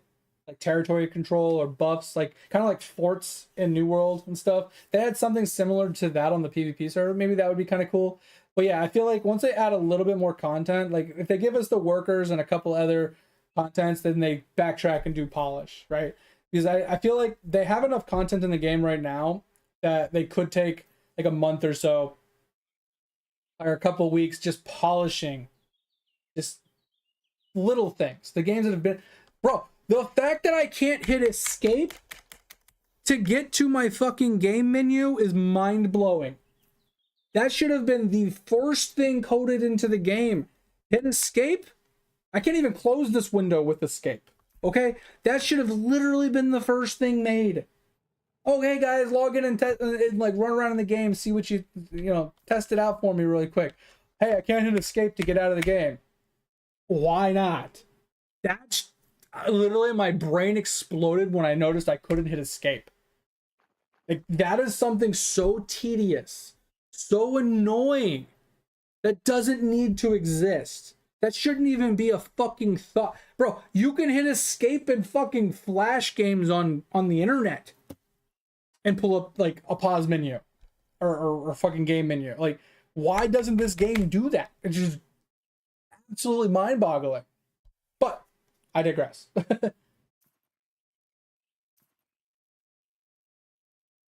I'm not saying they don't do quality of life stuff, Thor. Like, let's pull it up really quick. It's just the stuff that they are doing. What is this? It's the stuff that they are doing doesn't show as much of like an impact, right? So a fixed issue where sprinting while jumping didn't consume stam. I wouldn't call that a quality of life, right? Move fall damage animation. I mean, that's 50-50 quality of life. Like, removing the animation doesn't, like, I don't know. I don't know about that one. Visual issue related to recently added armor costumes. Okay. Not a quality of life, just a visual bug. Issue where characters could sometimes take damage in their own area after dying. Okay, that's kind of funny. So not a quality of life, but definitely a problem, like a glitch that needed to be fixed. Minor adjustment to world boss schedule. Okay, doesn't matter. Elite accessory along with the blueprint system. Okay, so this is just adding new stuff. Added a new thing. Added a new thing. Level 100 legendary rare equipment added. Sword and shield bash after using a character now gain movement speed. So it's a like a rebalance for weapons. None of this is quality of life.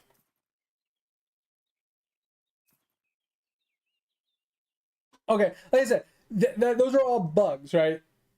Like the animation one, like was 50-50. It could have technically been a quality of life because it could be annoying. You fall off of a rock, you have this animation, you're semi-stunned. That could be really annoying. Okay, I could see that as being like a quality of life.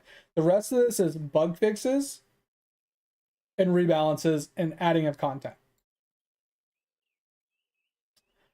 And then what do we got here?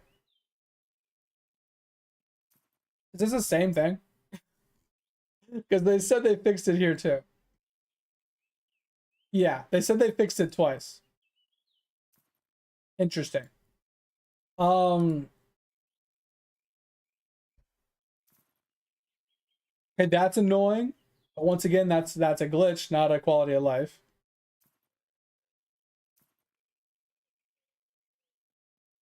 Okay, once again, doesn't matter. Rebalance, performance side, fix. Can I find an actual true quality of life upgrade?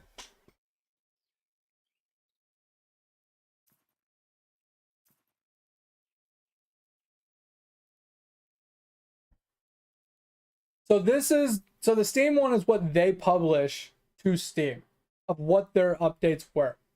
It doesn't drill. This is like the high level, like, hey, this is what we changed, but it doesn't go into detail like the nitty gritty, the before numbers, the after numbers. They don't go into everything, but they give the high overload overview of like what was done, right?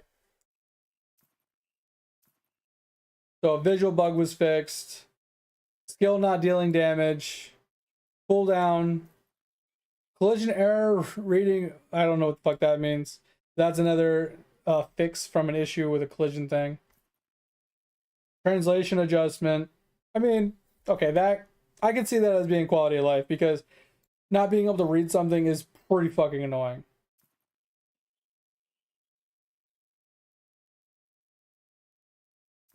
Yeah, because some of they don't need to add all the little tiny minuscule little things that they did change as well. They do that on the Discord. They don't need to flood this with 5,000 lines of entry for like little tiny things that they changed. But I'm just saying, like, when you look at these, you don't truly see quality of life. You see bug fixes, balance changes, and content additions, right? That's all you see. Now, once again, if I go and look at the Discord, maybe I'll see more quality of lives. But just looking at it on Steam, you don't see quality of life upgrades, right? And yeah, they do. And once again, I'm not discrediting the fact that they're not doing a lot of updates and a lot of fixes. And I'm not saying that they don't do quality of life fixes. But there's certain things, just like I had a problem with New World, there are certain just very, very simple things that don't get touched for years. Pressing escape should have been done in like day one of development of the game, and I can't hit escape. I don't even have the option to set a key binding for it. There's not even an option in here to set escape to pull up game menu. Like, I can't even close this window with escape. Like, it's that stuff, right? Escape is just fundamentally known across every game for the last 20 years on PCs to just close windows and open up game menu. It's just what it should do. And the fact that tab opens this, but there's not a shortcut button for it in here is mind-blowing again. Like, to pull that window up, there is no indicator in here that tab does that. Simple things. Like, and that's kind of like my argument here, Thor. It's like, they can add quality of life. They can polish things out. And you'll notice them here and there. You're like, oh, that doesn't happen anymore. Oh, that's really cool. You didn't even notice, right? But the big things, right? Like, being able to hit escape, or when I'm on my mount, right, and I want to press E, he won't dismount to interact with the rock, right? Like, or I want to stop sprinting because I want to get this plant. I'm like, oh, I'm sprinting. Oh, there's a plant. So I hit back to stop myself, and I can't get off my mount for like 5 seconds. Just really, like, why does that need to be a thing when I can dismount while full sprinting without any animation delay or any time delay? I can do that, but I can't dismount because he's doing an animation. It doesn't make any sense. Okay, so that's cool. That's a cool. Okay, that's a good quality of life. I didn't play it before they had that. I just remember seeing it when I did join. So that's cool. Do they have that for the turtles too? I turned everything to like low. Sure, I turned all my stuff down. I'm playing on low. So basically, we are turned off. I don't think I even touched it. I think I just pushed it to low.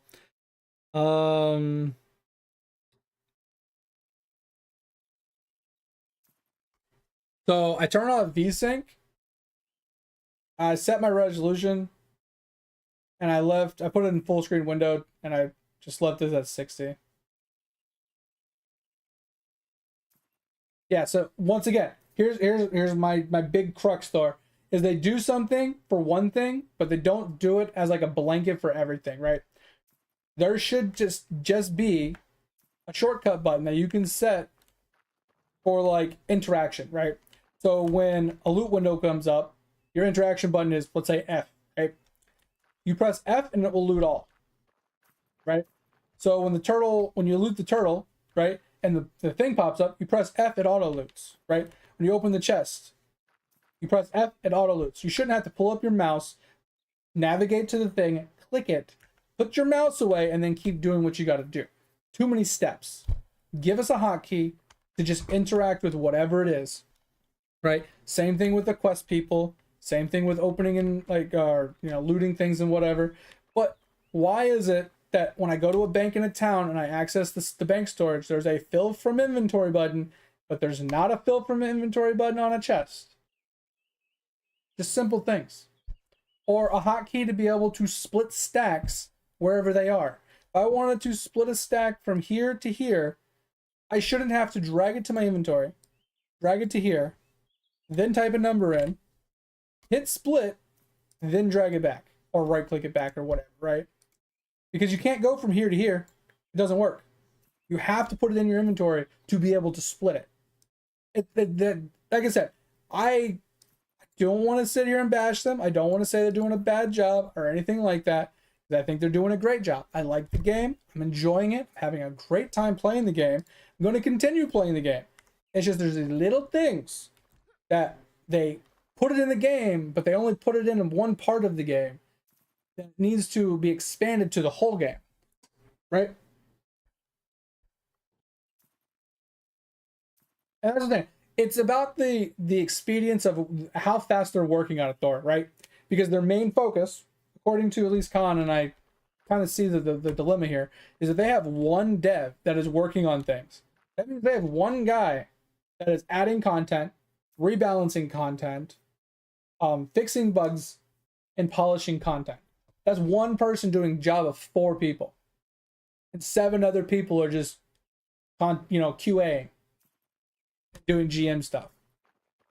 Not saying you don't need GMs, not saying you don't need QA team or anything like that, but you need more people doing coding stuff. Even if someone learned basic code to try to help the coder alleviate some of his workload, would go a very long way. Because then they could take the easy task of adding in simple things like shortcut buttons to interact with things. They can add in simple things like, hey, we already have fill from inventory, let's add it to other aspects, right? So if that person could take that off of his plate, he could focus on other things, right? So I have faith that they will eventually get to these things, that they will eventually polish and revamp and fix some of the annoyances. But my question is, how long is that going to take? It's already been 3 months since full release, right? And they still can't hit escape to get out of the video game. Like, this is like the same problem I had with New World, right?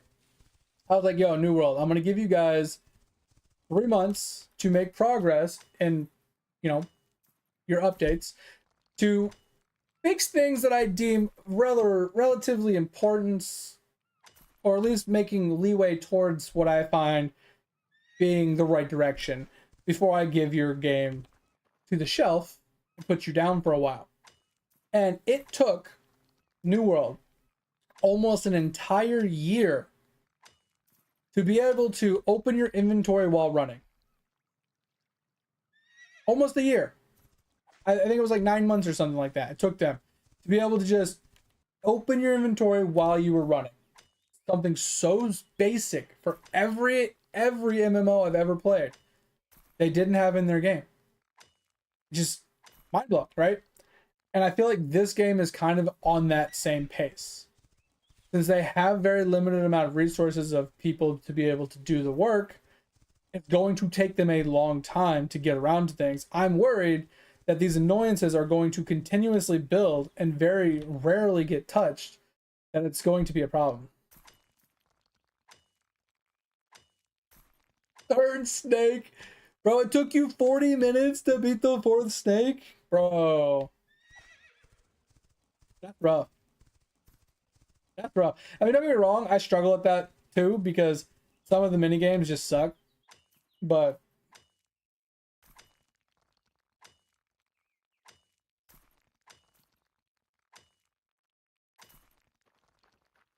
that's just crazy though.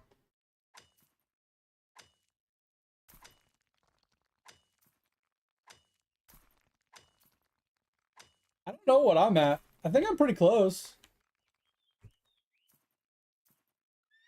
What's mine at? Where can I see this at? This is in whole?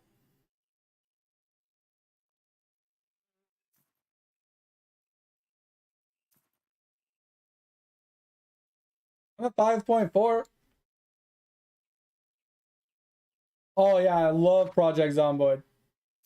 One of the games that I try to do for our community nights, we try to do community nights at the end of every month, but this month we started playing this game, and then last month we did Project Zomboid, and the month before that we weren't doing community night at that time.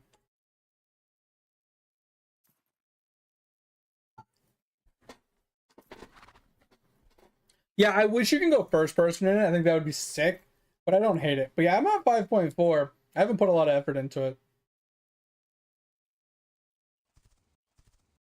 Yeah, Project Zomboid's dope. I have a lot of faith in the game. Or remember, I told you, I knew for a fact seeing this game, I would be able to easily, personally, be able to put probably 10,000 hours into this game. I just hope that they don't put a bad taste in my mouth and kind of ruin my experience prematurely by refusing to polish the game. That's the only thing I'm worried about. Because the only thing that would ruin this game for me right now is that they don't actually like polish things. They don't start putting they don't start simplifying some of the processes, right? That's the only thing that would ruin this game for me.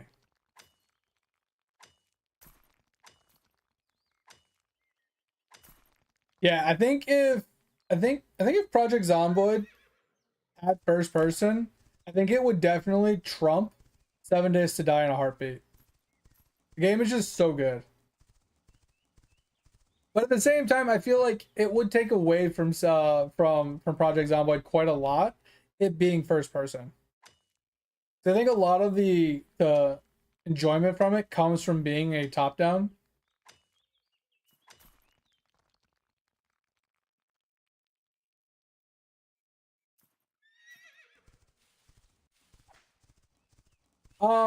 Yeah, so what kind of like what do you want to know about it? Like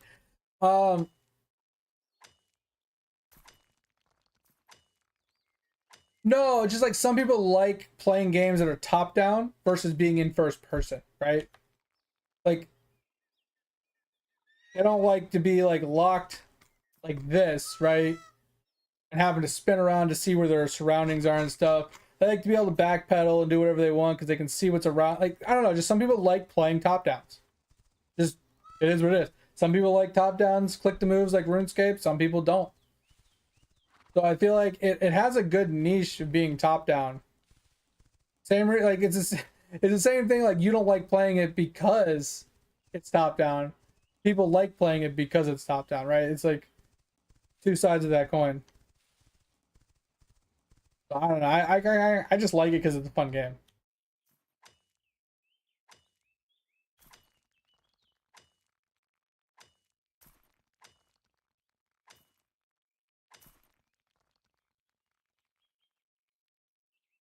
Oh yeah, you just can't see around you because you have to like pan your view and stuff. Yeah, it kind of does suck. So, Prawn, there's two sides to this your question, and I'll answer it the best I can.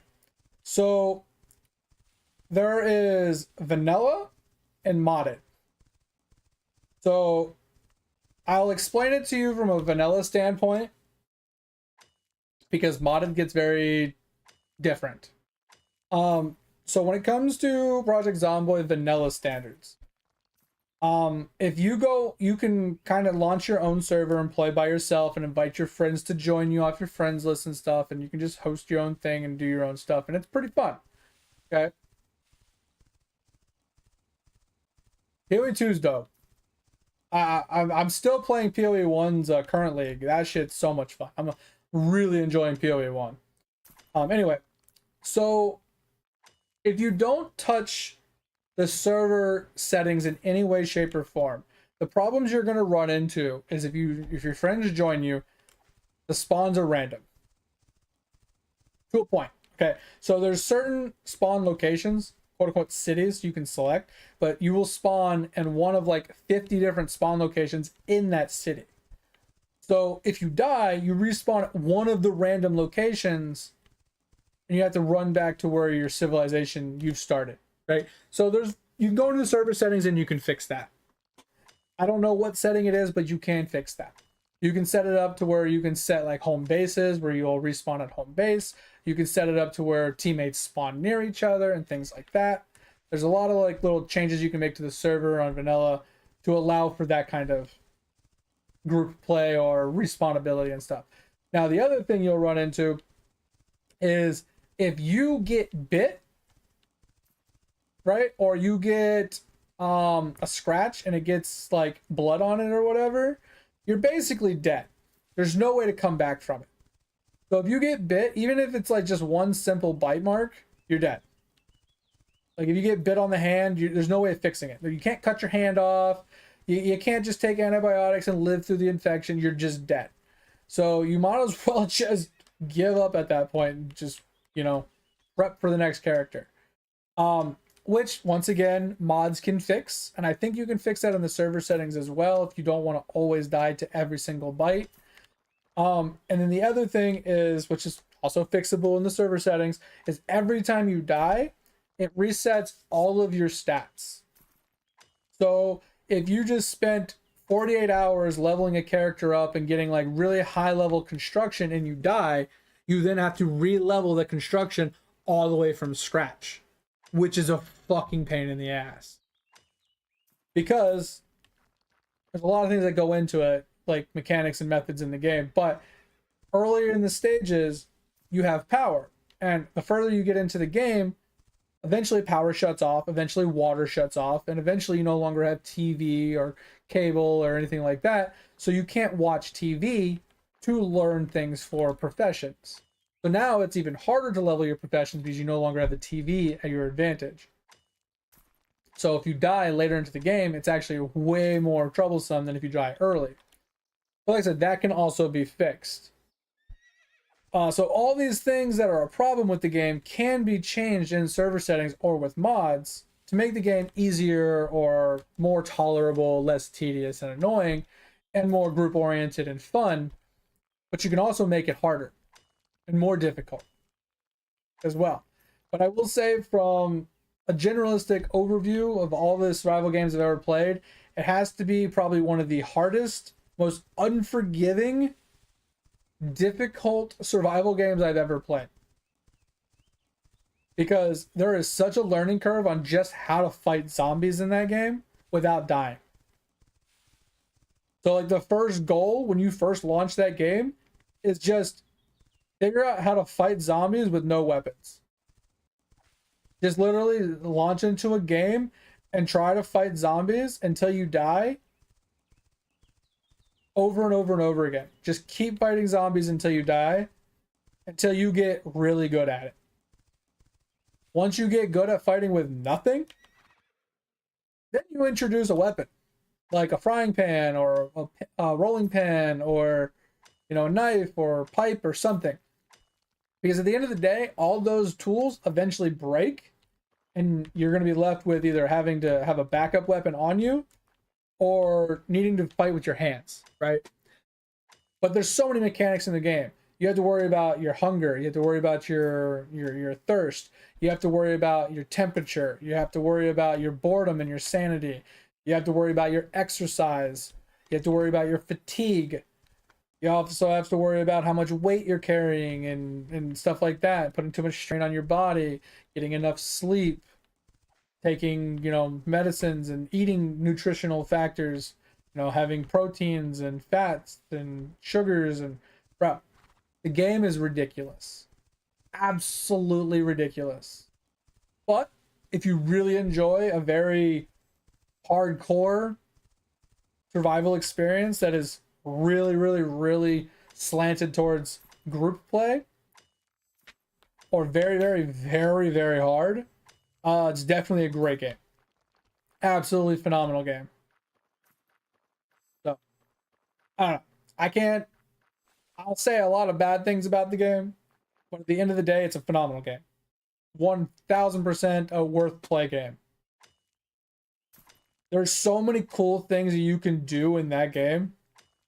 Like, if you have like a group of friends, or if you have like a community of people or whatever, I've seen streamers do this where they host like a monthly thing where they'll get like a bunch of other streamers together or whatever, but they do like a role-playing scenario, right?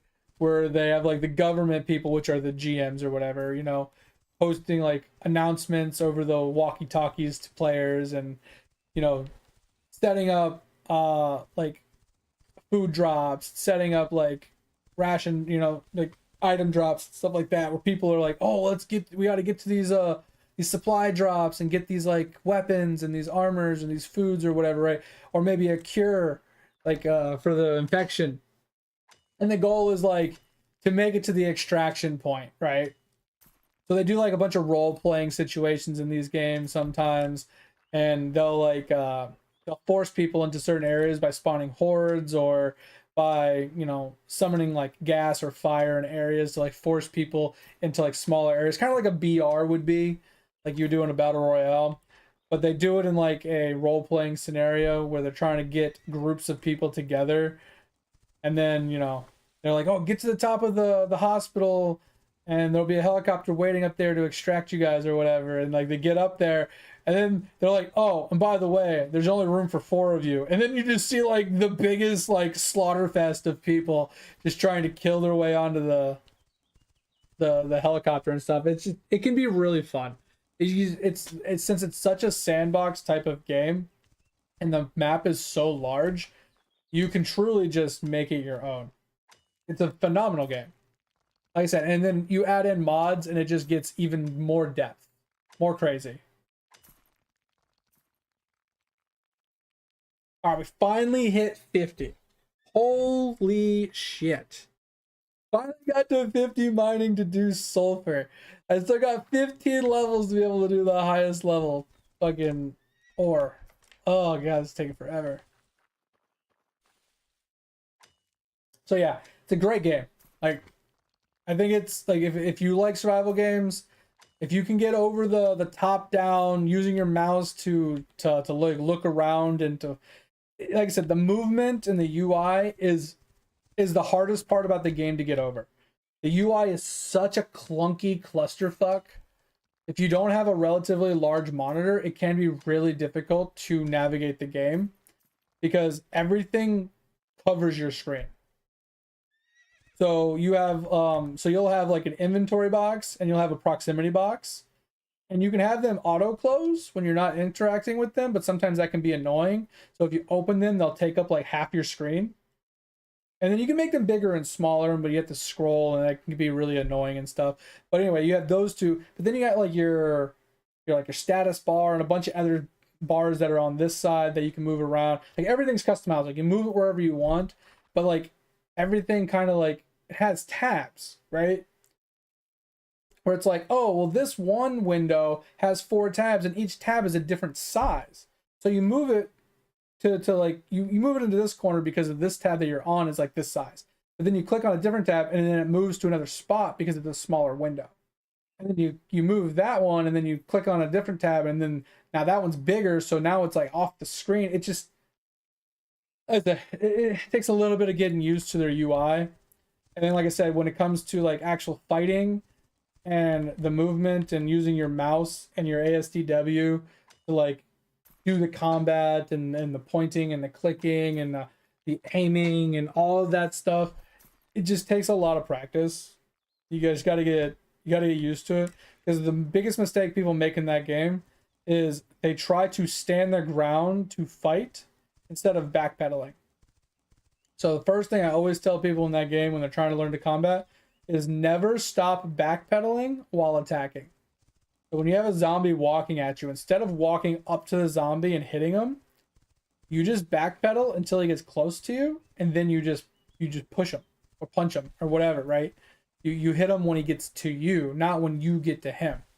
Because what ends up happening is if you time it incorrectly, you swing, you miss, he grabs you, he bites you. Because your swing missed, right?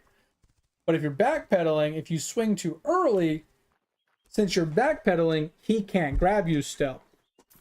And when the animation of them trying to grab you is slow enough that if he tries to grab you, you've already backpedaled away from him, so you can't get bit. So the goal is never stop backpedaling unless the mob is on the ground, right? So you can fight up to 2 or 3 monster or like zombies solo without even a single weapon if your character is like not fatigued. And the reason why is because when you push one when it's close enough to you, you have a chance to knock them down. And you can push up to 2 or 3 of them at a time if they're stacked up on top of each other. So if let's say you push one, he falls, and you push the second one and he falls, you can step on top of them and they can't stand up. If you're standing on top of the zombie, they cannot stand up, which means you can stand on top of them and step on their heads and kill them. You don't have to worry about getting bit or scratched or anything like that because you have them pinned on the ground.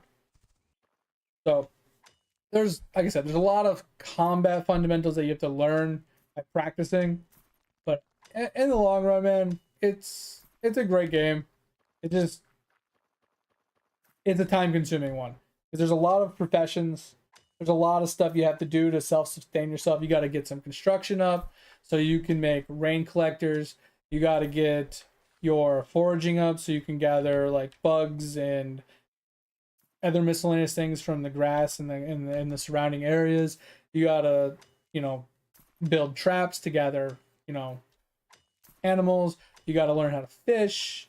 You got to learn how to build a house and how to keep yourself like safe. Like there's a lot about like going around and scavenging for like cars and gas and foods and equipment and stuff. Like there's just a lot. And if you want to use weapons, you got to find a lot of them because you have to level the weapons up. You can actually use them because you're going to miss almost every shot. But the problem is that game has such high proximity sound. You shoot one weapon and you draw every zombie from like half the map to you.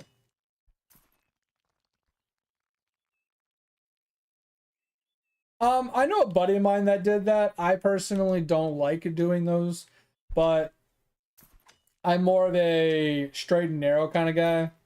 I always buy things the more expensive way and the legit way than trying to save a couple bucks. But I don't know. It's personal preference. I have heard bad things where people buy one of those keys off of the key sites and they get scammed. But I've also, some people I know have done it and never had a problem, so.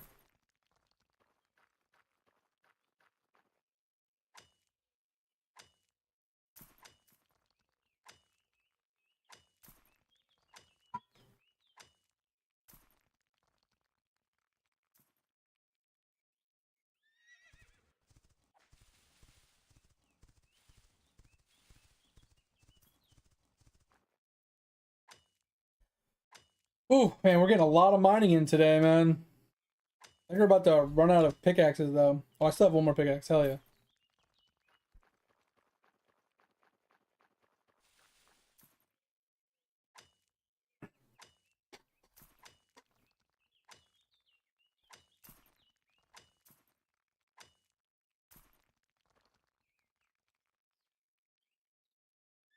But Kron, if you're new to BDO and you need explanations, you need help, you have any questions, I mean, that's kind of what the stream is for. It doesn't matter what game I'm currently playing. If you have any gaming questions, you're free to ask it no matter what game I'm playing. If you need help with something, if you have a question, if you have a concern, if you're confused about something or you just want to know thoughts or whatever, just ask. If I've played it, I'll do my best. If I haven't played it, I'll tell you what I know about it. Or if I have know nothing about it, I'll tell you that too. Pretty honest when it comes to that kind of stuff. I'm gonna do my best to show everything I can and explain everything I can in the most basic form possible, so everybody can understand it. And if you don't understand it, yeah, tell me so I can reiterate it in a better way, so it makes more sense. But we play a lot of games, tons of different games.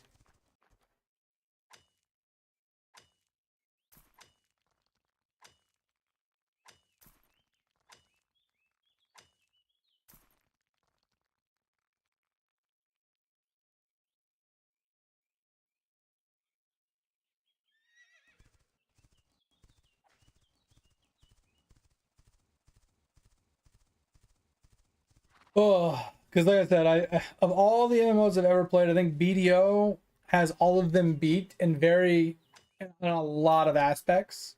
Like there's so many aspects of BDO that is beyond, like far and like so far beyond every other game I've ever played in comparison, that no other game will ever be better than in it, for me at least.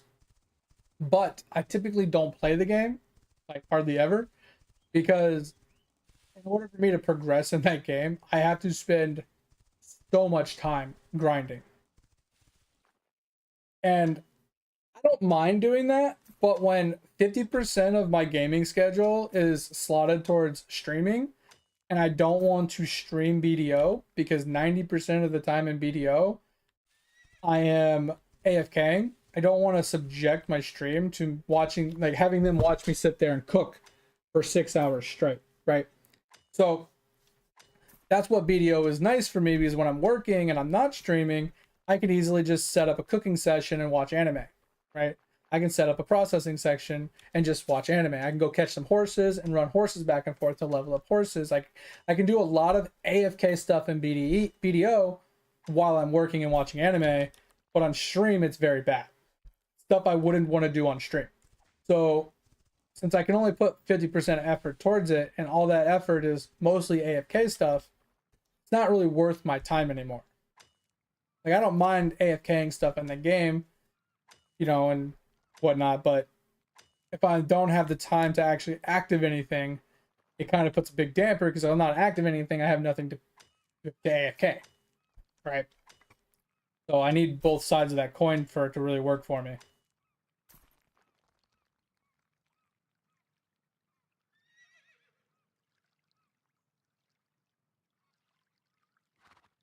Yeah, so you have to actually turn BDO down as absolute minimal as possible.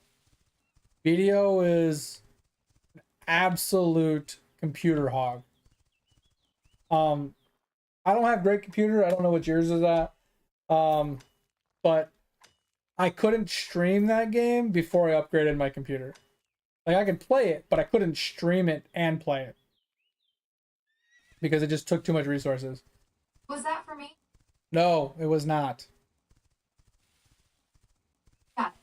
Sounds like you were talking to someone else about streaming and computer specs. No worries at all. My Alexa is so annoying. So annoying. I changed the Alexa's name to the thing we were just talking about that has, that I said I upgraded because it wasn't good enough. So every time I say that, it's like, oh, were you talking to me? Or it just starts talking back to me and answering what I was saying. I'm just like, oh my God, leave me alone.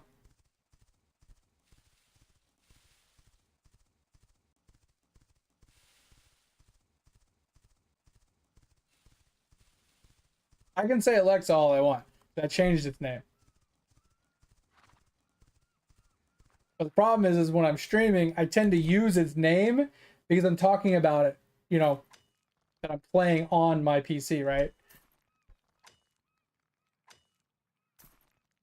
So when I use the word PC, but the actual, you know, C word of it, it's like, oh, are you talking to me? I'm like, shut up. Leave me alone.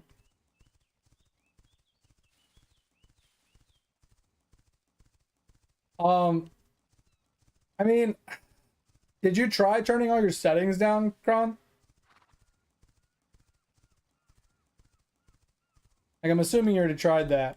But there might be like a specific setting that you didn't touch.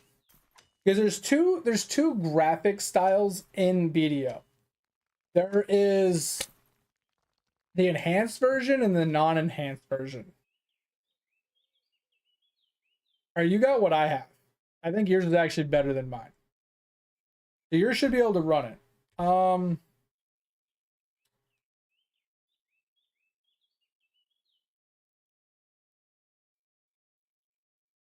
I move that? Can't even minimize it.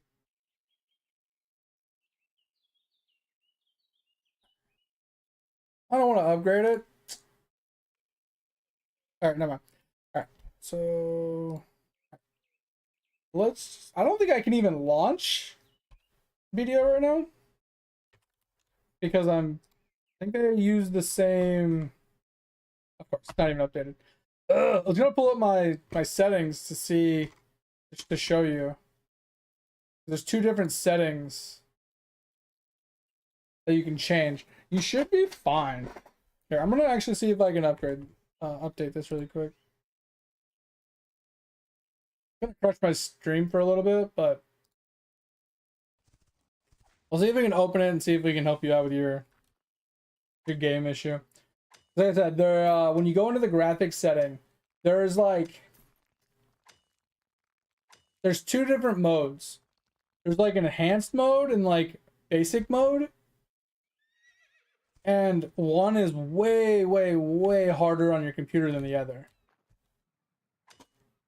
Like even at the lowest setting, it's way harder than the lowest setting of the other one. And I can't remember which one it is.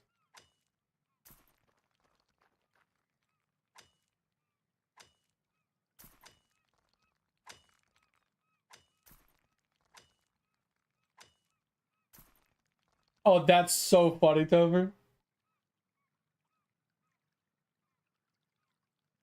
Yeah, well, I changed mine because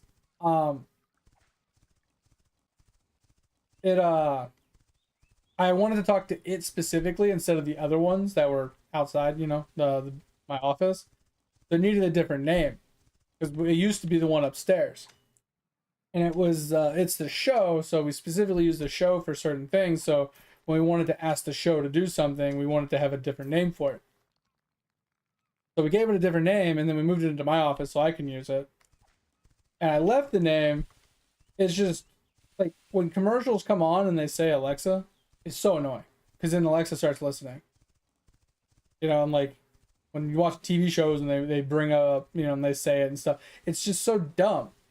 Like, it should be like a red flag. You should never say those in commercials or in TV shows because everybody has them.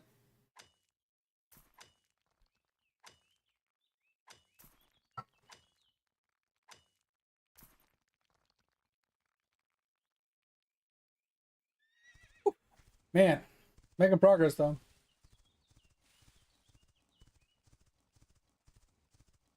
Oh, I finished high school DxD yesterday.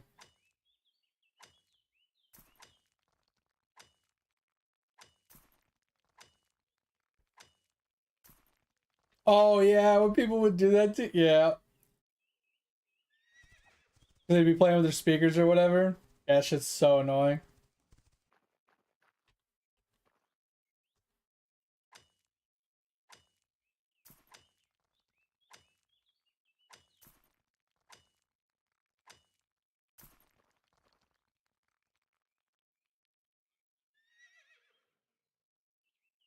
So that is typical if you're running too fast. Mine does that too, Kron. But like I said, if you turn your graphics down enough, you shouldn't run in, like I run into an occasional problem in certain towns where it takes too long for it to load. You'll see me sprinting and then my character will literally run off the map because the map won't load. That does happen, but it's not as, it depends on where you're at, right? You're level 25, so you're probably in like the low tier zones where you're in like over by Caltheon and Velia and Heidel and you know, in all those major cities. There's a lot of people in those towns. Like Velia and Heidel alone and Caltheon are probably the three most popular cities in the entire game. They have probably more population in those three towns than the rest of the game combined. Let's say there's 10,000 people playing BDO. Obviously, there's like, I don't know, 40 channels. But I would say 90% of the population is probably in one of those three towns.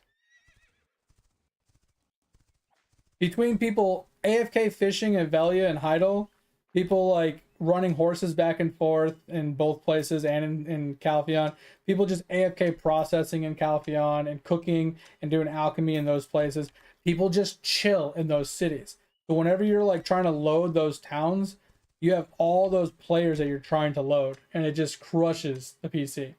So typically you want to run around those towns if you have loading problems.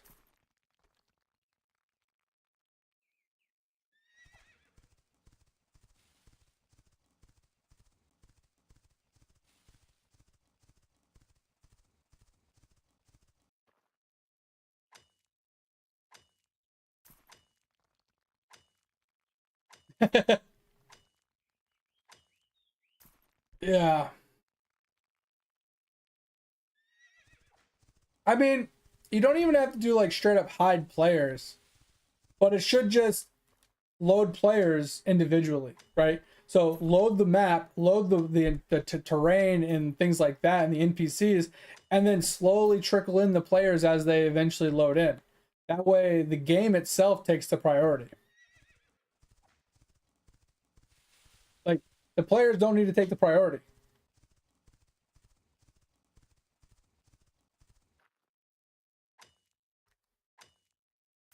Let's see if we can launch this. I don't know if the anti-cheat will be a problem. Because if they use the same anti-cheat, it won't let me launch it.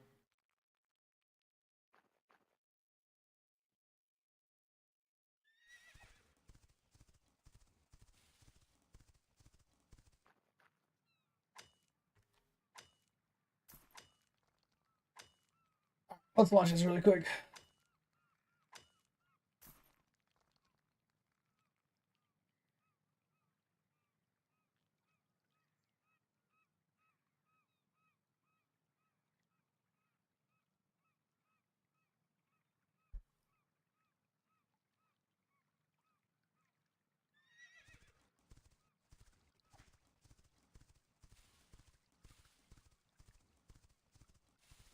Yeah, I've seen games that limit player density by sliders as well. I think that's pretty cool. It can be a little weird though, because let's say there's more than, let's say you have it set to 50 and there's like 55 people. One of the people you're looking for could be one of those 5 people, and then like they trickle in and out. It's like, oh, I saw him. Oh, I didn't see him. Oh, I saw him. Oh, I missed him again. You know what I mean? Like some of that stuff can be a little annoying. But yeah, it's like those are like little cheeky ways of like fixing those problems. But I mean, at the end of the day, it just boils down to make the game itself render as a priority, and then players render secondary. So that way, they just render in one at a time, kind of thing, right? In proximity to you or whatever. If you're sprinting through a city on a horse really fast, like you shouldn't even have enough time to even load the players. Anyway, let's pull this up. I should have just went to settings.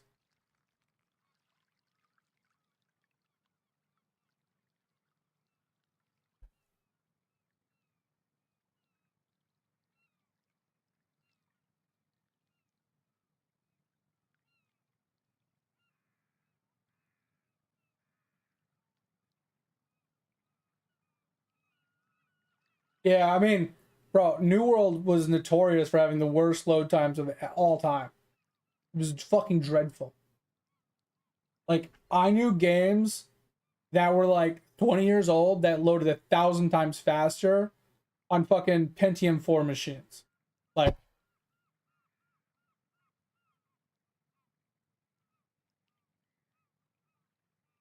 granted, those games were ridiculously small in comparison, but you get my point. Like, the hardware was matched the size of the game back then, and it still loaded relatively fast.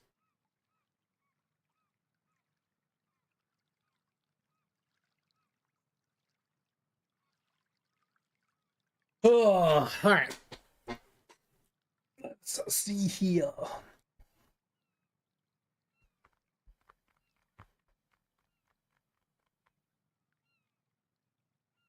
I'm probably at Velia fishing. Probably where I logged out. Bro, they would optimize it and then break it, and then optimize it and break it. Oh my, can't tell you how many times I couldn't play the game because they would break it after optimizing it. So annoying. Oh no. Fell in the water. Ew.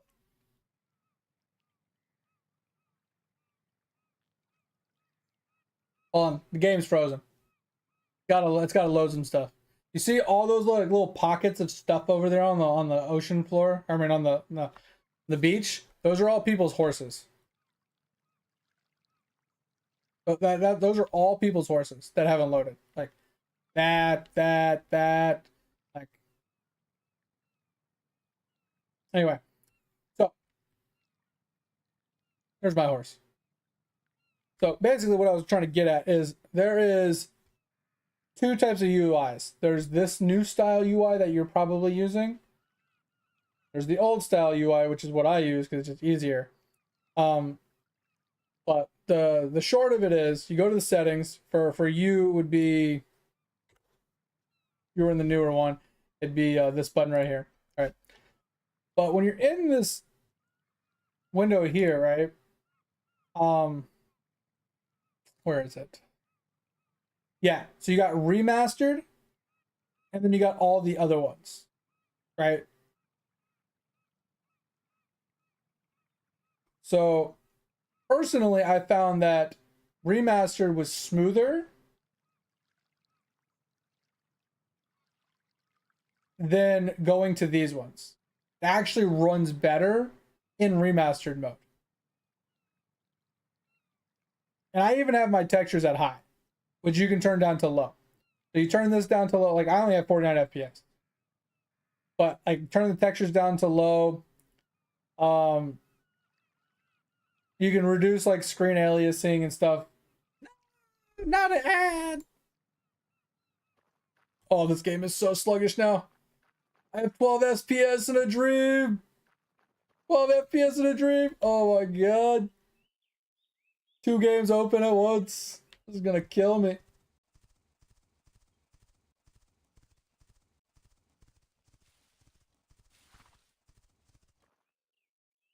Oh my god. You know what's funny, Tover? I used to play Counter-Strike Condition Zero back when I first got into Counter-Strike with 13 FPS.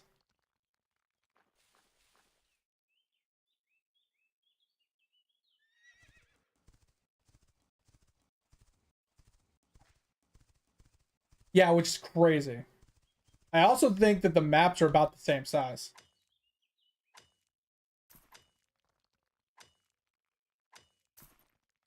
But I also think that BDO just has way more to offer.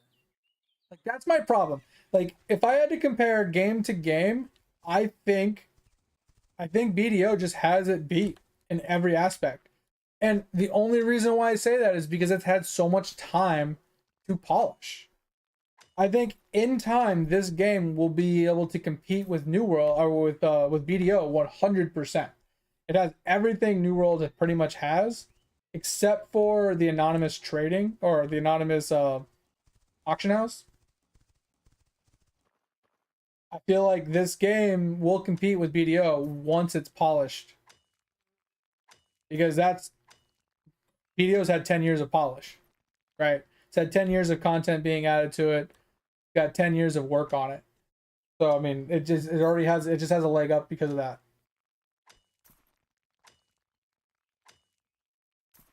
Wait, whose computer crashed? Huh? What? Mine's still going.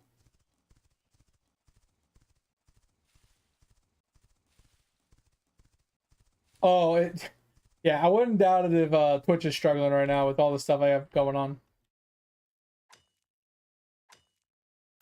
Just waiting on Kron to come back.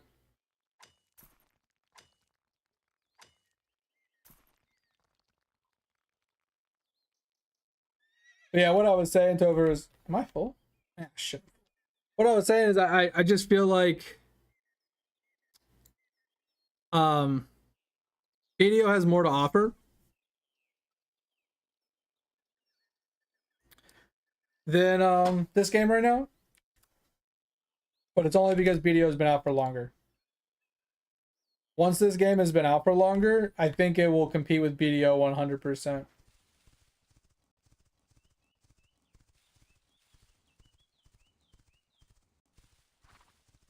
Yeah. So now I was going to scroll through and show you the things that I changed.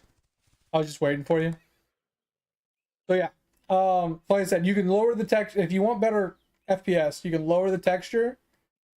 You can lower the reduced anti-scaling, and some of this stuff you can disable too. Like you can take off shadows, so it's not so CPU intensive and stuff. Like this stuff you can turn off some of like this stuff you can basically turn off, right? Just so it doesn't. This one I would keep on because it's kind of nice. Hit effects can be okay as well. But like I turned off this. I have the optimizer off so it doesn't fluctuate in FPS. I removed these things. I turned this off. And I turned this off. And then in effects, basically I don't know if any of this is changed or not changed, but you can turn on color vision problems, right? But basically it. I changed my UI scaling a little bit, but you don't have to do that either. But yeah, just this one setting here made a massive difference because I used to play on these settings. I was like, damn, this just feels bad. And then I tried remastered because remastered is just a setting in its own, and it just runs much better. But like I said, if you have any questions, please tell me. Oh my god, dude, so many boats. I gotta get off. Get me out of here. Get me out of here. I'm gonna get sucked in. I need to get off. Get off. Leave the game. Leave before I get sucked in.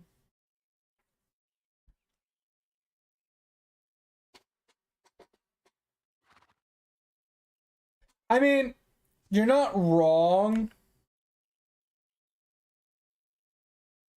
Thor, because it is a new game. Everybody's kind of like on the same page.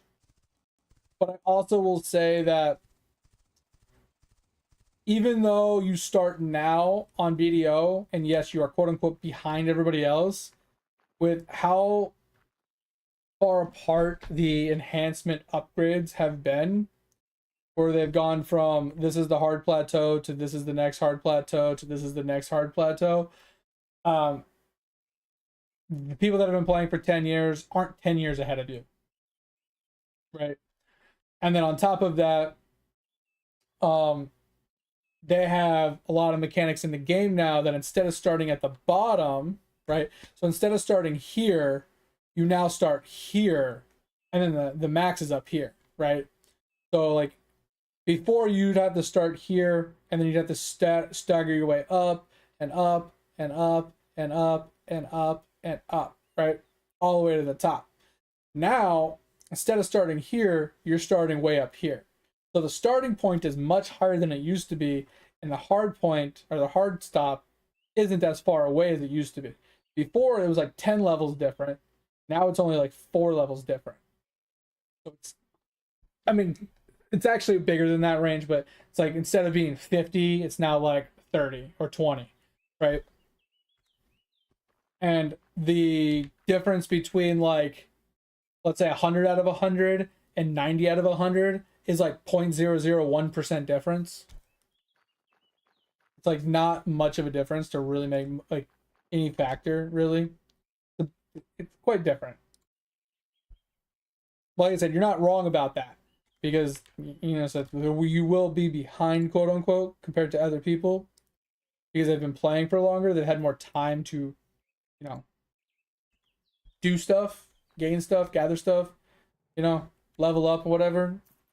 But you can catch up in BDO. It's actually possible to catch up in BDO.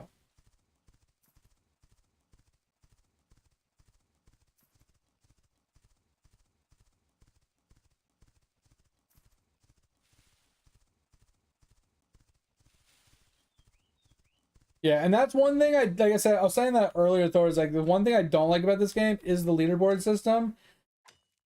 Is because once you hit 100, you're locked in, right? It's kind of like hitting 200 mil XP in RuneScape. When you get 200 mil XP, you're locked in at that number. No one can pass you, and you can't pass anybody above that, and you can't be passed by anybody that, you know, comes in after you. That kind of sucks. Because, you know, you come in a year down the road, every leaderboard slot is full, you can't get on the leaderboard now. So I feel like adding in like a prestige system or an over-leveled EXP system or something that can indicate people that are still currently playing the game and gathering leaderboards would be nice. But once again, if you have a player that's been playing for 10 years, you'll never catch them on the leaderboard. Right? But I mean, that's, at the end of the day, that's just a leaderboard. It doesn't really matter at the end of the day. It just means that motherfucker has been playing a lot. Right? Because like if we go and look at the leaderboards really quick, and we go and look at like level, right? You're not gonna get on this leaderboard. You see what I'm saying? Like this level, until they increase the level cap, you're not getting on this. PvP points. This you can eventually, like PvP and PvE points, you can eventually catch up. Game time, you can eventually catch up. And then with kills and arenas. But when it comes to like professions, once they're at 100, you're never passing them, right? Yeah, you can currently, if I no lifed it, I could technically probably hit 45 or 44. If I no lifed it and I was somehow able to do more wood chopping than this guy to get to 100 before he does. Right? Same thing with these. I could technically get on this eventually. Maybe. Maybe not. Okay, there we go. Right? Like, it's not going to happen. Like, anybody that comes in late is just, you're never going to get on leaderboards unless they increase the level cap or add in another system that goes past 100 for leaderboard system. No! Stop sneezing! But yeah, Kron, if you have any, like, if you want to get into BDO, I'm going to tell you right now, I'm not even going to exaggerate with you. I think BDO is a much better game than this, only because it has 10 years worth of polish and content. This game will get there in time. So if you want to get in on the ground floor and deal with the growing pains and, you know, the slow progression of like quality of life and polishments and content being added, sure, jump into this game over BDO. But if you want a game that's solid from start to finish right now, right out the gate from you starting, you're 10 years behind, quote unquote, but it has 10 years worth of work into it, and you just want a solid just enjoyment of thousands of hours of playthrough, as long as you enjoy the content, you'll have thousands of hours of playtime. BDO is definitely a game to start. 100%. Especially if you want to get into PvP. Guilds are always recruiting. Guilds fight for town control. You fight for control over a town. So let's say your clan has control over it. Another clan like declares war on you to try and take the town from you like once or twice a week, and you have to fight for control. If you win, you keep control of it, and your clan gets to like retain taxes and do like wagon transports and stuff for the towns and stuff. There's a lot of things you can do with that. There's world bosses you can go and fight at to get like world boss drops and things. There's PvP like arenas and stuff where you can group up in teams and do arenas. You can do solos, you can duel, you can do open world fights. There's a whole slew of like PvP stuff to do in the game. And then there's a shit ton of professions. There's a lot of ways to make money in the game and to buy gear and to buy upgrades, and you gotta farm a lot of mobs, like solo grind mobs, even high level mobs with group content as well. You can grind certain zones with groups to farm materials. There's treasure hunting items. There's certain items in the game that people hunt for because they're super super rare, and they give account buffs. So there's one that is a infinite health potion, 100% required to play the game, like longevity speaking. So you can actually buy those from other players, but you can farm it. You go and farm certain mobs to get certain drops. You combine it to make a infinite health potion, and then you can make an infinite MP potion, an infinite stamina potion.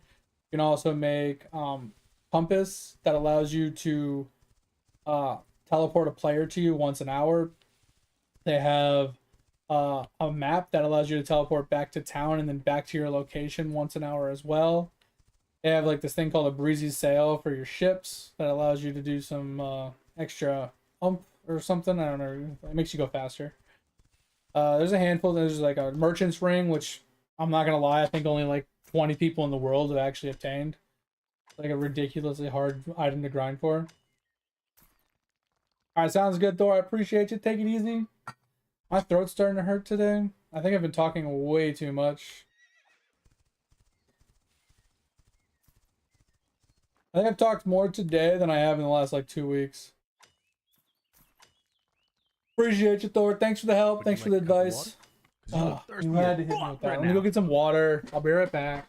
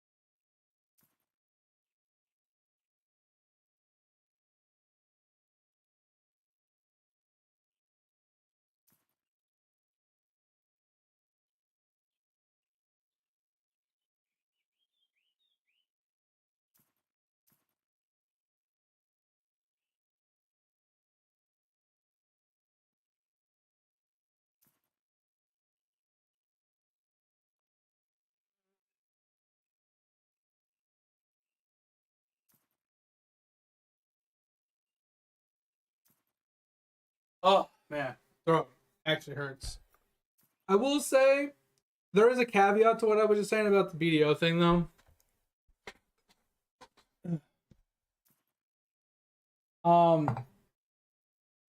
Is the main difference in my opinion is, yeah, the one game BDO is obviously older. It's had more time to upgrade, so on and so forth, but it also does have a few premium items that almost feel required to eventually obtain if you want to play the game for a long term. So I would call it more of like I wouldn't call it the box price, but I would definitely call it more of like a membership, like a small membership. Like at the end of the day, you spend maybe $10 on the game and maybe an extra $40 in premium purchases down the road, and you never have to spend another dime, right? In this game, I feel like you can farm everything you want in the game for free, but you're always going to be lacking compared to somebody that pays money, because they're going to have all the buffs and you're only going to have like some of the buffs, right? And it's going to take you a lot longer to obtain all the account upgrades and stuff, but you can at least obtain everything in this game without spending money. Versus BDO, there are things you can't obtain unless you spend money. That is the caveat. I know that was like a crux that we were talking about earlier, is you didn't want to have to spend money. So I don't know. I think BDO is better, but I also think depends on which point of view you're looking from. Oh shit, man. We're almost done though. We got 30 minutes left to stream. If anybody has any questions, has anything they want to ask me directly, anything they want me to answer or show or share or help with something, ask now so we have time to talk about it before I get off.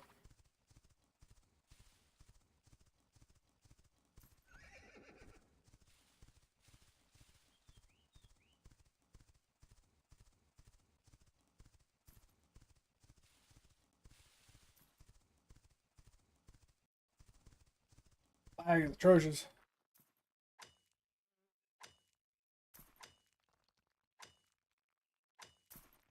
What do you mean map wise? Like when you're running around and like traversing the map?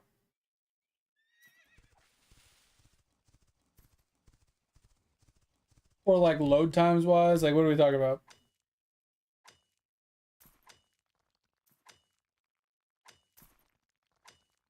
I feel like that's a hard one to answer, Kron, because this game is pretty smooth.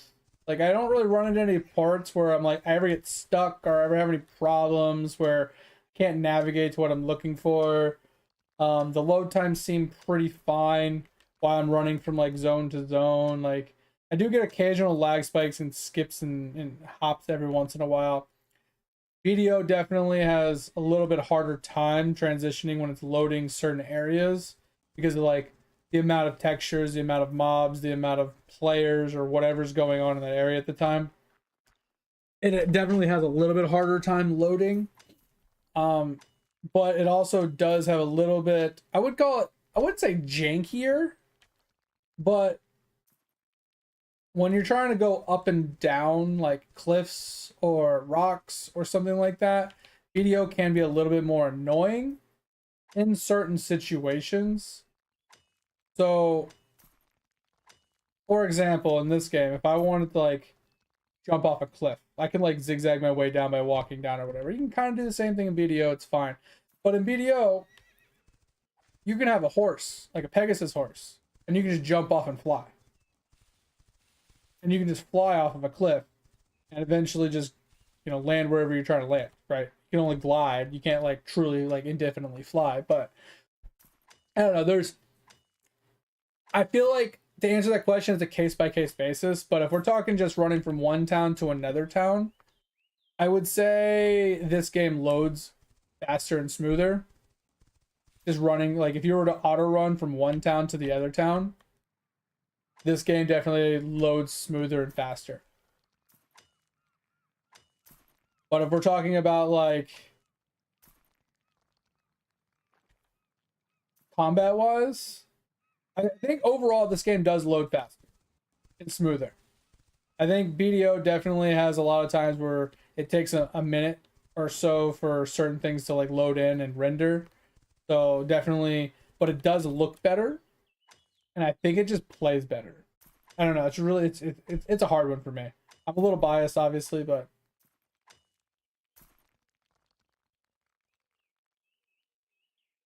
okay. So in this game, you need to turn off like all your foliage.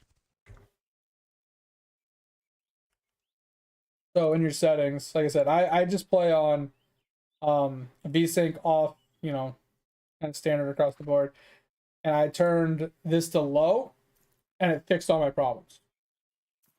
Because you want your shadows like low or off, you know, you basically want to turn down your vegetation and whatever. Basically, you want all the regular grass, like all this stuff, you want all this to be almost non-existent.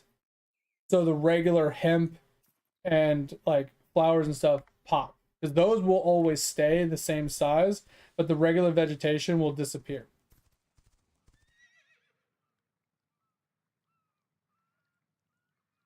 I mean, if you turned it up, here's the problem. If you turn, I can play on high, but I mean, I'd get like 20 FPS, right? So we turn this to like epic, right? I'm playing on a 2060. Like I said, I have a worse computer than you.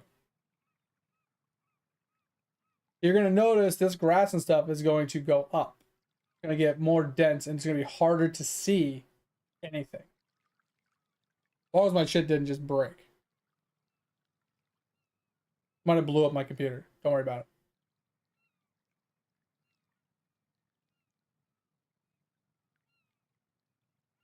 Oh.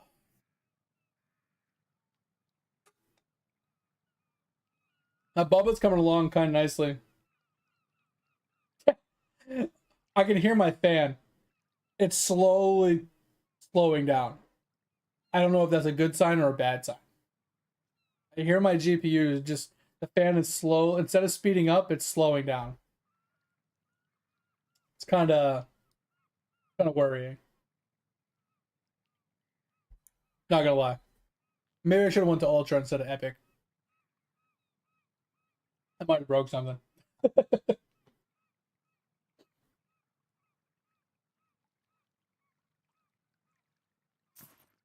Oh, okay. There we go. So it looks better, right? But now you see how tall the grass is?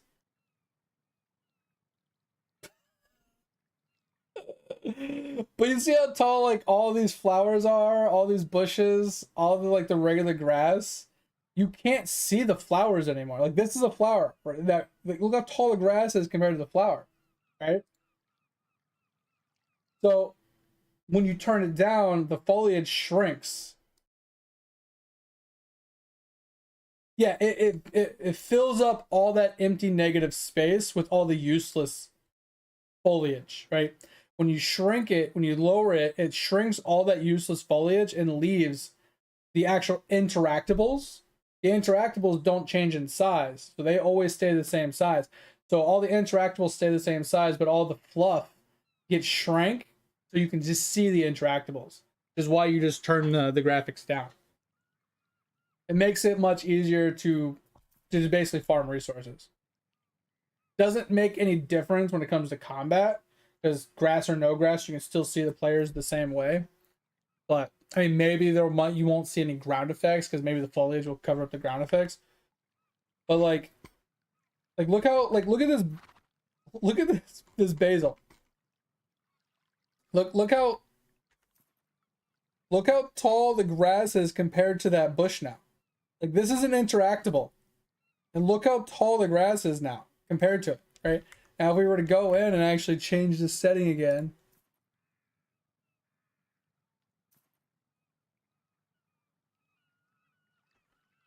Like you can clearly see it a lot better. There's not as much grass and foliage around it.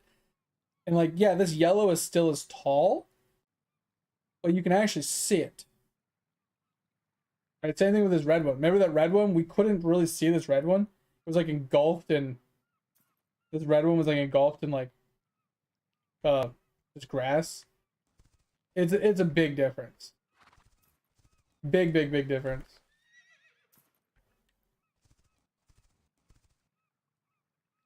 I have no idea how it's going. I just know it's going good. I haven't leveled it up in a little while here. Let me pull it up. I don't have the game open because it desyncs when I'm on Quinfall. It gets behind hours and hours and hours. So let's see here. We are currently,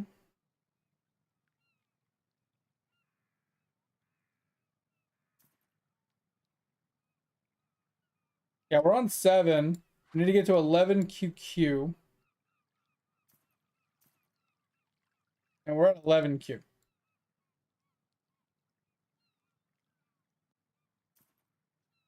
So, or something like that. Says we're at like 3Q, I guess. But that's probably wrong. I don't know. Basically, we pushed everything up to like 100 Q. That makes us, or 100 trillion. That makes us stuff. And we got the bargain buy or whatever, to 200, and we're pushing everything to 200. And then once everything's 200, we'll go to 500. And we're pushing it up slowly and slowly. But we're getting pretty close to 8. Making our way there.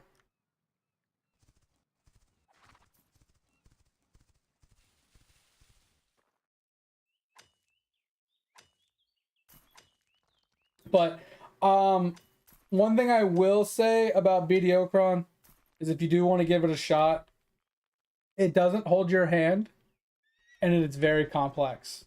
There's a lot of learning. So you either have to have somebody that can feed you the knowledge by you asking questions, or you're just gonna kind of live on wiki.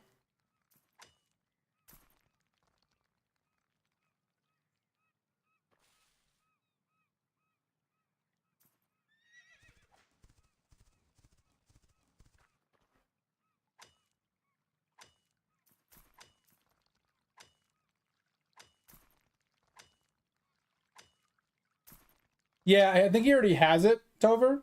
But that's why I was talking about it, because he said he already bought it. And I was like, oh, I love that game. You know, it's like my favorite game. So like I said, I am a little biased, and I do gravitate towards pointing people towards that game if they're looking for PvP oriented content. But I know some people, they like to get in kind of on the ground floor when a game's fresh. And this would be the equivalent to a BDO experience. So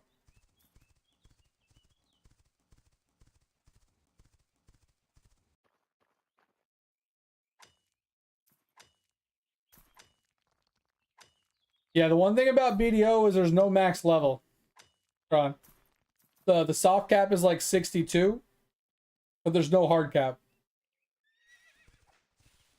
There are people that are like level 68, and going from 67 to 68 can take you like 6 months, if not longer.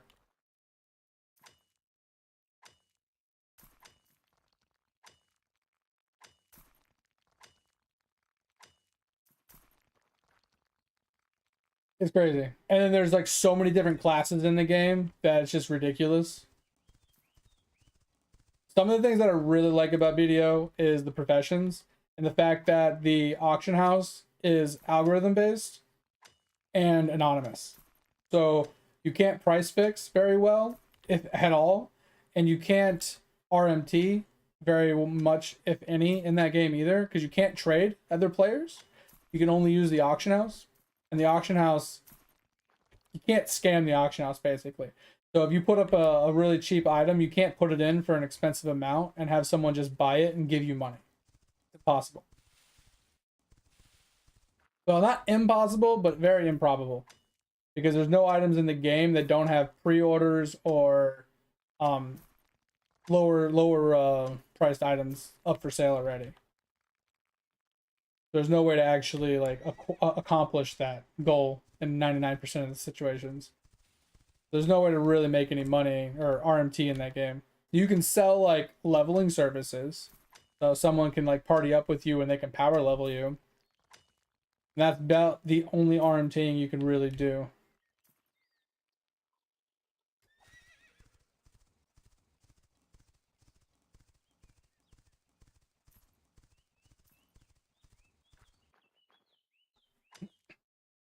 I don't know. I love that game because almost every one of the classes in the game just looks awesome.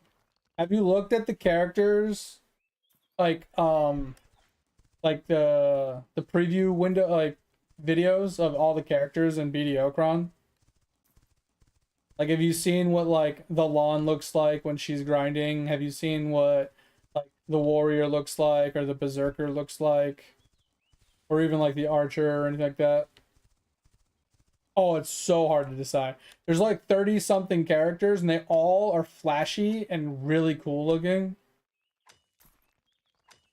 Trying to find one that like suits your aesthetics the most is like really hard. I've never heard of that game until recently when people have been talking about it. So I don't really know much about that game. Never really got into it or knew anything about it. But like I said, I only got about 15 minutes, so if you want me to explain anything from any game or answer anything or share something or show something or just ask me something, you guys got 15 minutes before we want to call it a night. I gotta go get a little bit of a workout in since I've been sick for the last couple days.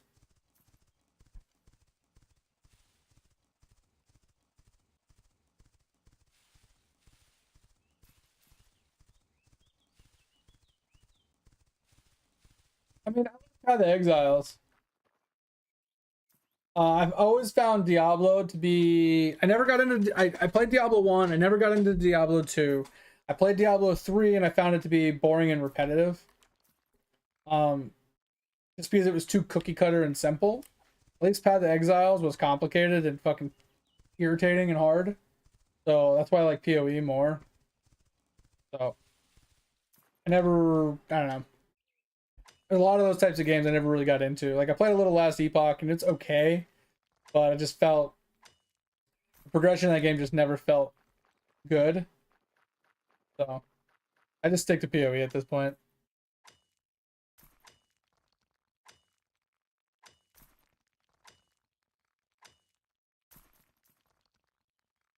Yeah.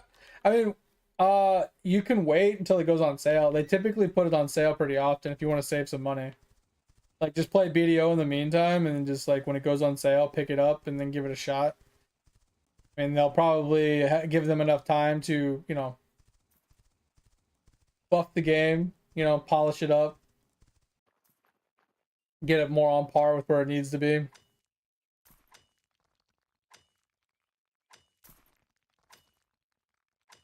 But that's what I was saying. If you're going to be playing BDO in the meantime, like if you have BDO questions, feel free to ask. I've experienced almost everything in that game except for PvP and open world bosses. Well, not open world bosses, but like the high end grinding bosses and stuff that you have to fight weekly. I never really get into those. Too tedious for me.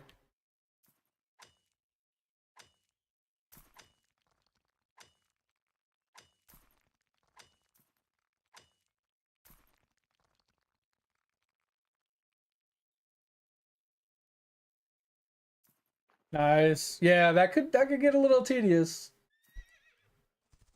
Yeah, when you get on that kind of a grind, like you got to be on it. You know what I mean? Can't really let off the throttle.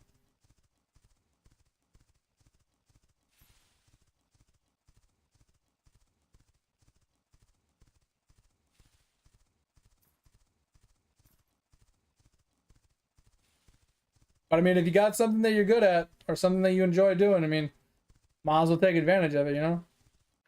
Like me, I like to help people. I like to give them information. I like to teach them things. I like to, you know, help them get to where they're trying to get to, give them the knowledge they need so they can make their own sound decisions. I hate it when like someone comes and says, "Hey, what character should I play? What's the most overpowered character right now?" And I'm like, I'm not gonna tell you that the archer is the strongest character in the game, so you go play an archer. Because then you're gonna come to me 5 minutes later and be like, I don't like playing archer. You're an idiot. Archer's the worst class. And like, no, it's really not. You just don't like it.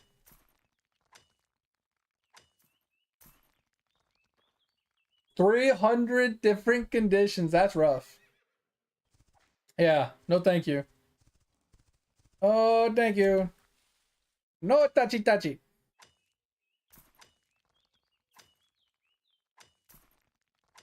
Nah, you know me. You know me, Tover. I'm going to ask you questions. I'm going to get to the root of what you actually want or what you're looking for, and then I'm going to give you that answer. Kind of like what we did with Kron earlier. If Kron's not in an ad right now. You know, that's what we tried to do with Kron earlier, you know?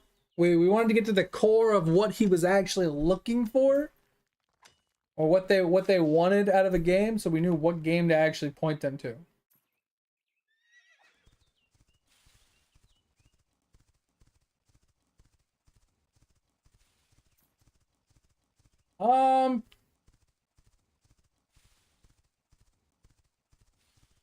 Trying to think, because I mean, once again, that's still another one of those perspective-based question or sentences. Like, what is good progression to you versus good progression to me? Project Zomboid is a good one. Like, whatever time you put into that, you will always get something out of it. That one is, you put 5 hours of progression into your character, you will get 5 hours of progression. Now, in BDO, you can put 5 hours of grind time in and get 0 progression. That's the problem, right? This game, kind of the same thing. Once you get to level 100 and you're just grinding mobs, you could be grinding mobs for hours and getting no progression, right? So that's the problem with BDO and this game, is you could spend a lot of hours doing the same repetitive grind and not actually seeing any growth in your account, right?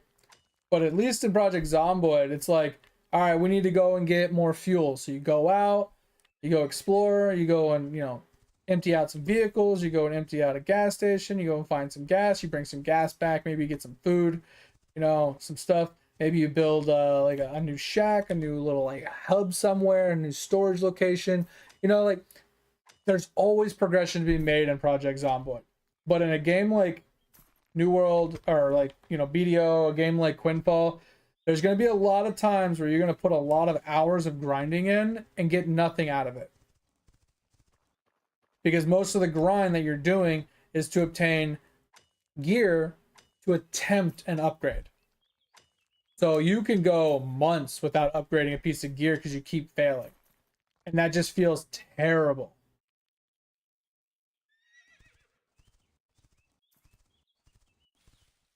Yeah, and like that's the one thing is like you could get very unlucky and get 0 upgrades, and then 100, like let's say you play for 1,000 hours and you have a character that is the same position that someone that's been playing for 100 hours is. That feels terrible. But that could happen in a game like Quinfall. Less likely to happen in a game like BDO, but can still happen. Depends on how lucky they are and how unlucky you are.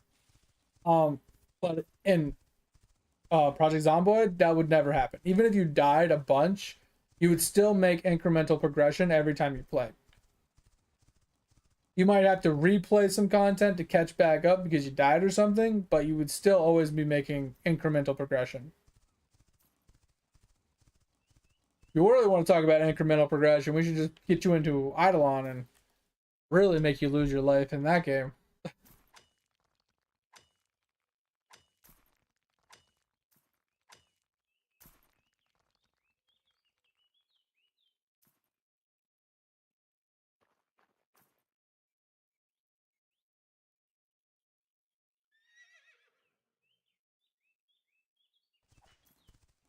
Yeah, and it sounds like Tarkov too, where it's like you need to go and do raids to get certain items to upgrade your stuff to another next point or whatever. But at least in Tarkov, isn't there like NPC mode where there's no PvP or something? You at least have that option. Go do like solo raids or whatever.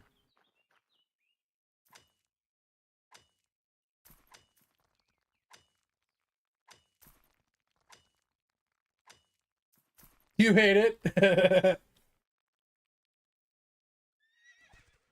I don't know.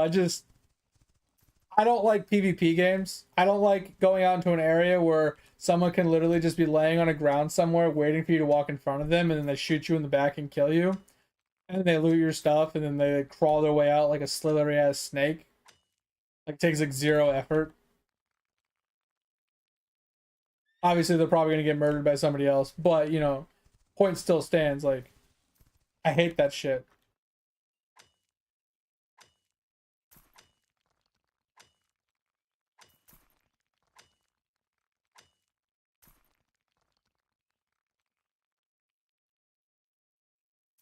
Hackers 100% ruin all FPS games, which is why I don't play them. And that's also why I don't play PvP games. Because it just takes one guy cheating to ruin the fun for everybody. And it just, what's the point of playing a game if someone else is cheating? It's not fun. So that's why I stick to, you know, MMOs. Because at least if someone's cheating in an MMO, it doesn't really impact me. Unless I'm in a PvP situation. And I don't play PvP, so I don't ever run into the problem. So, Works out for me. But I don't know. I feel like for you, Kron, I wouldn't lean towards playing, like relying on Quinfall or BDO to fill that niche of you feeling like you're progressing every time you're playing the game. But I will say, whenever you, after X amount of time, you can look back at your character and be like, damn, look at what look at what I accomplished. That will be there on both BDO and Quinfall and Project Zomboid. But I think Project Zomboid, every time you play, you can look back and be like, all right, we completed this today. We did this today, right? This got completed. We were able to get this done, right? You will see a guarantee, like pretty much a guaranteed increasement every time you play, versus in BDO and Quinfall, it might be a week before you see an upgrade, maybe a month before you see an upgrade.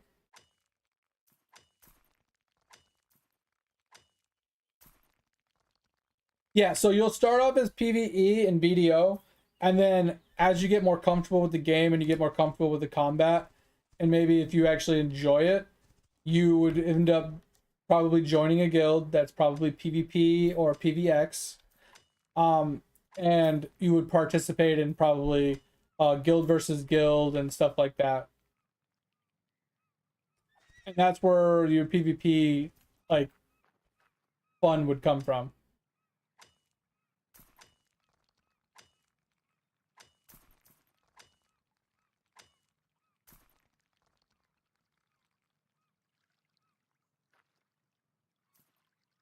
Man, I feel old. I'm like a 1.6 condition 0 player. Let's go.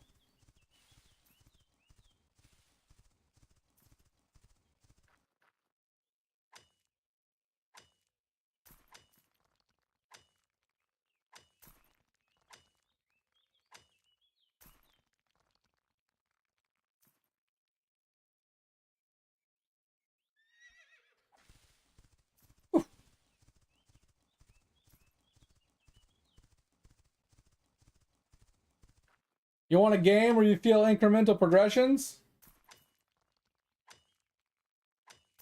Go play Eidolon.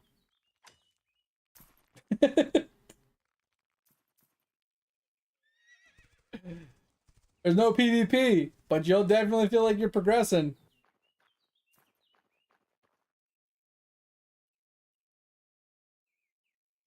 Alright, that's got a couple more minutes left. That's got a lot more minutes left. I don't think so. You know, it's funny. You guys say bless you all the time, and I don't ever remember sneezing. I don't know if it's maybe my chair. My chair creaks and pops. I wonder if you guys are hearing my chair and thinking I'm sneezing.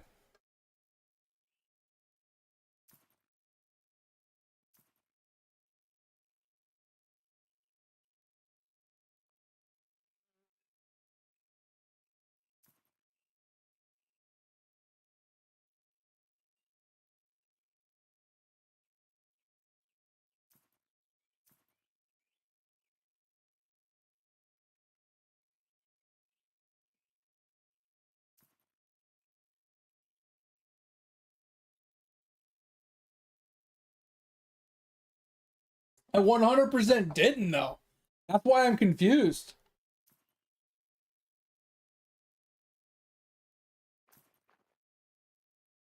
Oh, all right.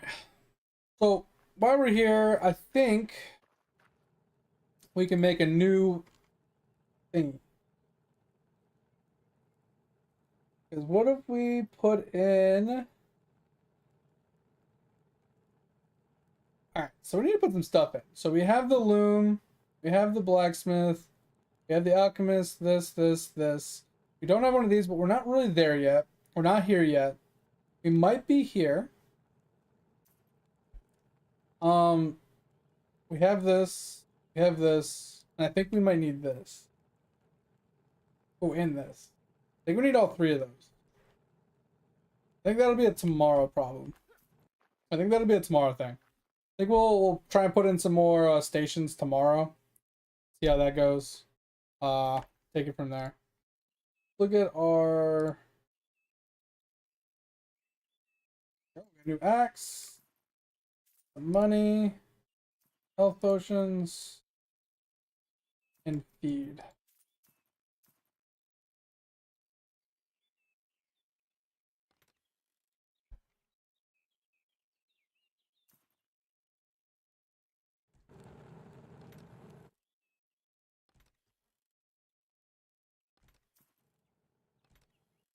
Where are those potions?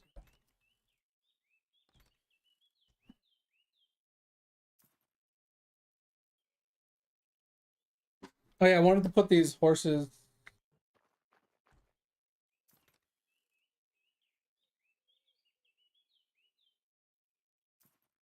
I wanted to start breeding those horses too over here.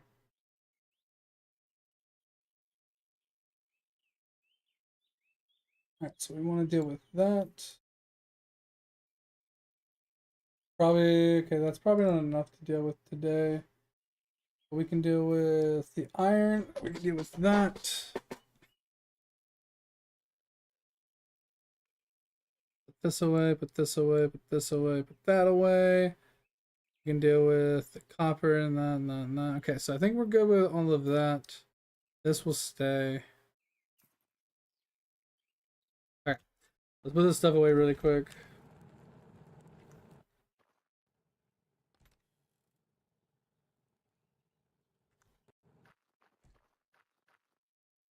And what do we have a lot of? Copper? Actually, we're not going to do copper in this one. We're going to do the iron here because we're already making stacks of iron. And this one will be the copper. We already have a stack of copper started here. Yeah, we're going to get off here in just a second.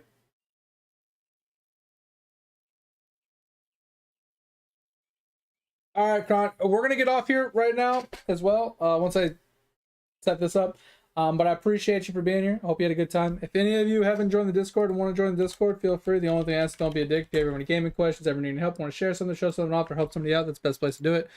Also, for any of you that are new or not new, if you haven't checked out the VODs channel, I'd appreciate that as well. Just go over there and go into the little About Me, click on the little VODs channel. If you ever want to catch up on a stream, rewatch a stream, or rewatch something from a stream that you might have missed, or want to rewatch in general, that's the best place to do it.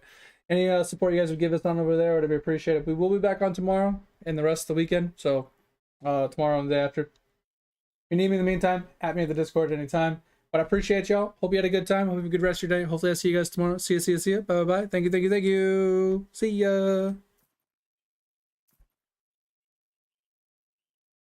Hell yeah. Catch you later. See you. Bye bye.